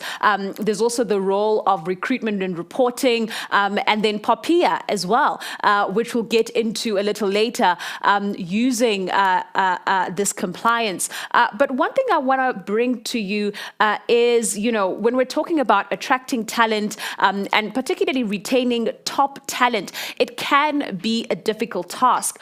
Why is this the case, and can we make this process easier? And before you get to that question, perhaps let me add another layer to my bullets of questions. But also, as you were mentioning, 2017 to 2021, we were talking about technology, we were talking about the future of tech, but how can and how have these smart technologies like the automation, like the artificial intelligence, really have helped enhance the process, if at all? So yeah, it's a very, very interesting question. I think to start with the latter part of your question, the automation of technology, and if we can talk about the AI side of things also, has really had an impact on how efficient recruiters and companies are. We have two types of markets in South Africa from a job seeker point of view. We have a lower skilled type of job seeker market where there's bulk recruitment happening or bulk applications happening, and then you've got the very scarce skills area where we're really struggling to get these skills in an organization. You're competing with other companies for those same skills, and automation has allowed both sides to be very efficient, to screen out candidates efficiently, getting to those golden candidates in 600, 700, 1,000 applicants that's applying to a job, and also to help recruiters to get very quickly in an agile manner, deal with applications for scarce skills. A little bit of, if you look at, for example, Java developers, if you go on LinkedIn, you search for Java developers in South Africa, there's 5,200 developers, currently profiles that we have on LinkedIn in South Africa. That's not active job seekers. There's 580 Java developer roles currently active on LinkedIn in South Africa. That's 11% of the total available profiles that's on LinkedIn. So if you get a Java developer application, if you're lucky to do that, you need to be very efficient to process that candidate. And that's where automation comes in to help that candidate journey being very, very efficient and give them a very good experience through that process so that they don't drop off and go somewhere else.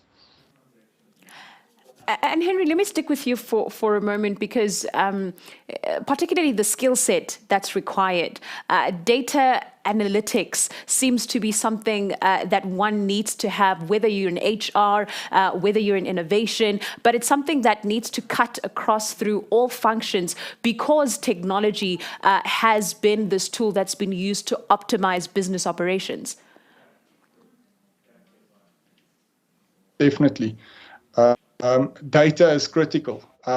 If we look at how systems that we currently use is just spitting out data, this data needs to be used on a recruiter level to make daily decisions, but this data also needs to go to executive level so they can make strategic decisions. What we've seen in the last 12 months is that there's real adoption from recruitment HR executives to start using that data that they're getting through these systems and really apply those data to decision-making processes that they're doing in an organization.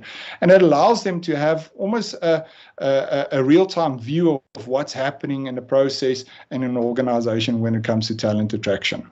And as we're talking about, you know, the absorption of skills and how evolving the role of the HR leader is, Natasha, as an HR leader who made the transition from traditional HR manager to organizational development specialist, talk to us about this decision and the journey, and how this enables you to effectively rather action your team purpose statement, which you say is really to create capacity through people and enabling the company's growth and sustainability.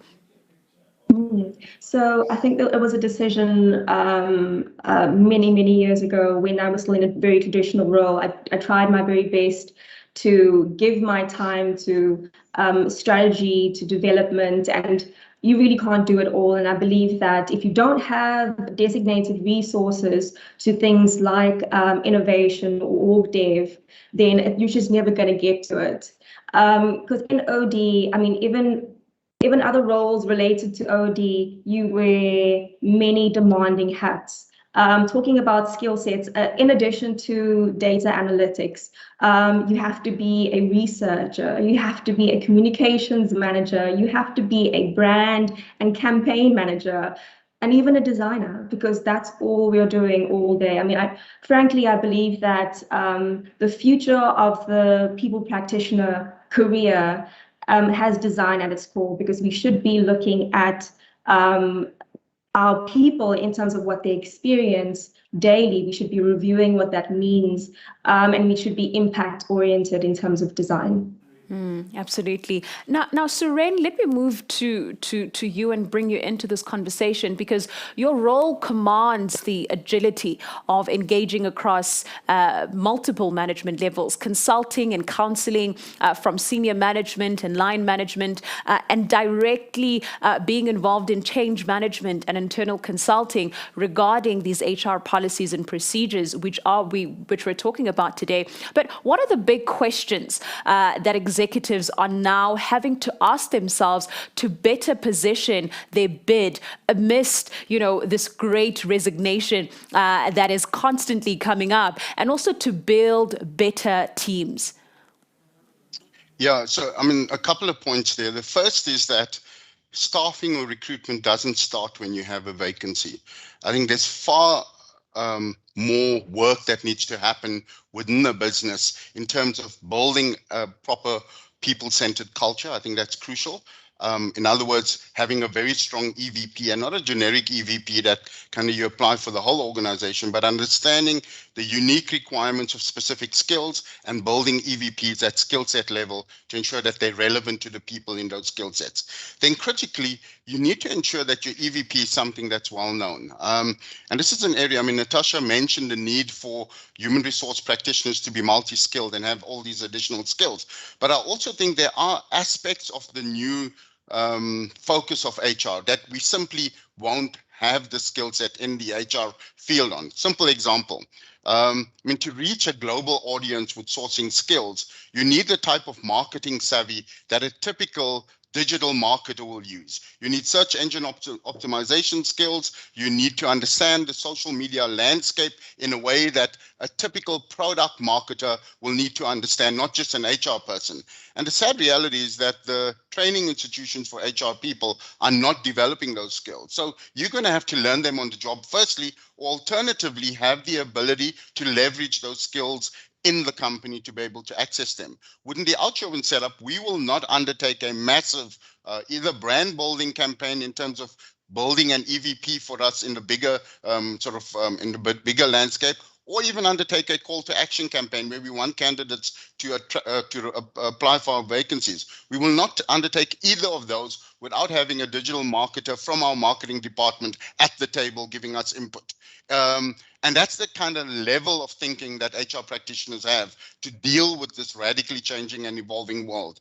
The reality is your applicants these days are not going through traditional channels to find jobs. And if you're not in these non-traditional channels, if your voice is not being heard, you will be overlooked, specifically in the STEM space. I mean, our business in particular is affected quite significantly by STEM roles at science, technology, engineering, math space, and to attract, keep those skills, prevent them from going overseas into sort of very attractive businesses to work is difficult. And if you're not in that non-traditional sort of media to ensure that your voice has been heard, you're going to be lagging big time. So that's just my observation on that. I'm not sure whether if it answers your question, but I think that's an important point to make. Absolutely, you have. And I think what I want to expand on what you were mentioning around EVP, what are those considerations that, an HR leader and perhaps even small businesses need to take into consideration when they are building their EVP? Yeah, like I said, your EVP cannot be a generic thing. It needs to be specific for individual skill sets. Your EVP for a software developer is not going to be the same as an EVP for a call center agent. And often companies sort of look at this too generically without understanding the unique requirements of specific roles. And I think the most important thing there is to speak to your people. Ask them what's important to them. We've seen in this work from home context, for some skill sets, work from home is a great addition to their EVP. In others, it's actually not. And they want to be in an office environment. They want to have the predictability of technology, of network connections, etc., for them to be able to execute their responsibilities better. And I think you need to speak to your people extremely regularly to be able to do that. It's not a once-off exercise. You need to understand your people, and you need to ensure that you put those people at the center of your EVP. Just one last point I want to make before you give the others a chance. I think far too often people tend to focus on these things at the tail end of the equation, meaning when there's a crisis, when there's a vacancy, or when there's a need. Unfortunately, that won't work. I mean, you need to make building an EVP a fundamental part of your human resources strategy, and not just building it, but getting it out into the marketplace so that it's top of mind when candidates are looking for roles. Absolutely. And I want to echo what you said back to you, and that is the staffing and the recruitment does not start with the vacancy. And the very same thing with the EVP is that everything that you're talking about, from the monitoring to the evaluation, the accountability, the learning and development, those are the kinds of systems that you need to really think about as you're building your business, and not just something, to your point, that you think about when it's time for a report or when, suddenly you need to kind of belch out the statistics on why and how you are able to effect that change. So thank you very much for that note. Henry, let me bring you back in because there's often great talk about, these triggers and disruptors to the market. As we've mentioned, technology, the pandemic. I want to bring back in that question of law, because the POPI Act, which is the Protection of Personal Information Act for South Africa, the equivalent of the European Union's GDPR, coming into effect the 1st of July this year. Has this caused any tremor in the HR way of doing things?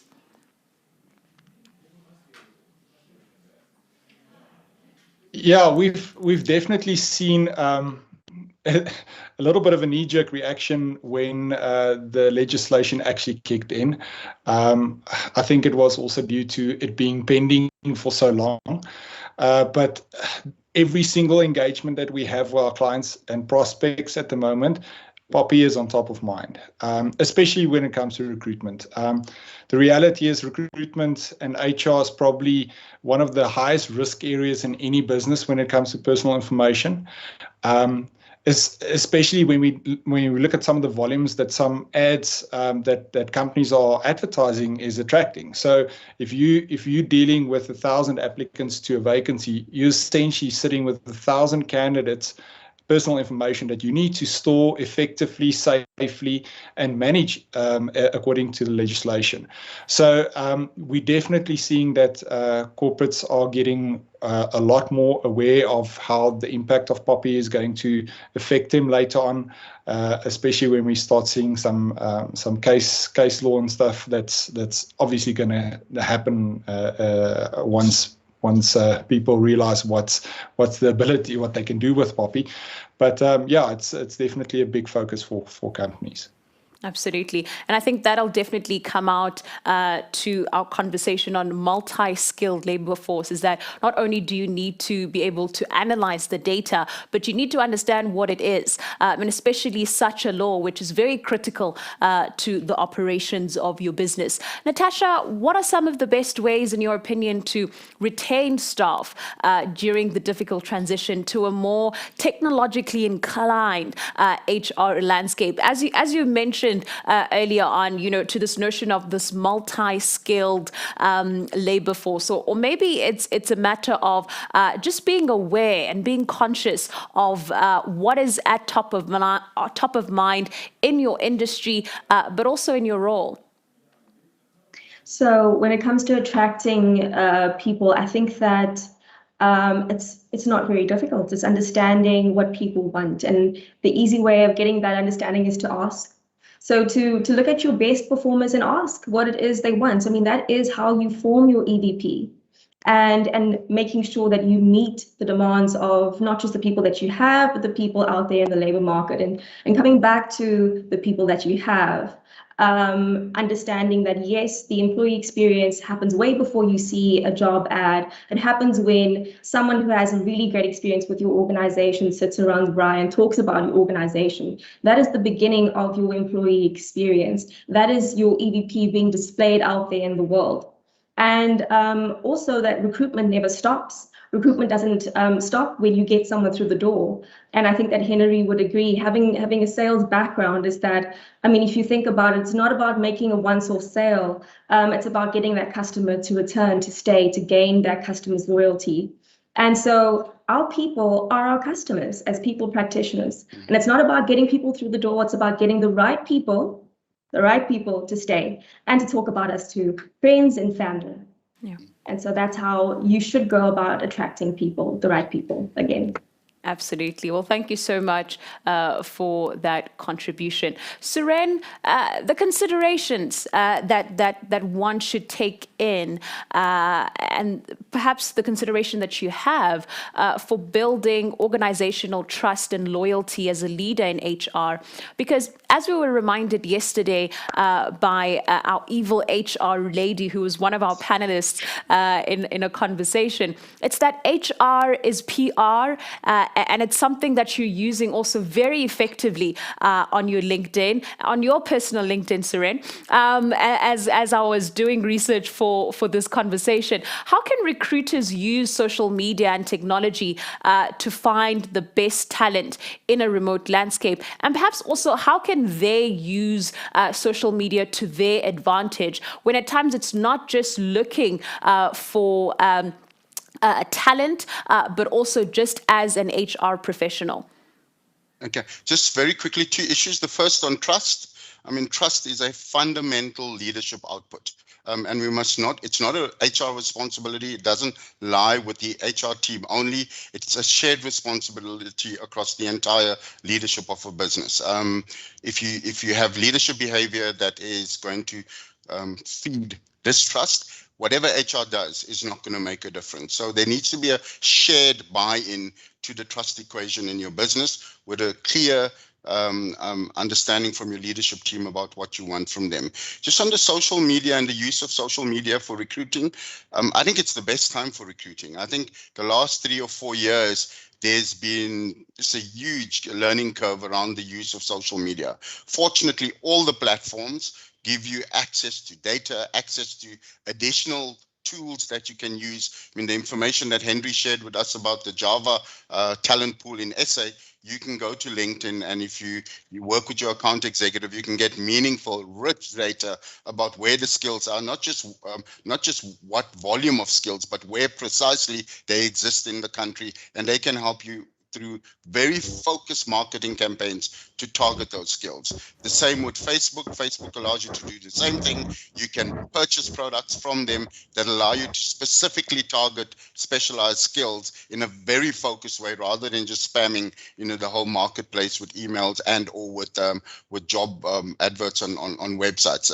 In fact, all the major social media players have products that allow HR practitioners to have a more of a sniper approach sourcing skills. And I'm quite impressed with that. And that's where our learning as HR practitioners with the from our marketing colleagues helped big time, because things like Google paid for click, I would have never known through my traditional HR training, but I was taught that by the digital marketing team, search engine optimization as well, and how you can make sure that the roles that you're putting out there are always at the top of the search list when your candidates are searching for jobs is another aspect that you bringing in digital marketing expertise, and you're leveraging the social media platforms for HR purposes. So that's some of my initial thoughts. I think it's a great time to be in HR, giving the accessibility of these tools to be able to reach a wider audience. Absolutely. Natasha, Henry, I'm going to bring you into this question as well, because as I was asking Suren the question, I saw your faces smiling because I think this is quite a relevant question. And I think, with everything that's happening on social media, there's a way that you can use it for good. There's a way that you can use it for bad. I think not only for potential employees, but also for the HR professionals as well, not using or abusing rather your power, but also the subjectivity that comes to the illegalities of using social media, the immoralities of using social media, but also understanding that sometimes it is about the company values, then it is about the personal values of the professional who is about to make that decision. Natasha, let me start with you.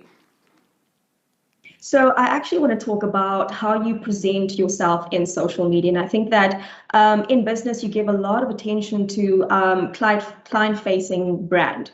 And everyone knows your brand out there from a consumer perspective. But you have a brand as an employee, you have an employer brand. And again, it's reflective of your employee experience. And what is a brand at the end of the day? It is a promise. And that's why whether you give it attention or not, it's out there and you should hone it for your benefits.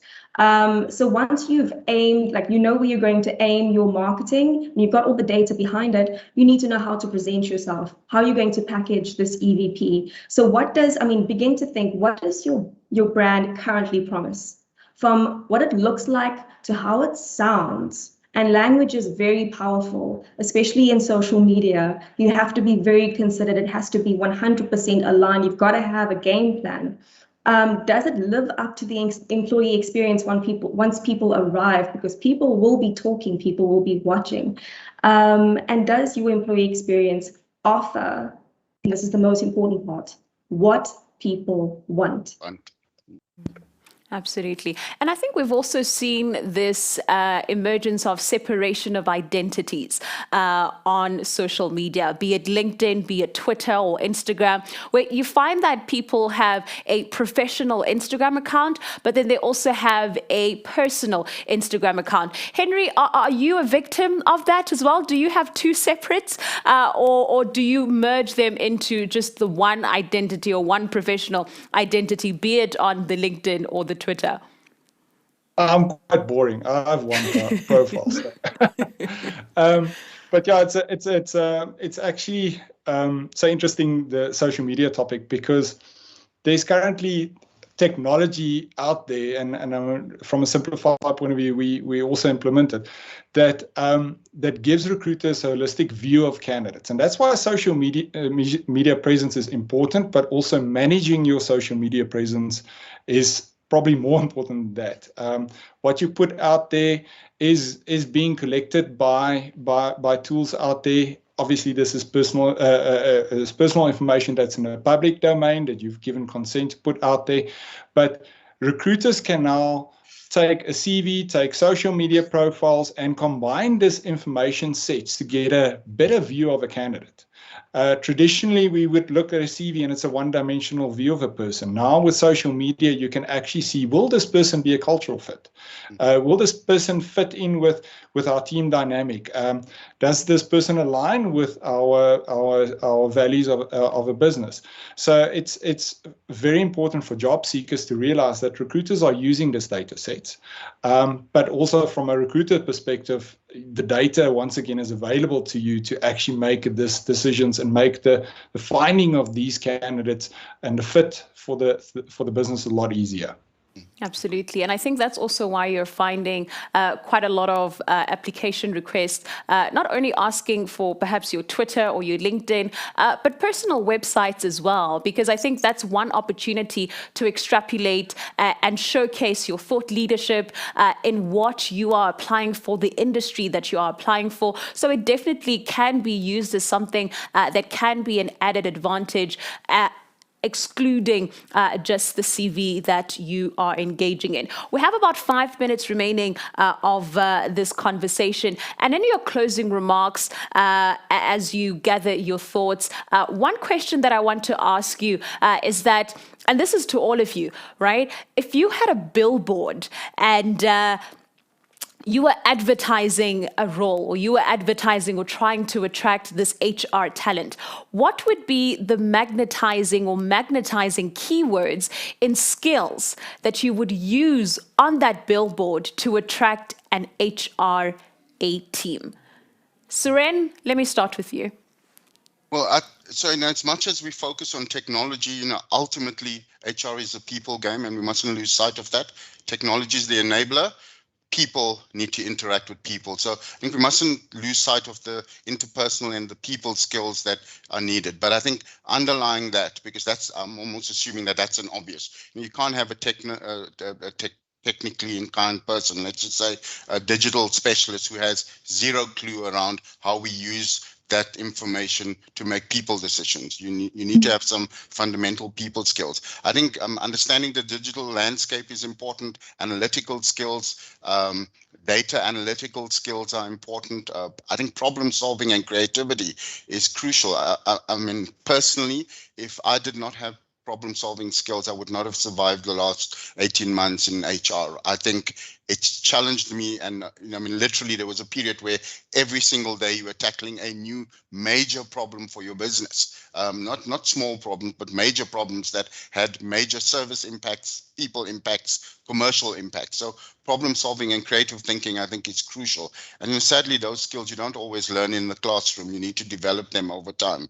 So that's just my 2 cents. Those are some of the skill sets I think HR practitioners need. Absolutely. Natasha, what would be on your billboard, or perhaps some key, a term it could be your team statement that you have, but to really try and attract the A team, and HR A team rather? I've been thinking about this new breed of people practitioner for a while, and I guess that my keyword would be changing the title altogether. And I would be looking at an A team of people practitioners, but in fact, they would be people experience architects. So again, bringing experience to the core, and that's the type of skill set, that's the type of person that I want to bring on board and into a people team, where they understand that serving people requires them to tap into how people feel, how people experience this organization. And experience cannot be ignored. We can't be focused on operation and technical stuff. It has to be human, the human element of the work experience. Mm-hmm. Absolutely. Bring the human back into HR. Bringing the human back into the HR. And I also loved the HR being a people game. Henry, no pressure. There's already been quite a few terms and keywords that have been put forward. What would you put on your billboard? And interestingly, where would this billboard be? Okay, so I don't know if a billboard next to the highway is going to work very well at this stage, but I think if I have to look at it, and sorry, I'm going to stick with the acronyms, we will look for AI/HI person. Human intelligence for me is, I think we're talking a lot about tech and tech as enablers to do things better. But what I've personally seen over the last 2 years is if you don't have good people managers in your organization, you are dead in the water. If you don't recruit in your talent team, but also extending it further than a talent team, making sure that your line managers are good people managers, you are going to end up constantly recruiting for attrition that you have in your business. So if I had a billboard, I would say AI/HI HI person. Yeah. Please apply.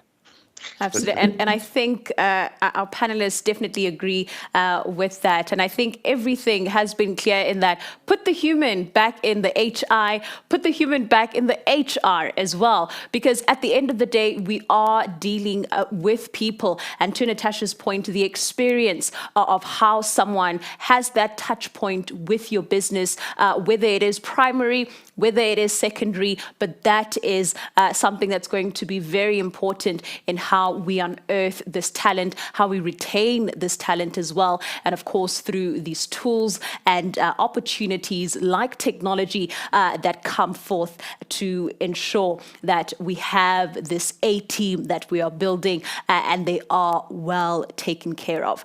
Once again, a huge thank you to my panelists, Surendra Naidu, who is the head of human capital and the chief people officer at Outsurance, Natasha Hafiji, who's the organizational development specialist for intelligent debt management, and Henry Kraus, who's the head of commercial for Simplify HR, for this robust discussion, this robust conversation on how we could use innovation, how we could use technology and these strategies to really attract and retain talent. Well, we now move into a case study, unpacking a term, a buzzword, some might say, that we've been hearing throughout the past 2 days at the Future of HR Summit. Ladies and gentlemen, to engage about how we can combat the great resignation and the value of employee mobility and incentives. Please welcome Sthembiso Phakathi, who's the Human Capital Director at Deloitte. Hi everyone, my name is Sthembiso Phakathi from Deloitte. I'm a director in the consulting practice looking after organizational transformation. The topic I want to cover today is around combating great resignation. As most of you may have noticed, there has been a lot of talk and insights and research on this big topic, and especially starting during the beginning of the pandemic.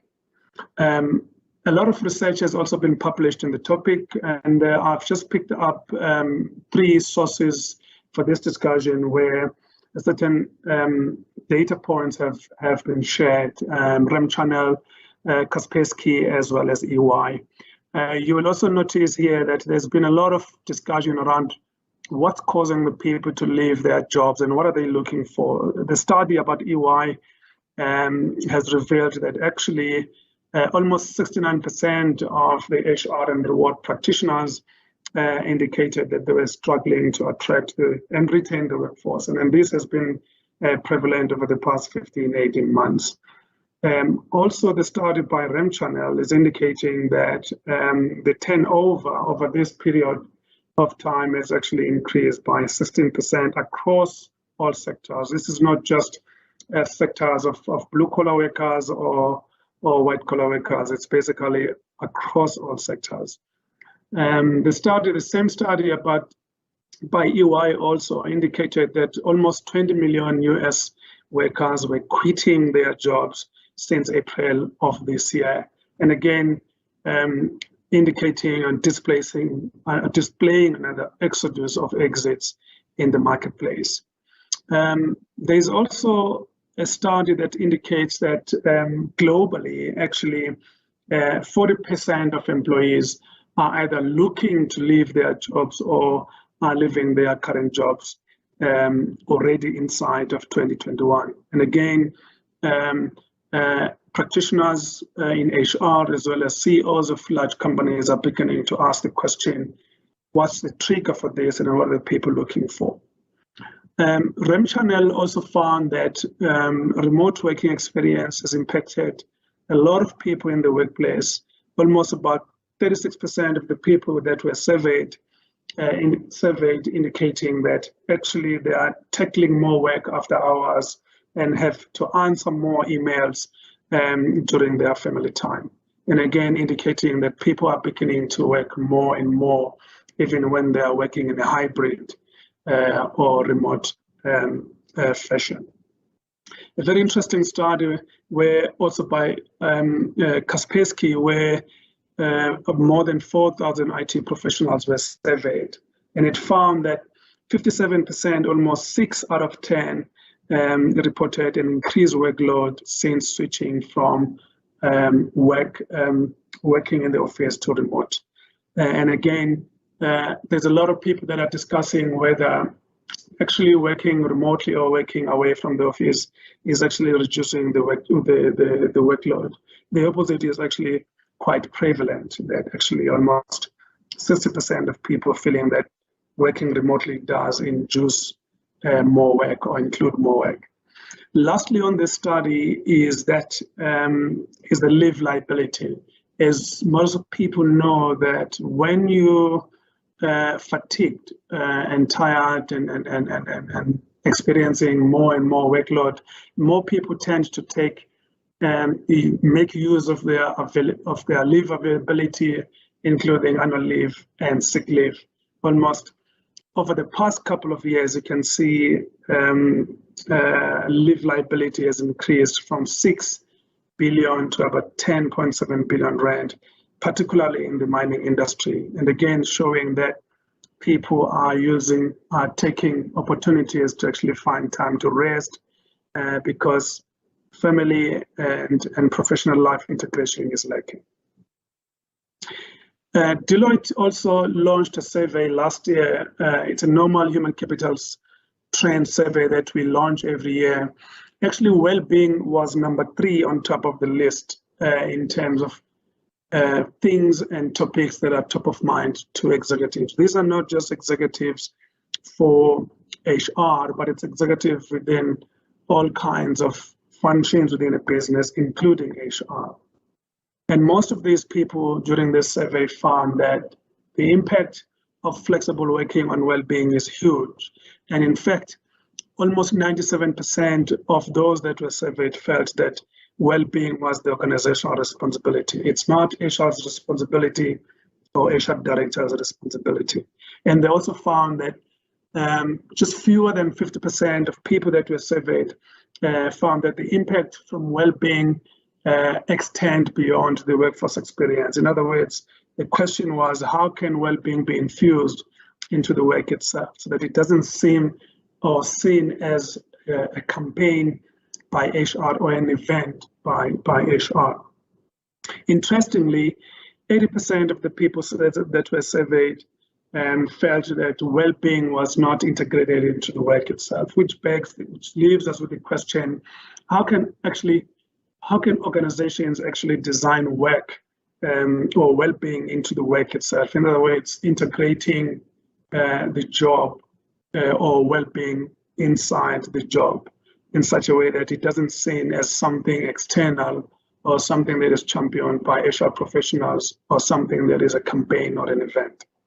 So there's a big question there. So although well-being is important to executives or to CEOs and HR executives alike, there does not seem to be a concerted effort to get it integrated into the workplace and used as part of the job itself. So the question then is, how can organizations combat the Great Resignation, and how do we begin to understand where the exodus is coming from, or what triggers are actually causing these employee exits? I've come up with about 6 suggestions that perhaps organizations can begin to look at. I think number 1 is about incentivizing loyalty. So this means that find ways to reward people that stay and while they stay. Create long-term compensation plans and create those opportunities to give those one-time offering in terms of bonus structures and the like, so that people begin to form that emotional attraction to the brand and the company for which they work.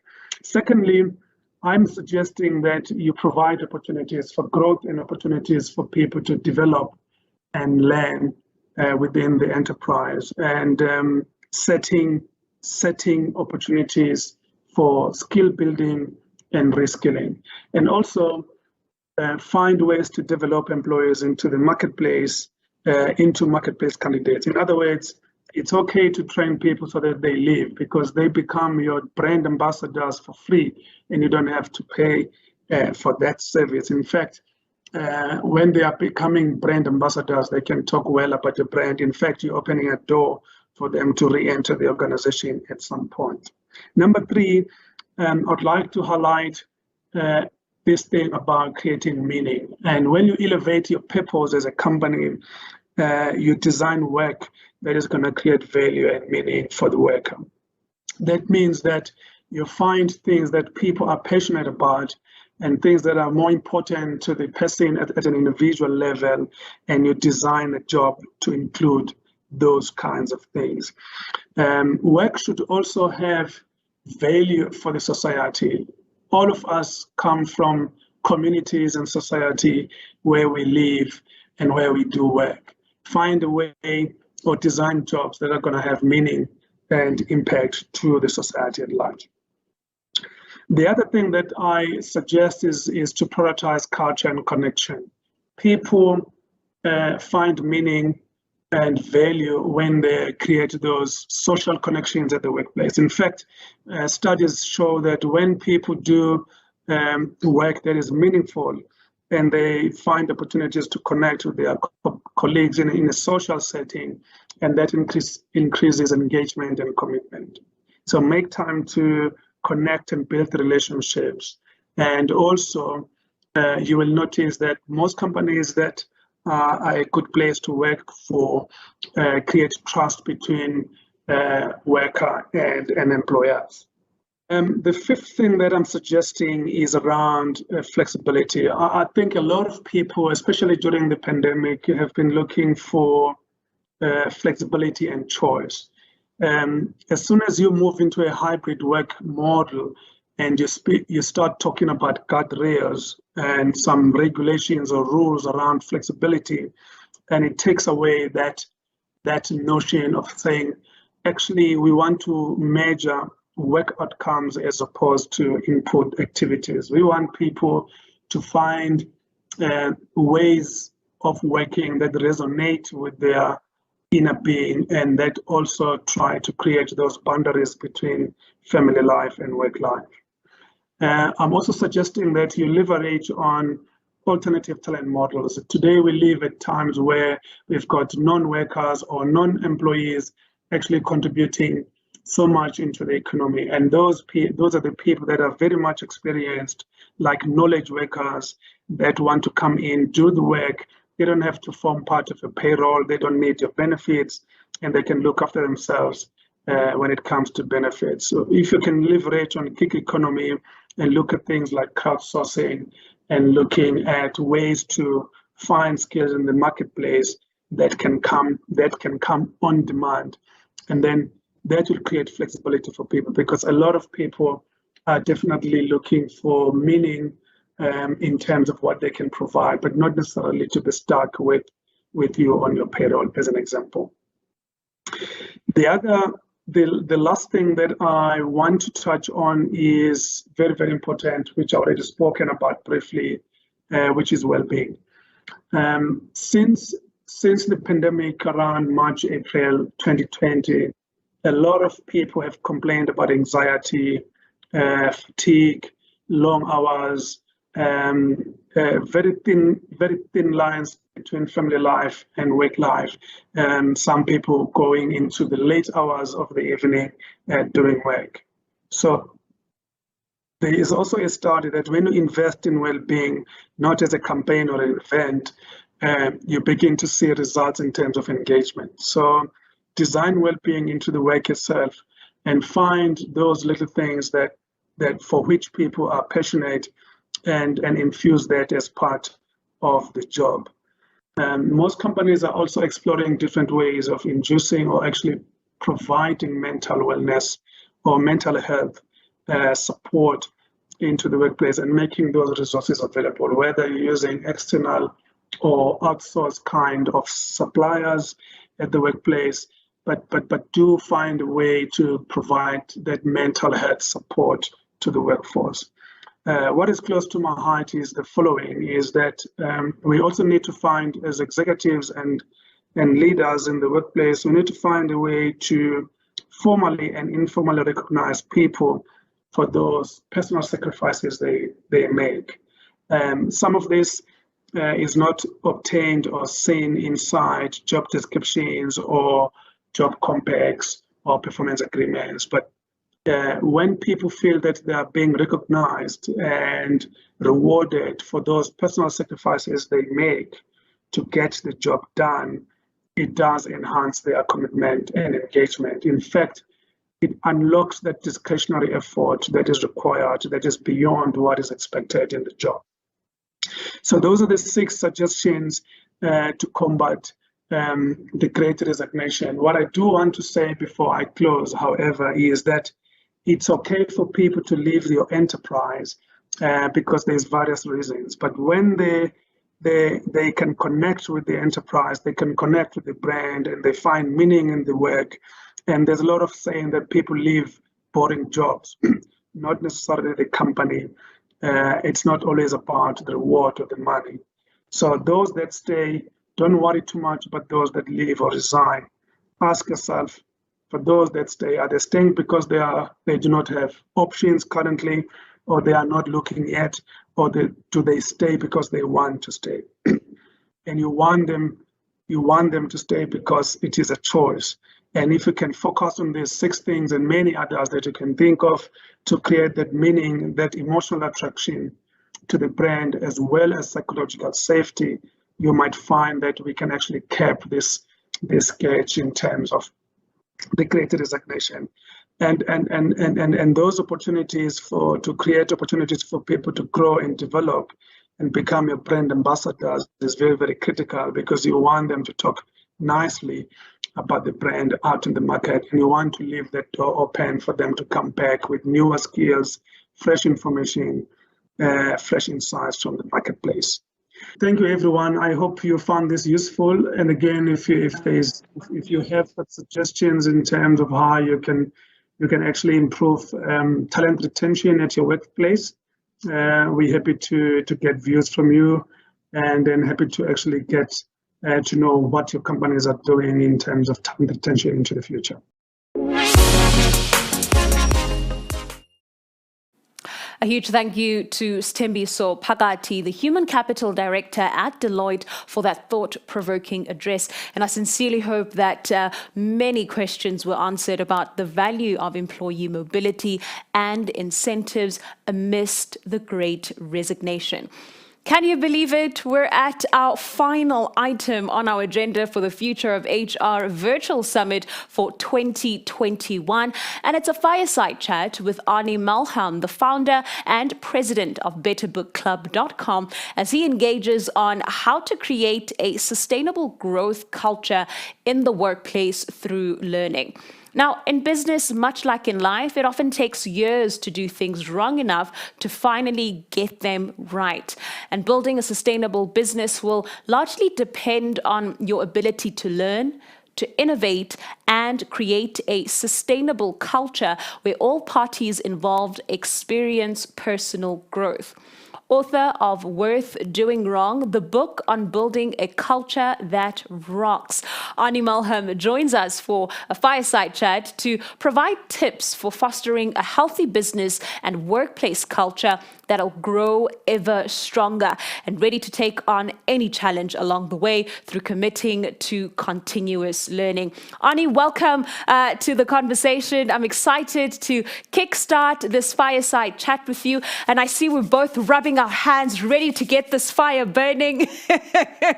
So very warm welcome to the discussion. Can you elaborate on the premise behind your cloud computing based platform, Better Book Club, which I think will give us a greater context into this conversation? And I think the journey also through this in terms of where this idea for this business rather comes from.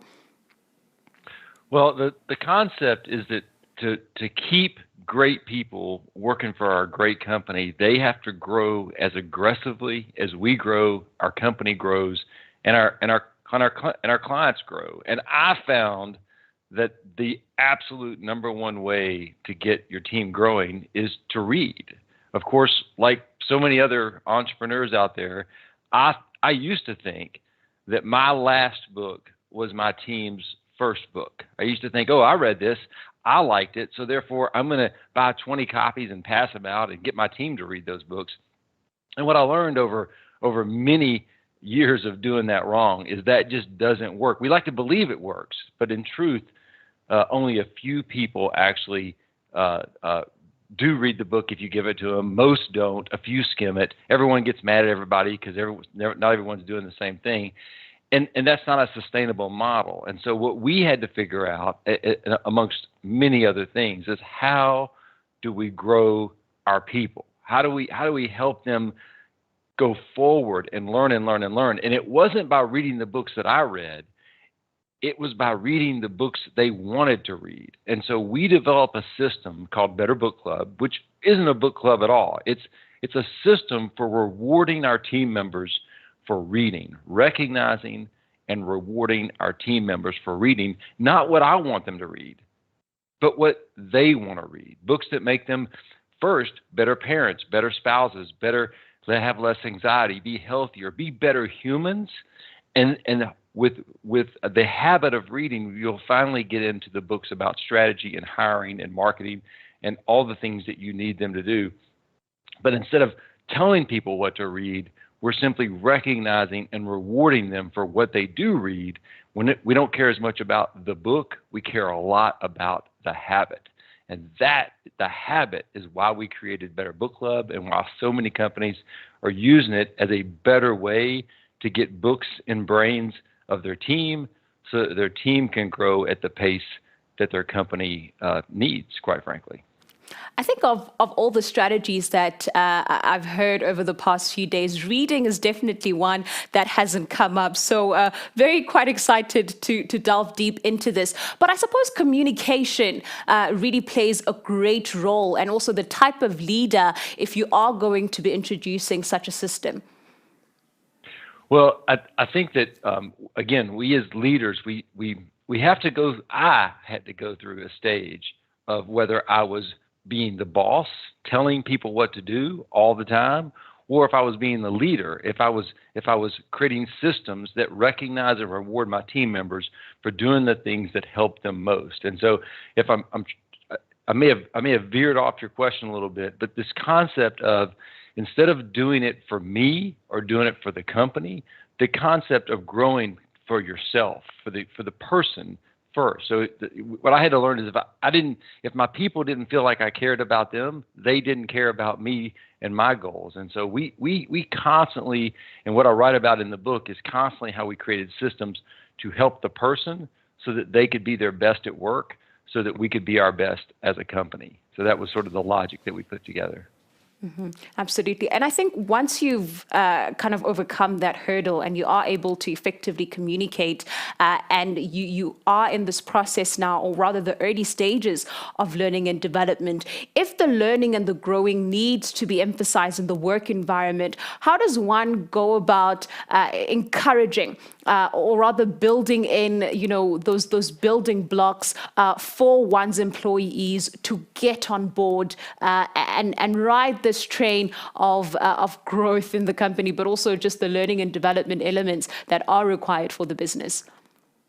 Well, we hope that every company has taken the time to consider and to put forth their core values, the core values of the company that they want their team members to use to make decisions while at work. Not necessarily at home, not necessarily with their family, not necessarily when they're somewhere else, but when they're in our company, these are the values that help us move forward. And with luck, those values are emphasized, are supported by the programs in the company culture that push those values forward. And again, with great planning, those values typically will attract people who enjoy practicing those values.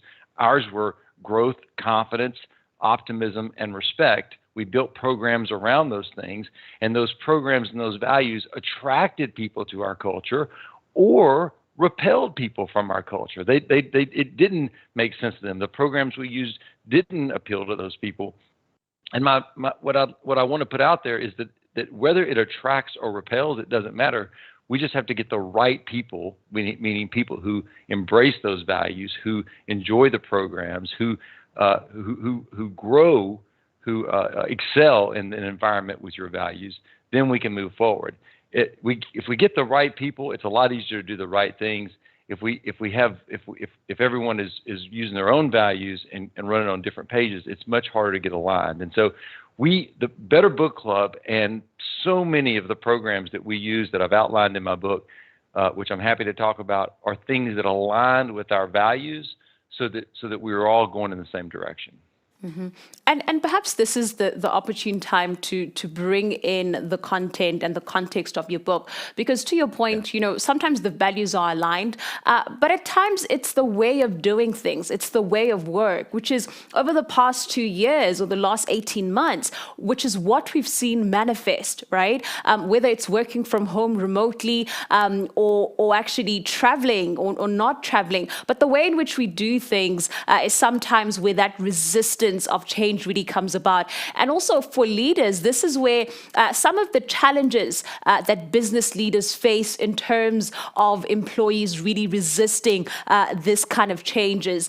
What are some of the considerations that perhaps leaders can take into place when they are seeing that there is this repellence that's taking place?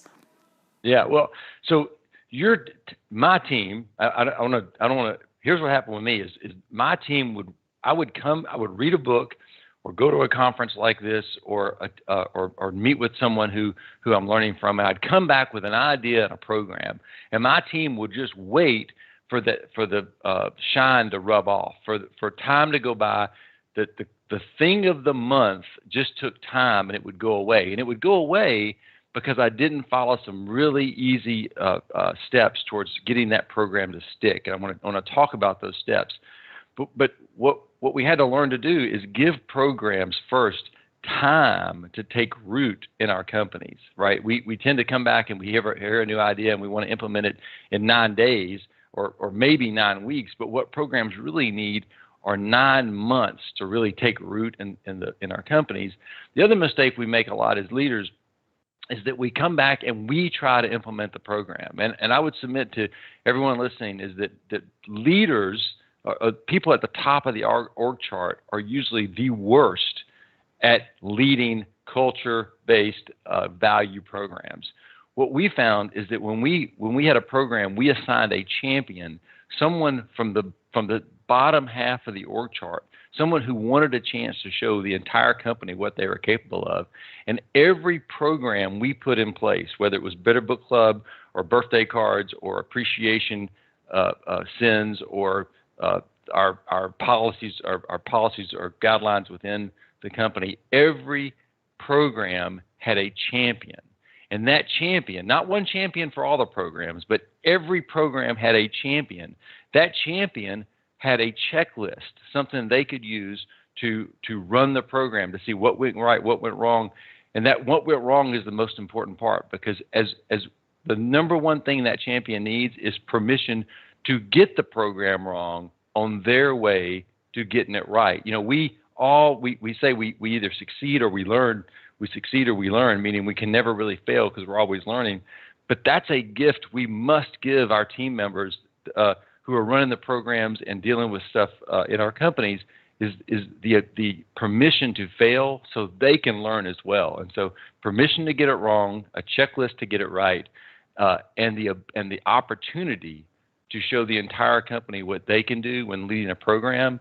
And what we found is when we spread those programs out among 8, 10, 12 people, each one of them responsible for one of the programs, not only did it help them become better, not only did the programs run better, but they actually helped each other run better programs. And so they're learning from each other, and it takes the burden off the leadership or the upper end of the org chart, and it means programs actually stick instead of becoming the program of the month. Now, as you know, the companies and the leaders who are tuning in are on their way to do it right, and for some perhaps who've never heard of this continuous learning approach, I wonder if you could perhaps maybe share one or two case studies where we've seen, or you've seen rather, perhaps you and your team, this real life benefit, right, for employees, for leaders of adopting this innovative continuous learning approach. Well, if we think about each of our paths, each path that we've taken to get wherever we are, it always starts with someone first believing in us, someone who says, I believe that you can get this done. And so that's a gift we have to learn to give to others. It always starts with us learning something new, something we don't automatically know how to do everything. So we have to figure things out. That's the gift we give to others, is the time and the resources to become better at what they do, to learn what they're doing. And then we have to be compensated so that we want to do it. There has to be a reason. Compensation is, I heard some of the other earlier speakers today, it's not always just money, but the compensation comes in many forms. For us, it came so much in recognition, in making sure that we always are recognizing people that are doing the things we want them to do. So we want to pay our people well, whatever form that takes. We want to grow our people well. We want to give them the opportunities to become better human beings in every way, so that they become better team members. And we want to treat our people well, right? We pay them well, we grow them well, and we treat them well. And this concept of people leaving jobs starts to really go down when they get those three things. If people are compensated, if they're treated well, if we grow them well, if we give them opportunities to become better humans, it's a lot better chance. It's not foolproof, but there's a lot better chance that they stick around. We did this through recognizing and rewarding reading. We did this, which was our Better Book Club program, which helped people become better humans. We did this through our simple things, like we had an appreciation card program. And it's not a fancy name, but it was as simple as when we had a new team member come in to our organization, we'd hand them a stack of 20 appreciation cards. And we said, your job over the next 60 days is to handwrite and hand these out to people who help you be successful in our company. Now, if you're remote and doing it a different way, we can always figure out a way to electronically replicate the physical card. But those physical cards of appreciation ended up being throughout our workplace, because no one threw away a card of appreciation, because they appreciated the energy in which it was given to them. And so it would go on the wall of their office or cubicle or desk space, because it reminded them that they got feedback when they helped others. And so we were able to foster this culture of helping others be successful. Our whole program was that I want everyone to believe every day that everyone around them is there to make them better. And that simple appreciation card gave everyone that visual reminder and that physical reminder of helping others so that we all can be successful. And so that was a program. We had this crazy thing called birthday cards, where we simply sent birthday cards with a little compensation home to our team members' children, so that there was a positive experience in the household about where mom or dad worked. And so we would send a 9-year-old a gift card worth a little bit of money, so that on the children's birthday, so that they could open it at home and have that positive experience at home. You bring that positive experience at home into the workplace, and we've got a little bit happier workplace. And so these are just examples of things, whether we were paying and recognizing people to read, whether we're asking our team to thank and appreciate each other, or if we're creating a feeling of appreciation at home. All these things help people bring their best self to work. Absolutely. And what I appreciate about these studies, or these case studies that you've shared as well, is that it doesn't take, it's not R1 million or 100,000 Rand initiative, right? You really have to start small. And I think also starting with the capacity and the capabilities that you have to start gamifying these gains as well, as you are paying your staff well, as you're growing them well, and as you're treating them well, and And to your point, what this leads to is not only employee happiness, employee development, but it's this employee growth that can be achieved through this kind of approach. And of course, also make this positive impact on the workplace culture as a whole. How does such positive impact, and I think particularly through this approach, make this a really happier place to work, the profitable gains as we were talking about, but I think also just contributing positive impact and effectiveness as well to workplace culture as a whole? Well, we're trying to, let me tell you, it feels like I'm being such a wonderful person, but the truth is, this is a better way to run a business. This is a better way to keep our team going in the direction we want. We want to create a buzz. When their friends talk about how their work is bad, I want my people talking about why our work is great, why they feel supported by the people around them, why they feel like that they're becoming a better version of themselves, why they tell them that they have opportunities to succeed. Because not only are we trying to retain the great people that make us great, we are constantly trying to attract more people to help us grow and become even better. And so I want the buzz about a workplace that rocks, as opposed to a buzz about a workplace that people want to leave. Like it's extreme opposite, and I know it's obvious, but by creating these programs, by giving these programs a champion and a checklist and permission to get it wrong on their way to getting it right, we create an environment where everyone is helping everyone be successful. And it's not perfect, it's not utopia, but it's a path to a happier and more sustainable workplace, as opposed to a place where people dread being. And these are, again, extremes, but we want a workplace where I want people walking in, whether it's virtual or physical real, saying, I'm excited about my day, I'm trusted, I'm appreciated, and I have an opportunity to become better and make the people around me better. That's the environment that I believe we created through the programs in our company, and it's the programs that I filled this book with. This book has got a list of things we did. Some of them are going to work for you. Some of them are not going to work for you, but there's ideas and ways to implement in this very thin, easy to read book or listen to. And so I want to share. I want other people to create a workplace that's worth doing wrong. And before I invite your closing remarks, you talk about extremes.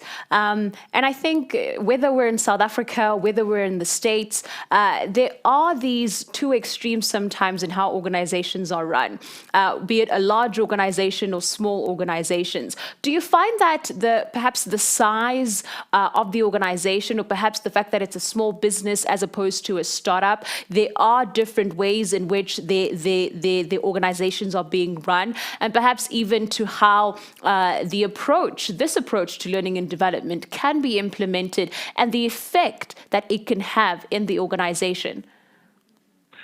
Absolutely. Again, my own experience as a small company, we learned that we can run a culture with our personality. We can just exude the things we want in terms of good for our people and our company, and it sort of happens. But you go from a team of 5 to a team of 10 to a team of 25, and at 25 it really starts to break down in terms of communication and what's happening. And then you get into we ended up being about 250 team members at the peak of our company, and that's a completely different system. And that's one where, again, we have to employ champions. We have to have every program needs KPIs to measure how it's doing, and is it actually performing. And so we would put numbers on the wall or on the virtual wall of understanding where each program is, what effect does it have, and how impactful it is. For Better Book Club, it's how many books did we get in Brains last month? For the birthday card program, is how many letters of appreciation did we actually get back from the families? For our appreciation card program, we literally kept up with who got special recognition over and above. And so there's always a KPI, a key performance indicator, that can tell you how the program's doing. When you're really small, you as the owner may think you need to take it on. give each program a champion, a checklist, and permission to get it wrong, and you'll continue to scale those programs. If we try to take it on ourselves or give it all to one person in HR or try to give it all to one person who's the head of innovative culture, they will break. They can't sustain this many things for this many people. And at the same time, we're robbing others in the company for the chance to be successful. And so, yes, personality creates culture early. Later, it's the programs, it's the consistent programs that help sustain a culture for companies that really go well. And if you look at the really successful, great culture-based companies, it's not one person. There are programs, there's fail-safes, there's things that they're constantly tweaking to make those programs get better and better, and one person can't do it all. Spread that opportunity out across your team. Absolutely. You cannot do it alone. You definitely need that community and that team in order to make this team better. Now, before I wrap up our final conversation with you, Arnie, what advice would you give to businesses who are facing workplace culture issues in South Africa? And as you answer that question, I also want you to give us details on how we can get a hold of your book and where we can get a hold of your book, because I think it really contains those key insights, because I think this was just the tip of the iceberg on what really lies ahead in the strategies to be unfolded.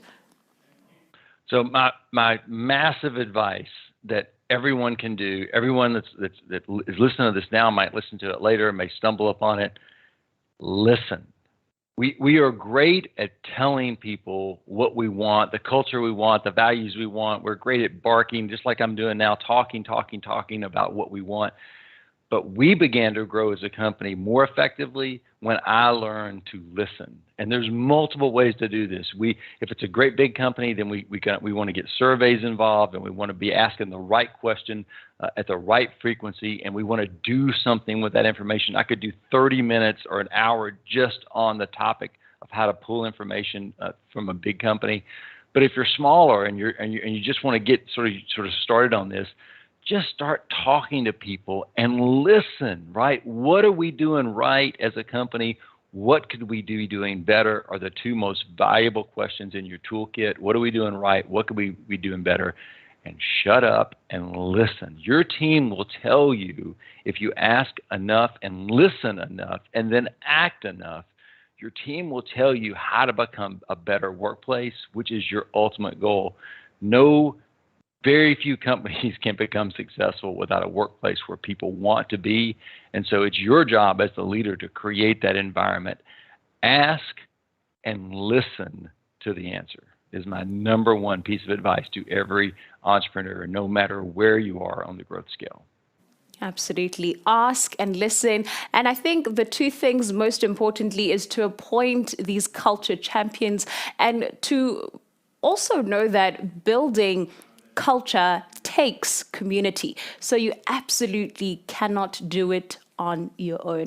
Arnie, before I let you go, where can people get a hold of your book? You left that very important detail out. I'm sorry. Hey, the easiest place is probably on Audible, right? It's that if my voice hasn't already driven you mad, then you can listen to me more. I would say listen to me at like a speed of 1.2. I'll go through the book in about 2.5 hours, and I'll explain all the things we did in our company to make it successful, and that you can R&D, rip off and duplicate and make it successful for yourself, like turn it into your own.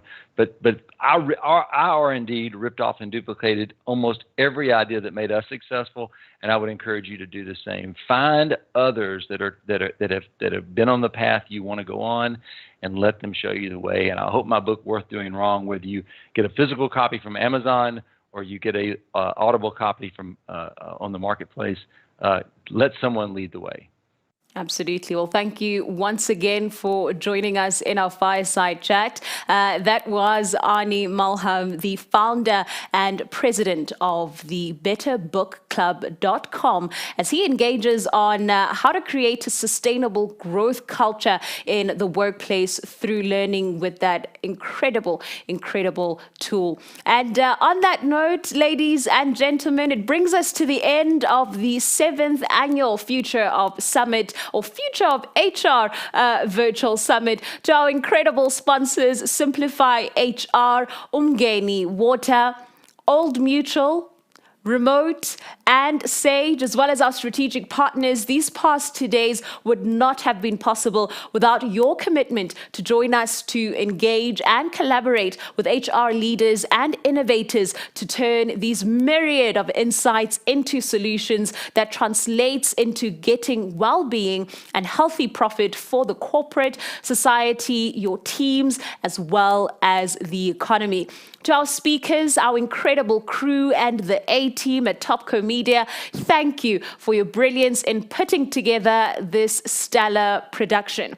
Now, while this may mark the end of the Future of HR Virtual Summit for 2021, the day is not yet over. Stay tuned because at 3:30 South African time, we cross over to the live broadcast of the 2021 Africa Tech Week Awards, the premier technology awards ceremony on the African continent.